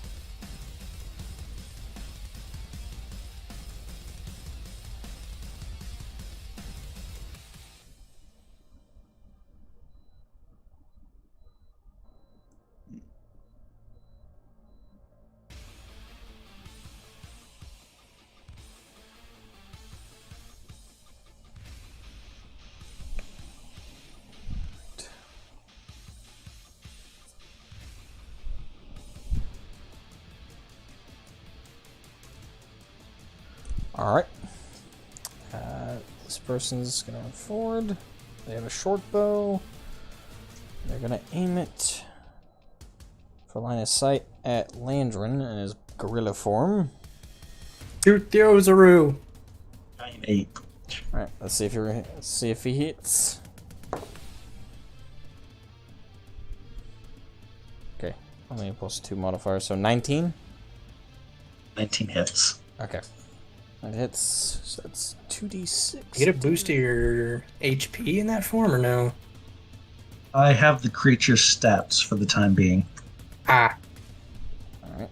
So you have his HP, whatever it may be. Yes. So 1d6. Actually, would the mage armor effect still be on? Huh? Would Lantern's mage armor still be on?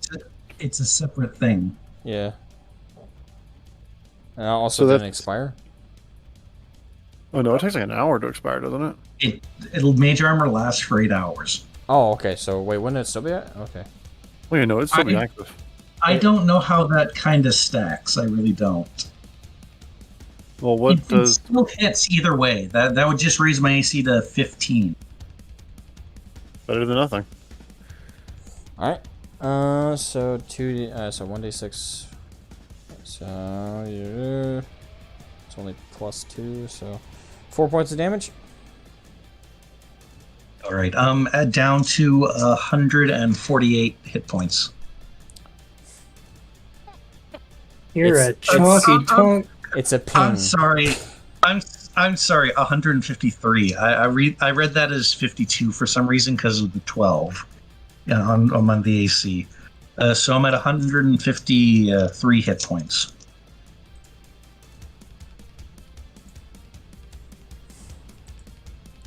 Challenge rating 7.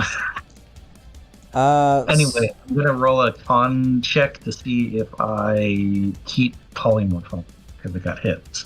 That's sort of the drawback to casting the spell on yourself, which Okay. always makes me sad. All right.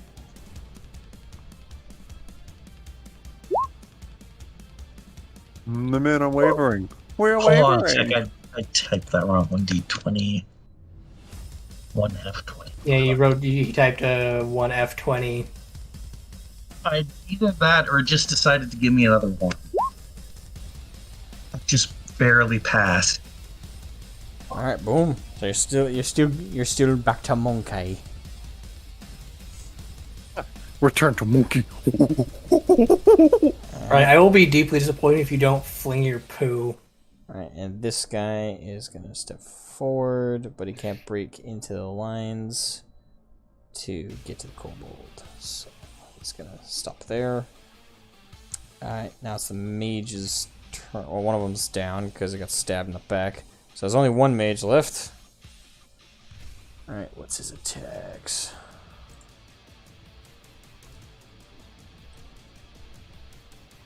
Crap. I had to Time for shoot Kiko's hatred against mages to come into play. Thanks. I feel so appreciative. You're the exception to the rule. Alright, so let me look at his spell Enemy list. mages specifically. Yeah, mostly.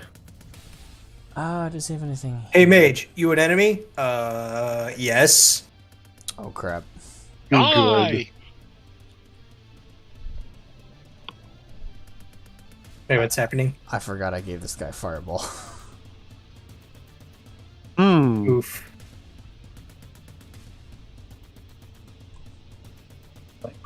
Fortunately, the party is very spread out. Okay. It's a very good thing the party is spread out.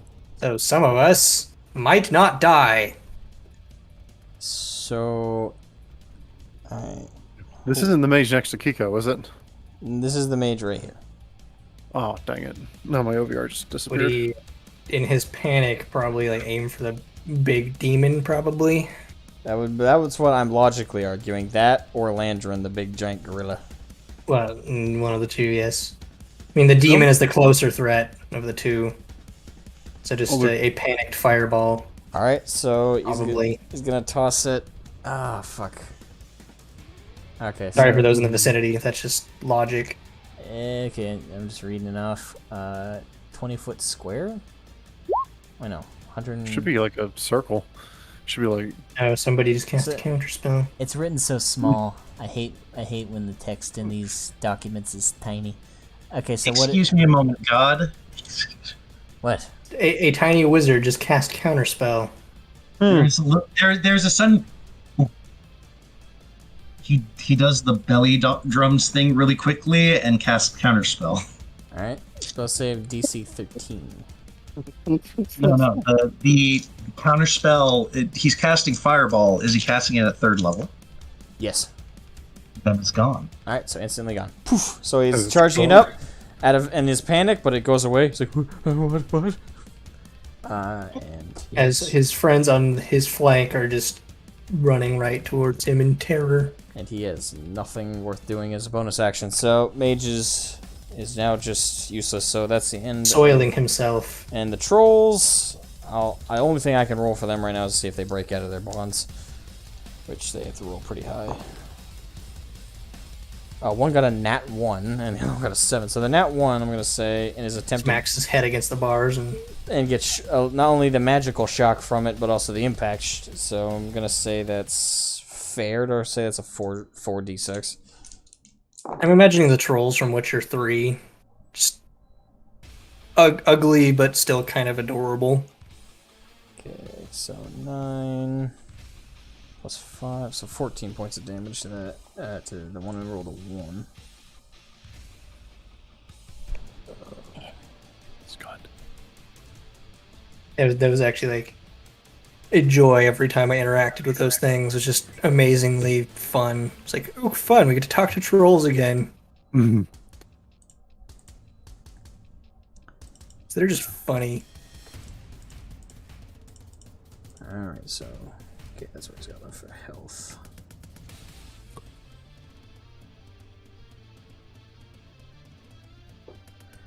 Alright.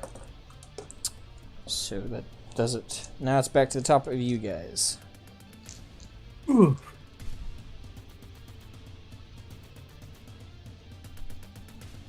Let's see, what men are still in combat right now? Are they all pretty much breaking at this point? These guys are breaking, and at the start, if you guys do another devastating attack of any kind, really, I'm gonna roll another general morale, and if they roll lower than a certain number I have in mind, then they're gonna all try and disengage when it's their turn. Still saving my 2nd level spell slot. Actually, wouldn't the demon go first? Oh yeah, I guess he probably would unless Yeah. he's sharing. No, Yeah, I no. guess He has roll. his own initiative, and he had a nat 20 roll. So yeah, he's at the top of the board. Yeah, but we were just going, based off of my initiative, so it really didn't bother me. I didn't bother saying anything. Okay, okay. So we're gonna. I guess we just continue with that. So Bell, go. Okay, let's see what I want to do. What do I got for primary? Something big that'll make them break totally.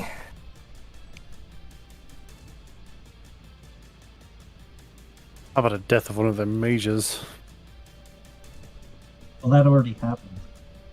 Well, there were Ooh, only one more left. He's mages. currently shitting himself. I have this sneaking feeling there's probably going to be a big sucker or something that I'm going to have to shoot at. So I'm going to save my... Well, I was hesitant to use my 4th level slot. Shatter. Yeah, so I'm going to save that. What I'm going to do is I'm going to... I think I'm just going to forego and just hold my main action. I'm going to move up to the rear of the retreating troops as close as I can get and just unleash a flamethrower All right. into their fleeing backs. So you can get up to here. Yep. And there's these guys who aren't fleeing. The two that are fleeing are back here. Oh, okay. So I'm just dousing that entire bunch right there All right. in a cone of fire. All right. What do they got to roll to save again? 15. What makes it? That's 2. One as okay. One got a nat 1, so double damage on him. And Oh, hey, cool. two of That's them. I just got didn't double make it. 8s, so 16. So 16. So 16 times 2. So let's say the nearest one to you is the one that takes that. So.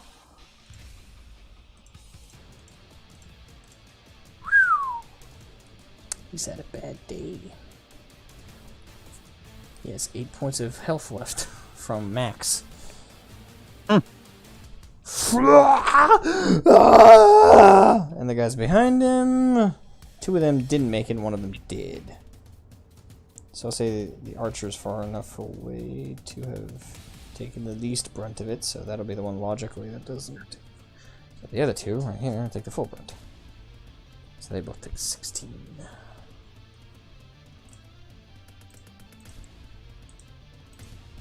Well, I guess I am close enough. I can use my melee attack. So down to 24. +5 to attack.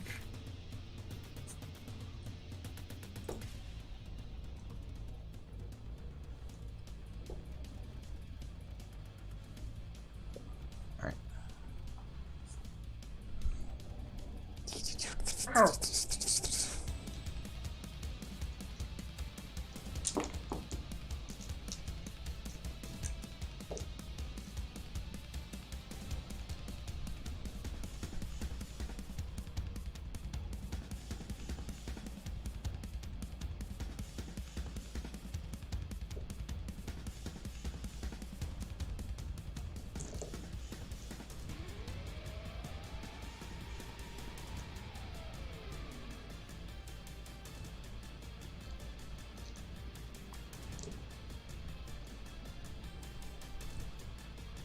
So, did you already tally up the damage and stuff, or are you still doing that? Oh, I already did that.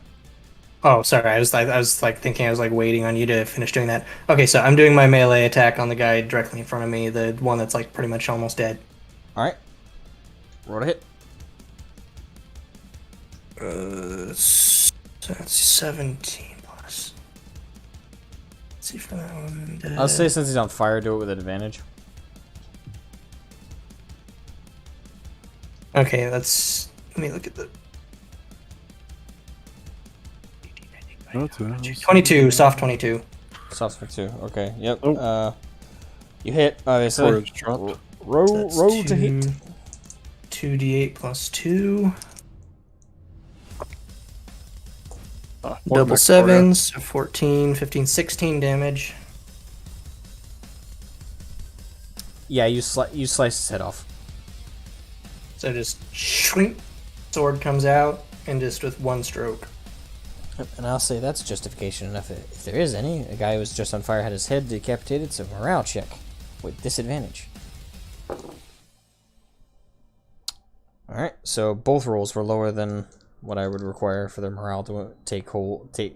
With a demon on one side is currently ravaging their lines and killed most of their mages. The kobolds coming out of the ground, shanking everybody's kneecaps off. A giant fucking gorilla throwing rocks at them. And the fact that there's a giant metal man who just lit someone on fire and then cut his head off. There's Decoria who's been doing lots of damage left and right. Yeah, I'd say there's justification for anyone to be like, fuck this. Our section of the battlefield is routed what's in front of us. Mm-hmm. So their morale's broken. You know, I completely forgot about my homunculus guy, but it doesn't matter now anymore. I guess I could send him flying high up to see what the rest of the battlefield looks like. It's at this point that most of the... I probably should have done this turn too early. But now the rest of your guys, the Aerie's forces are starting to fill in. And Our reserves are moving up. Yep, moving up. I just throwing out you random units because I don't have enough that look right. But, Oh, well. oh, well. Alright, and I guess the only other thing I can do, like I said, is my little drone guy. So I'm going to have him fly up, and would that be like a perception check to see what the whole battlefield looks like? Yep. What does he have for that? Where is his stats? Or its stats? Whatever. It does. That would. I rolled a 16. Okay, that's enough. Alright, so your little drone, as it flies up, gets a full image of the battlefield, and there's a lot of aerial combat going on right now. Right now, what's going on in the air is the enemy has lots of, they have lots of, fuck, it's not griffins, shit, what did I write down? I brought something with them. What's that other flying thing?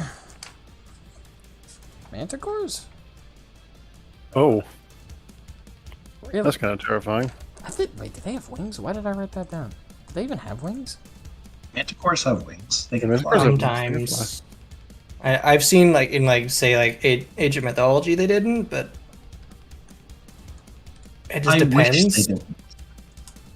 But you could also be thinking of chimeras, which are slightly similar. Yeah, I to- think it's the Chimera that probably. I don't think the Manticore has wings. No, the Manticores Man- totally have wings. Manticores do have wings. But Oh, they do? Okay. That still sounds wrong to me. I think what I was thinking was chimeras, and I wrote Manticore for some reason. Ah, Oh Yeah, yeah, they're yeah. shown with wings in 5e. I think they're just shown with wings, to be honest. Like, I think 3.5 had them with wings, Yeah, want to say. yeah, because So I just remember. I'm just remembering chimeras them are from Age of Mythology and just mythology in general. Yeah, because the spirit chimera mix I'm looking at right now has the head of a lion and the head of a dragon, and the tail on the kind of a lizard-like tail. I think they had originally like a lion's head, a goat's head, and then a snake serpent for a tail. I just nixed the goat's head. So it's basically a normal chimera minus the goat's head. So they got the two heads, the lion and the dragon. I don't know. Goats are pretty creepy. They've got those soulless eyes. There's a reason medieval people thought they were the symbol of the devil. Yet they're very useful. Very hardy. Indeed. Low maintenance.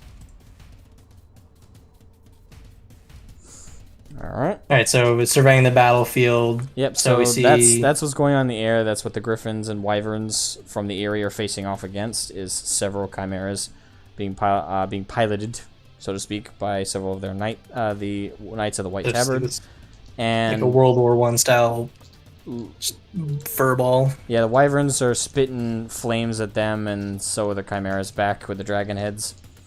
So there's lots of that going back and forth, and there's also the drone sees very closely Griffin and Chimera just smack, clawing at each other's bellies as the riders are trying to stab at each other with spears, and just massively punishing impacts. Riders getting heads lopped off by not spearheads, but the different types of bladed pole arms. There is a vicious battle going on in the air, and from the aerial view downward, right now Lord Farian's forces are punishingly smacking against the southern wave of their troops, and he's in his snake form, and with one tail whip he sends about 6 of them flying backwards, and he's attacking with his two dual Dragon Slayer blades, slicing and dicing through them.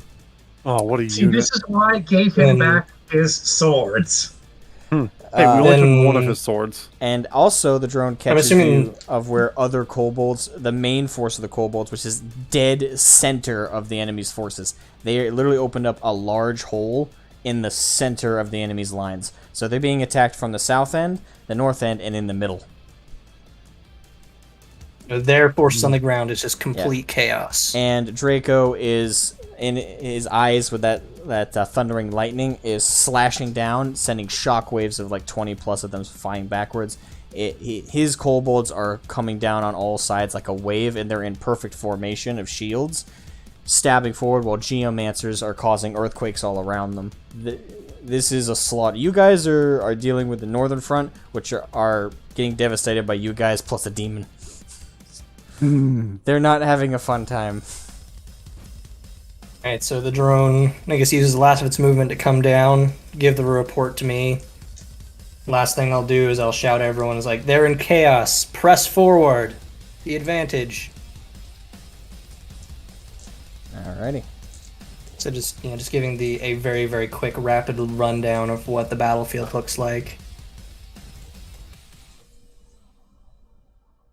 And that's basically everything I can do. Alright. Decoria, you and your demon are up. Okay, what is immediately next to the demon? The trolls in their cages. And right now, you have Kiko, who just stabbed this wizard, who's now on his knees with 1 HP. There's this sorcerer over here that's got his full health, but he's terrified. 2 retreating soldiers who are fleeing for their lives. And other than that, right behind you is right behind him is kobolds. I will have the demon bite the one that is on his last legs. Alright.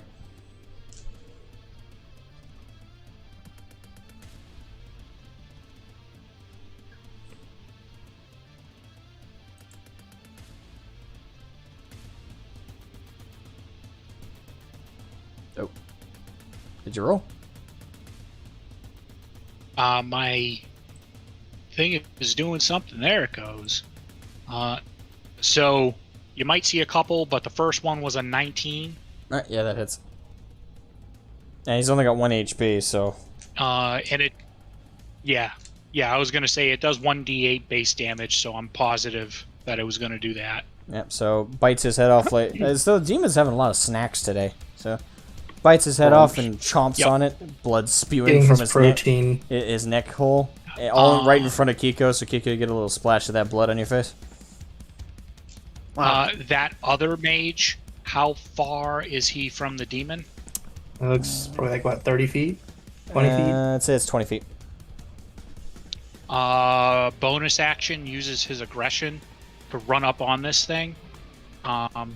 Essentially what it's the same thing as a dash action. So he doesn't actually use his movement. He just uses his bonus action as movement. Okay. And then he takes a swing at him with his greatsword. Alrighty.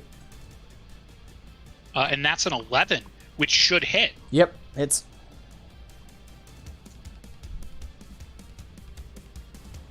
For 12 damage. That drops him down to 8.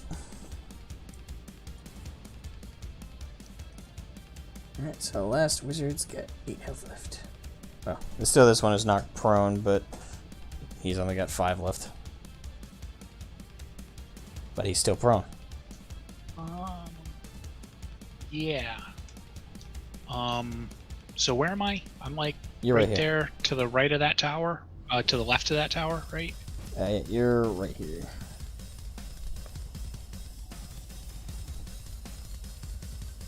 All right. I would like to. Oh, before I do anything.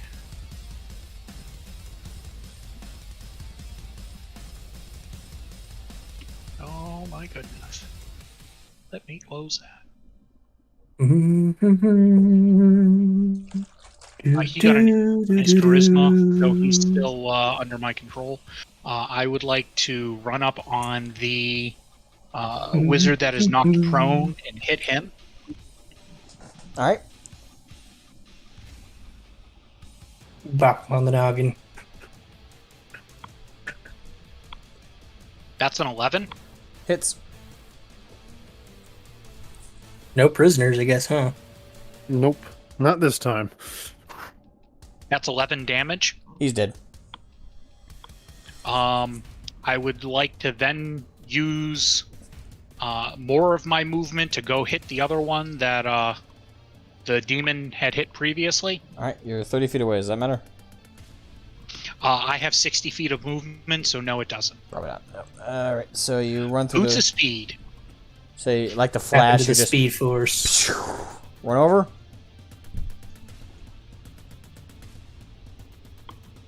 That's a 20. Nat 20? No. Just 20. 20. Soft 20. 20. Alright, Yeah. so hits. 9 points of damage. Kills him. You only had 8 left, so that's one more than you needed. And is there anyone close to me within 10 feet?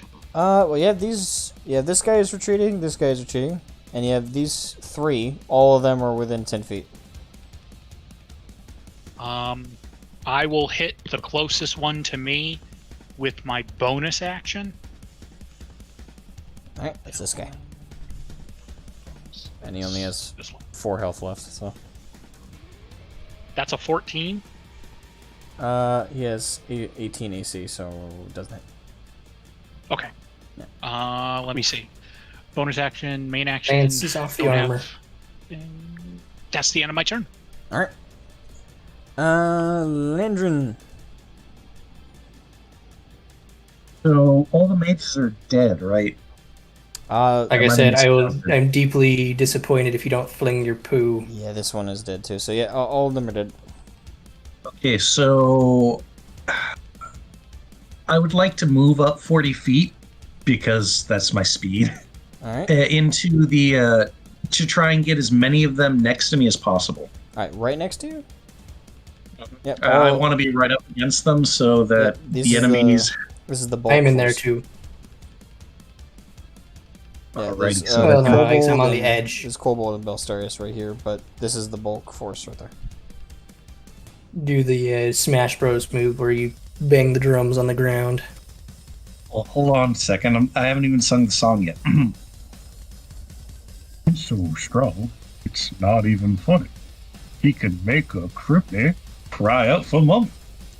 Anyway, that'll be a first of my multi-attack, because I am monk. What do you Return to monk. I don't think a 12 hits. Uh, I am rolling like such fucking ass today. unfortunately, that doesn't even hit the Second archer. strike. 18, There you 27. Hits. Okay, so that's, let's see here, 3d10 plus 6, bludgeoning. You roll this just right, you're gonna kill this guy. 19 bludgeoning damage. So close. Oh, was Yeah, it like I 20? said, I'm rolling like complete ass today.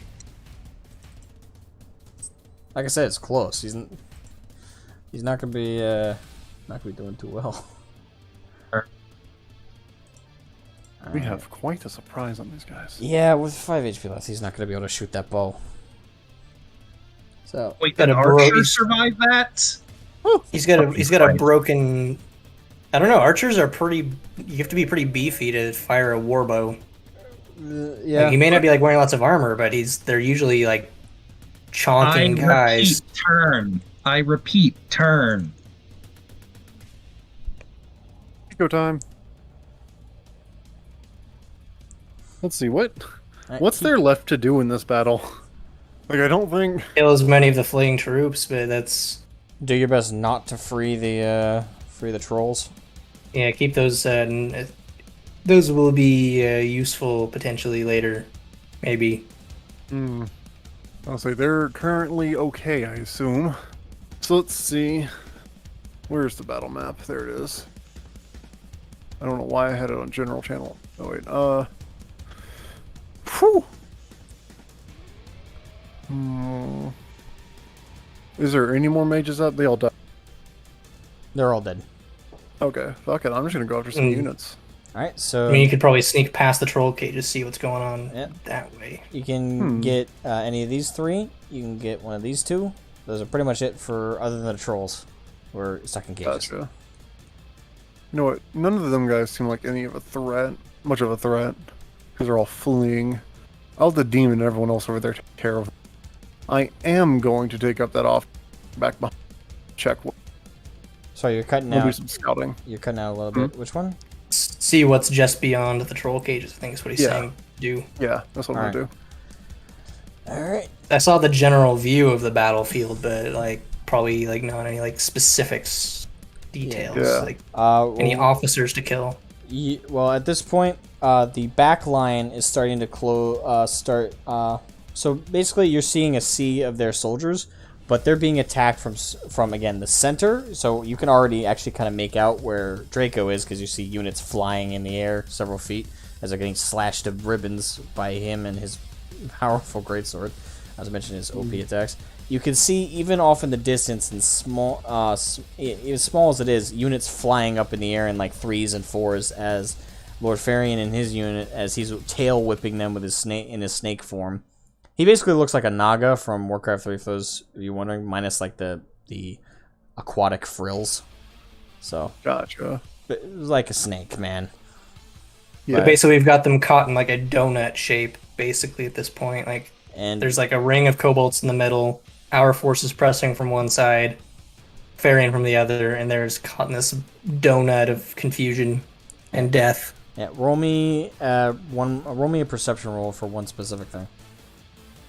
Alright. One of the general thing that you notice is that Lady Aura in her eagle form is swooping down and literally with her giant talons Ouch. is just pile driving like 6 or 7 of them into the dirt and then lifting Whoa. off with 2 of them in either talon and throwing them. So how about a 9? Yeah, that's not enough to notice. That's what I Notice what I was going to point out. So There's a mage out there that I'm going to end. And that's going to be my goal for the battle. Or a commander to find. That would work too. It's kind of one and the same, isn't it? So far as we Unless could they tell went, these. unless he fell down the hole in the center with the kobolds. I doubt You he know was that here, to wouldn't be happen. honest. Not really much Kiko can do. Trolls are fine secured in their cage so long as no one walks up breaks the cage. Yeah, We don't freak them out so much that they break out. I don't think they're gonna do that. Very unlikely, but still, It's possible, I suppose. knock on wood. Alright, real quick, 2 random events I gotta roll for. Okay, that doesn't happen, and that one does happen. Alright, so as Lady Aura is smashing into the units, all of a sudden, 2 from the tree line, not from the main force that's on the road, you see 2 energy attacks swoop up to hit her. Let's see if she can avoid them. Okay, yeah, so she successfully rolls out of the way of them and they impact, creating like a large flare as they hit each other, and kind of affecting her vision, but she's still able to maintain flight. But you see her kind of retreating back to the main force of the Aerie forces. There, where those beams came from. That's where Kiko's going. They came should from probably- opposite directions. One came from like the forest over here, and the other came from the forest over here. Oh, the one on the left, the second one. Alright, so left, so you want to make it for Yeah. the tree line. I mean, that's probably a good place to drive, at least with our party. I don't know. Yeah, Kiko's heading that way anyway. Alright, so it does a Kiko's got something to kill. Alright, so Lord Owa is now holding up his spear and saying, "Push forward!" Alright, so now all of these troops are now going to be pushing up and going past the hole. And I'm going to say at this point, with all their units being as frightened as they are, we're breaking initiative. And these guys are going to run. So, Decoria, you want to see if you can kill as many of them as you can with you and your demon? Don't I get an attack of opportunity? Yep, you do. And anyone who... I'll say, Landrin, you go first, since Decoria's already had plenty of kills. There you go. Oh, look at that. Woo. That's a nice roll right there. Alright. Woo-wee. Exact same as last time, another 19 damage. Alright, Nice. and so you smash down on one of them, killing the archer, and in your fury, you smack another one with your hand, and he goes flying. Ah! Right into the tree line. Well, you rolled well enough. I'll give you 2 kills. You better just immediately after that beat your chest and go, "Ah!" Alright. Corey hitting with a 20. So you... And the demon rolled a 13. Alright, so... Decoria, you smack the Lucerne hammer in this guy's gullet. You hear the ribs completely shatter. Him cough up blood and he falls to the ground dead. And the demon slashes this guy in half. And there's just this guy left. Alright. And you want to go at this guy with the Lucerne hammer? Sure.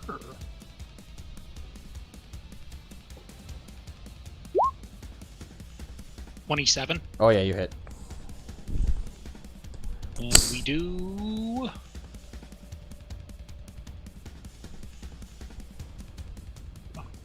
There we go.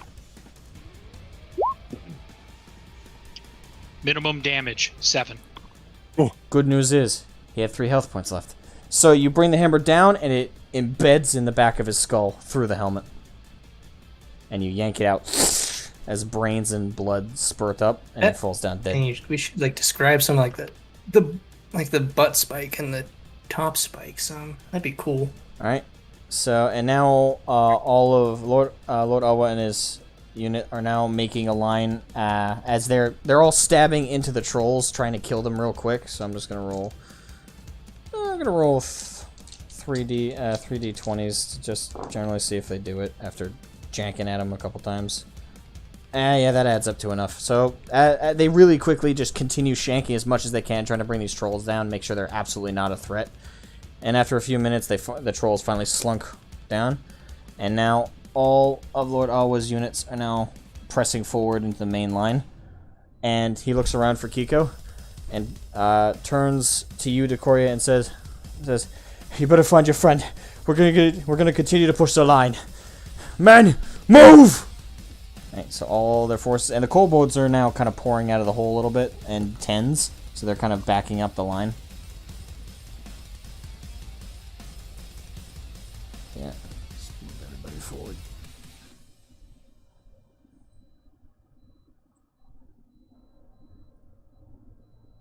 Alright. And that means... Our party, I say we drive after Kiko, head towards one of the mages. Very important target to take out. Aye. Alright, so you're all gonna follow up where Kiko is? I believe so. Best not to split the party, especially on a active battlefield. Alright, you guys break away into the forest line, and behind you guys hear as Lord Awa and his forces make another push into the next lines, and you hear the clashing of blade, steel, and everything, and battle cries. But you guys notice as you guys are entering the forest that a massive numbers of the white tabards are now fucking sprinting into the forest to try and get away. They've been smacked from the center and both the north and south flanks. They are completely... Their whole army's morale is devastated at the moment. are we out of combat? Yep. Like, just for the sake of argument? Because Yep, you're out of I combat. think I would like to blast out a couple of Eldritch Blasts just as they're running. Alright, go ahead. Maybe Landrin can start throwing some rocks. He can pick up. Spread as much the chaos and confusion so Really? they don't rally. Okay, interrupt me during my song. Fine. Oh, sorry. I threw out an 18 and a 16. Alright. That's 27 on the rock throw. Alright, so what I'm going to do is I'm not actually going to do any damage calculation, because what I'm going to do is if you guys get a successful hit, that's a successful kill. So, in the Eldritch Blast, the first guy you hit, it blasts right through his neck, so literally only the bone that connects the neck to the head skull is visible. Everything else got blasted apart, guts and all, and he's down. And you throw a second one, correct? Or is it only the one? I got a 16 on the second one.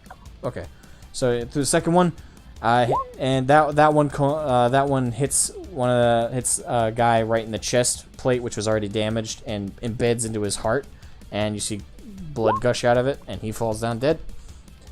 Point out that my rock does 33 points of bludgeoning damage and is big. It's a boulder. I've thrown it with relative ease. All right, so you throw the boulder, and it crushes one guy who only has enough time to go ah, and it rolls down and kills about one more, and stops right before hitting another guy on a tree. All right. Do you have any sort of idea where the dude we're looking for is?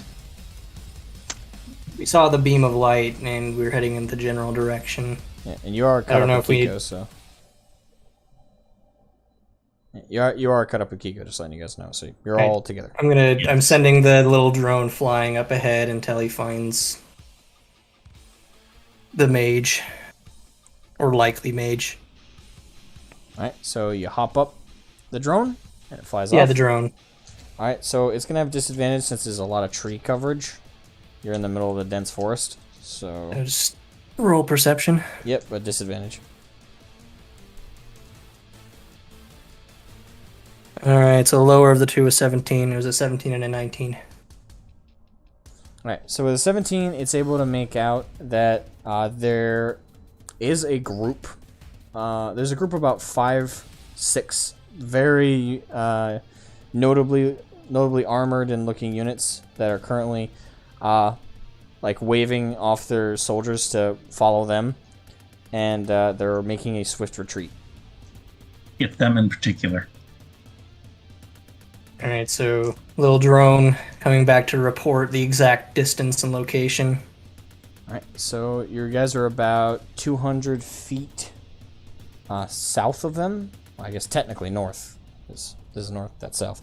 So you guys are 200 feet north of them, and they're making a swift exit south through the tree line. I use my full 60 feet of movement, and I do a dash, so that gets me 120 feet.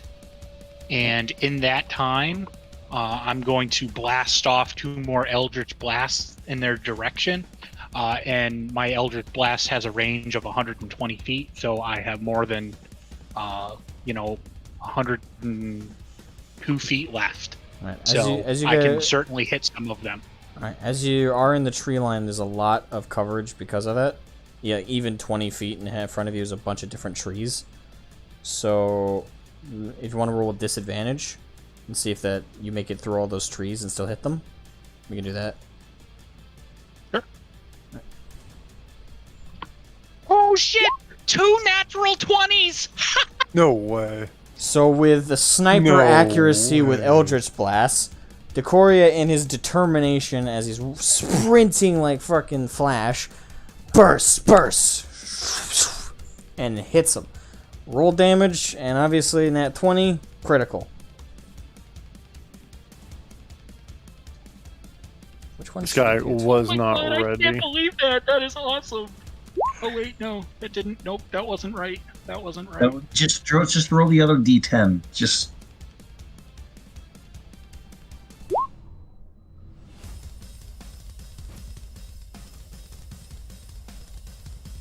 So 5 and 7. Alright, so... Wait. Alright, so... Because I'm dumb and math is... 12? Well, Yes. Yeah, okay. Alright, so you hit him. Oh, fuck, what's his health? Wrote it down somewhere. I mean, can't that just be like absolutely amazing or something? It is. And it is. to add on to this cavalcade of awesomeness, Belisarius, you are smaller than Landrin, and he's picking you up to do his dash action, which is 80 feet of movement. Neat. I point forward. Onward, hairy meat bag. Harry, meet back. Alright, boom. Conjuring wonderful images. So, I do have another one. So I'll take that one too. I doubt this one will give me 2 natural 20s, but you know. I mean, if you do, like... I mean, no, an 11. But, you know, if he's a mage, I hit him. Wait, was that the... That was the disadvantage hit, right? No, the first one was the disadvantage hit. I rolled 2 natural 20s to be able to do that. Okay. The second attack was an 11 and a 14, so the 11, if it's a mage, I hit. If it's not a mage, I don't hit. It is a mage you're hitting, so you do hit.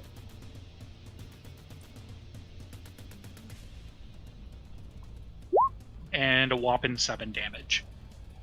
If we're counting it, or if we're still using the other rule, we hit, we kill. Not on this particular target. On the fodder, definitely. Fleeing soldiers who are throwing weapons and shields away and running for their lives. Alright. What's assassinating an officer? War crimes. War crimes. War crimes. So through the trees. Well, let me roll if he's capable of doing this. Who said anything about war crimes? Not in a medieval setting. I mean, it's not like against any like codes or rules. It's just Not That's yet. generally more That's advantageous to considered- capture them for Alright, so you ransom. see a flash of yellow Pragmatic light through the trees. Geneva Convention, I never knew her. He teleported away or something, didn't he? You'll have to go up and see.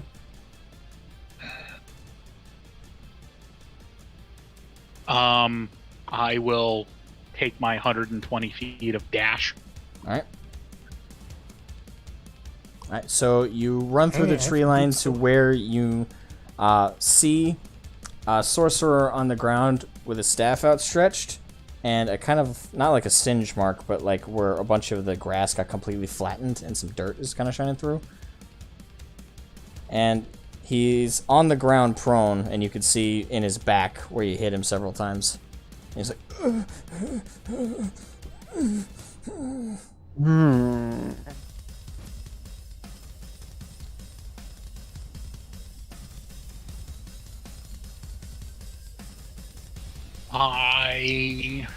I have one of these things? I do. I am going to place the manacles on him. alright. They just standard manacles, or are there anything like that suppress magic? I don't know if we have the suppress magic manacles. I don't think we took those. You know you can just gag him, right? Yeah, I guess he does have to actually say a spell to do it. He also has to move his hands to do it, so if his hands are Yep. bound... Hey Kiko, where's those goblin bed sheets? right here. Alright, so you all And catch up. yeah, Alright, so as you turn him over to gag him, you notice his eyes have been completely burnt out of his skull. And his tongue is gone. Did he just mutilate himself so he couldn't? Oh, I think his guard literally just made it so he cannot tell us anything. Or he did it to himself. Yeah, someone did this to So him. either if there's not a cleric who can repair the damage, I say we put this poor fellow out of his misery. I mean, the put kobolds can bring this people back from the dead, so... put this damaged Liquidius meatbag out of his misery. That's also requisite that he wants to come back. Hiko's gonna lean down on this guy. Hey,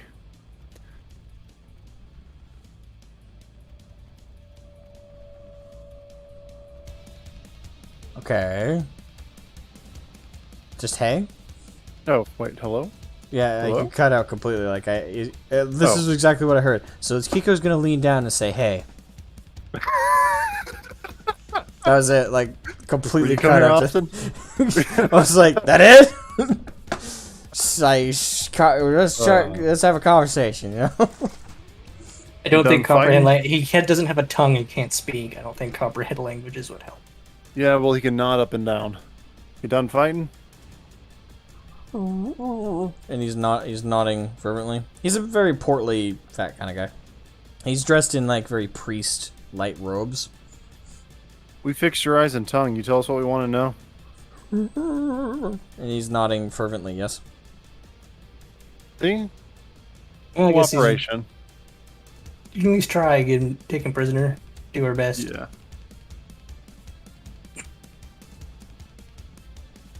I'm assuming Yeah, his so I manacle him up and bring him to his feet. I also deactivate my boots of speed. All right. So we need to give him to some soldier to take him back to camp, lock him, tie him up or something, and then we probably should press on to the rest of the battle. Correct.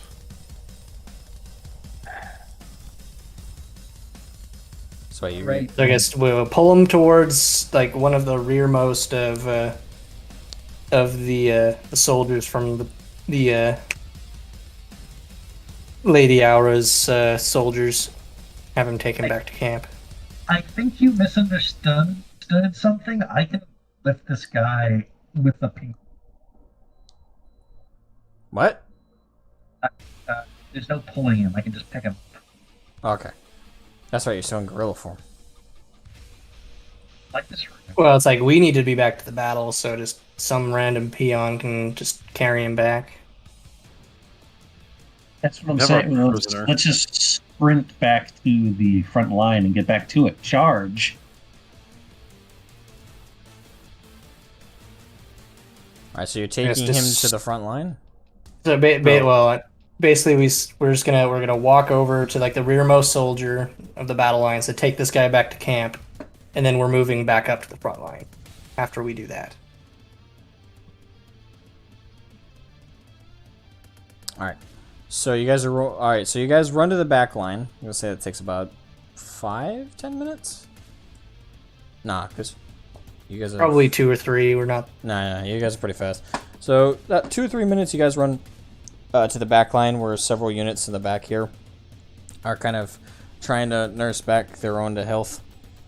You guys drop them off, and several of the Aerie forces kind of take them away, and you guys now are running back to the front line. So in the time it took you guys to do all that, which was less than 10 minutes, the white tabards have either completely retreated or now completely surrounded on all sides, and there's a complete standstill in the combat because there's less than 1,000. Like, keep in mind, this was an army of 10,000 against around 2,600, 700 from Lord Farion's forces from the south, 3,000 troops from the north from the Aerie. And they didn't have a clue how many forces they were dealing with underground, but they were being hampered all night by explosives, having the ground very sink underneath them, so their forces are getting dashed all night. They had no rest. So they're being attacked from the kobolds from the center as well by Draco. There's less than 1,000. Army comes up. And then not to This is mention a massive swathes of them have retreated into the forest. There is 1,000 troops completely encircled. Lord Farion is in his full snake form, and because of how tall that makes him, he is easily 10 feet in the air. And well, he's not flying, but you know, the snake sliver up. So he's like 10 feet tall. What a unit. well, thin snake body, able to Rising up push in the himself head in up. the air like a cobra. Does he And have... Lady Aura in her eagle form lands, and she in her lichen form, she basically looks like just a giant eagle. There's not like a half kind of form. So she looks No like Aerie looking for him? nah, just full eagle, pretty much just giant. So she's Rondor. just really big. That sounds like a U.S. military operation, full eagle.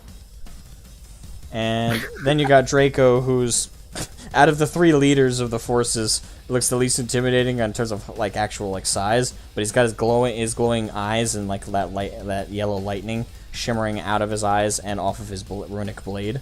So even he's looking pretty intimidating despite his size. So I like to imagine that due to the fact that they're both so ungodly tall at the moment, Landrin and Lord Farian can both see each other and they lock eyes for a moment and they just must kind of nod. You know, Land nods, Micah nods. They both go back to slaughtering people.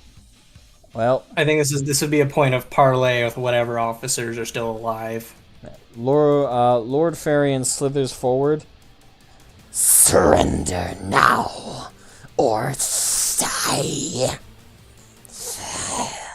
And his large, and he he's prongs his head forward, with his snake mouth at full agape, with the tongue out and the fangs and a large hiss, and therefore the remaining forces are shaking in their boots, and all of a sudden a man at their back steps forward, takes his helmet off. Eden's Gate awaits us all. All of a sudden, all of their line go completely still, and then you hear them all. You see all of them crunch on something in their mouth, and they all start to go limp and fall forward. Like all of them start to crunch forward, and the commanding officer is the only one still standing. What? The last 1,000 of them just commit suicide. Yeah, we figured Did that out he- the moment you said crunch. Did he crunch on that? The commander did not. He's still standing. Landrin's stomping towards them. Yeah. He is now Old getting person? to his knees and putting his sword in front of him. Oh, well. Yeah, we're just going to stop that real quick. We're just going to take that sword away from him. Alright, so Where's Kiko, you want to Kiko's run going? forward and grab it? Yeah. Alright, so you run over the piling bodies and grab it. Take it. My microphone hooked again. No, you're cutting out a lot, though. You're cutting out, so I guess speak up now if you're doing something. Yep. All right. Back when you said they crunched on everything, and you said so he's the only one left. I was like, all right. Landrin starts stomping over towards him. Alright, so you're going over to him, too? Alright, so as you do, but- he's going to his Hold knees. on, but the Decoria said he's casting Hold Person as well. Oh, you're casting hold person? Well, that was under the impression that he was going to crunch down on that thing, and I was going to do that as a preventative measure. Okay. Yeah, but he's going to kill himself, so it's still a preventative measure. So it's He's gonna just to see stab who gets to himself. it first. Well, to give you... Well, what I was describing was he was putting his sword out in front of him, like... His hands are on the blade, and he's just setting it down. Like on the ground. Oh. And he's on both of his knees, just with his head bowed down.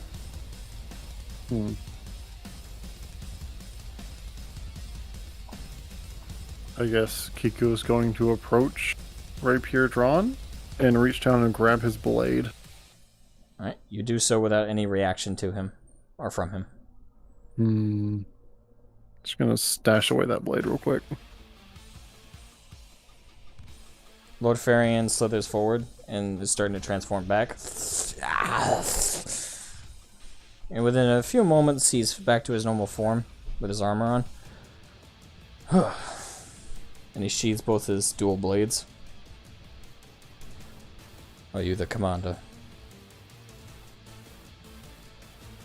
Lord Cromwell of the Holy Church of Holy Eden. I take it that you are the commander then. Lord Cromwell of the Holy Church of the Holy Eden. Are you going to say anything else? Lord Cromwell of the Holy Church of the Holy Eden. Lantern is going to drop polymorph because I don't think you're going to surprise us with a boss fight. Lord Farian looks really murderous all of a sudden and quickly backhands him with a thundering crap. And you guys sense that if Lord Farian had gone all out, he would have dislocated this guy's jaw. Okay, while he's on the ground and doesn't see me, Landrin casts a suggestion on him.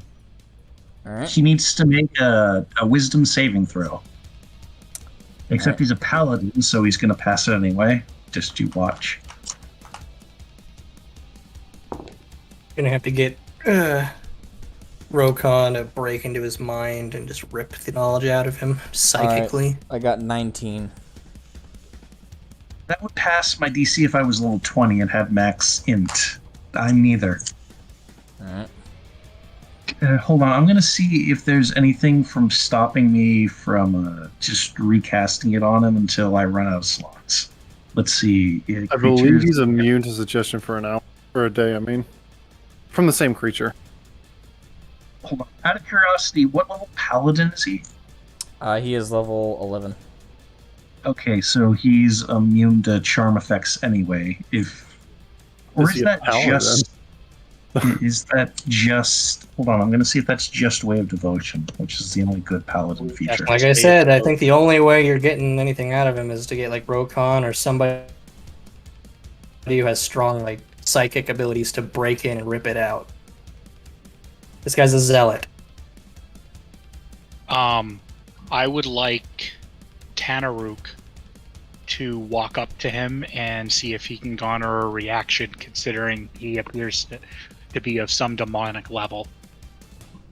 Alright, so Tanaruk steps forward and is within 10 feet of him. Lord Cromwell glances at it, looks just angrier, but says nothing.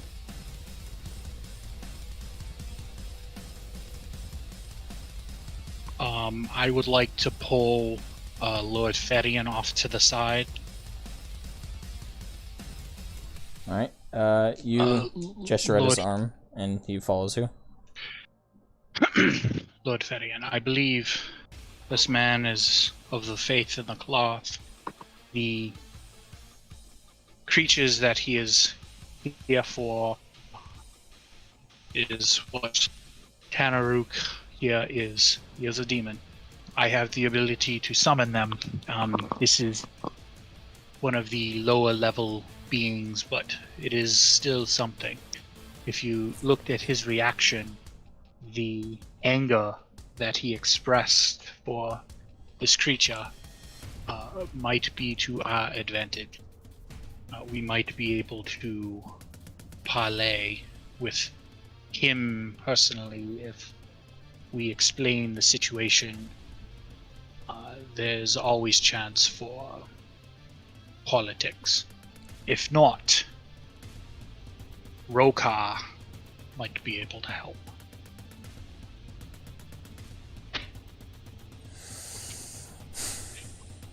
If you think it wise, I will not disagree.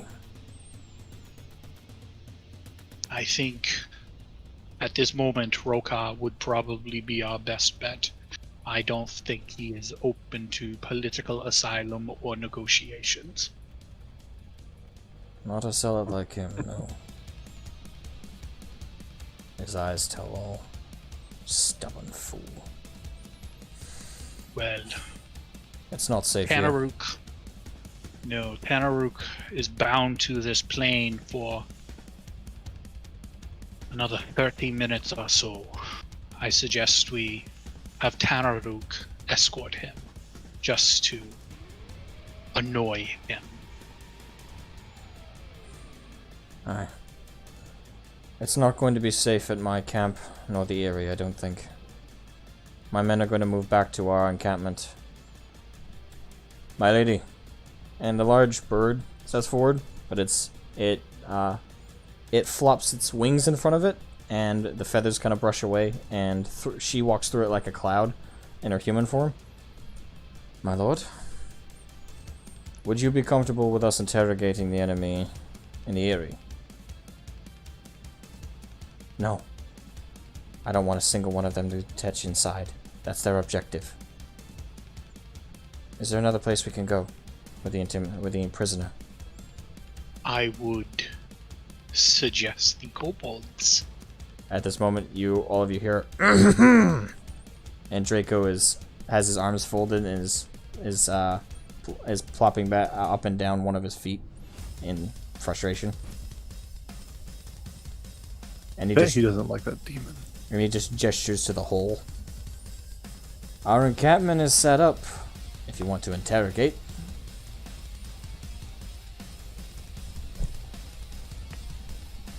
There's a part of me that I kind of wanted. It didn't go well last time, but I have force choke now. I don't think that's gonna change his mind. Like, physical torture and whatnot. I would It changed a lot of rebels' minds. cages that the trolls were held in. If we could bring those were magical. I believe that would be a good location for this gentleman. I have a question. Landron's fists would have been covered in blood by that point, right? Probably, yeah. He's a giant monkey. So when he turned tiny, he turned smaller than his fists, so he's probably just covered in blood at this point. Nice. I mean, would Unless the blood I think it would just shed off, wouldn't it? That would be my logic. Like, it wouldn't just magically It's a spread to the rest of the rapid body. contraction, so just perhaps like the blood on the outside didn't come with it 'cause it's not part of you. Yeah, but it's cooler this way, isn't it? I mean, You probably if have you plenty want- of blood on you anyways, just from I mean, being in combat. yeah, either way, we could just say you're drenched in blood, because all of you kind of been slicing through waves of these guys. Anyway, let's go interrogate him. Landon's going to kind of waddle on up to Draco. Tired. And Draco puts his hand on your shoulder. Is this the first time you've been in the middle of a war zone, brother? Warzone, yes. Trust me, you never fully get used to it. But you do find a flair for it. Though, I hope you don't have to get used to it. I would guess the giant monkey.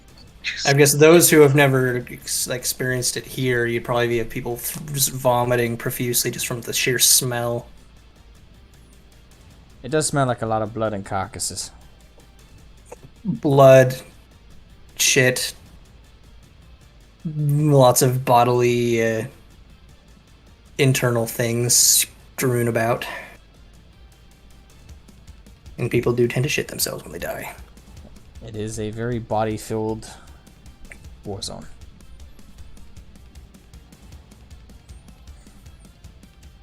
Alright, so Draco's kobolds are bringing forward the cages, emptied now. So, are we transporting the prisoner in one of these? Yes, toss him in. So the kobolds run over and drag the knight forward and throw him in one. And lock it in. We have the right key. Good. Transport them down. Yes, my king. And they lift up the cage, and the knight is just sitting there with his legs crossed. He's basically sitting, Cross applesauce. pretty much, with both of his hands on his knees, and he just looks like he has his eyes closed as he's looking down. And they bring him down into the hole.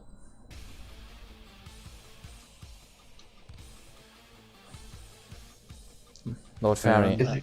It's like 11 o'clock for you guys, isn't it? Just side note. Yeah? I'm good to keep going. Yeah, I don't work tomorrow. I'm still No, jump hunting, far so on neither do I. Alright. We have class tomorrow, which is kind of impressive. You do? No, I don't. Oh, you don't. Okay. And Pierce, you work tomorrow? I do, but I work at 10 o'clock, so I don't. It's for me here. It's 9 o'clock, so it's not super late yet. All right. So do you guys feel we should end here or after an interrogation? I think this either right before or right after we do would be a natural. I think if we do, that's another probably 30 minutes of stuff. Possibly. Yeah, I mean, I'm good here. I think this is a really good spot. That's my vote. To end it here or to keep going? To end here. Okay. Yeah, I think and gives the I don't know. Just like I said, for next time, it's like we can start right off with the interrogation. All right. I assume that's everybody else's vote as well. Because that's just my feeling. Is it Not was, a just, bad it, was just idea. it was just a natural pause point. All right. I guess we'll end it Unless here. anyone has a dissenting vote. Nope. All right. We've completed our little war zone. Landron? Oh. Oh, did we lose connection again? God damn it. Adrian, no! Can't believe you've done this. Every damn Man. time. What a bitch. He tells all of his guys to commit suicide, but he himself doesn't decide to stab him. At least. There's Come on. probably some specific religious reason for it. Yeah. And there is. How about you but let Eden take your asshole? Alright.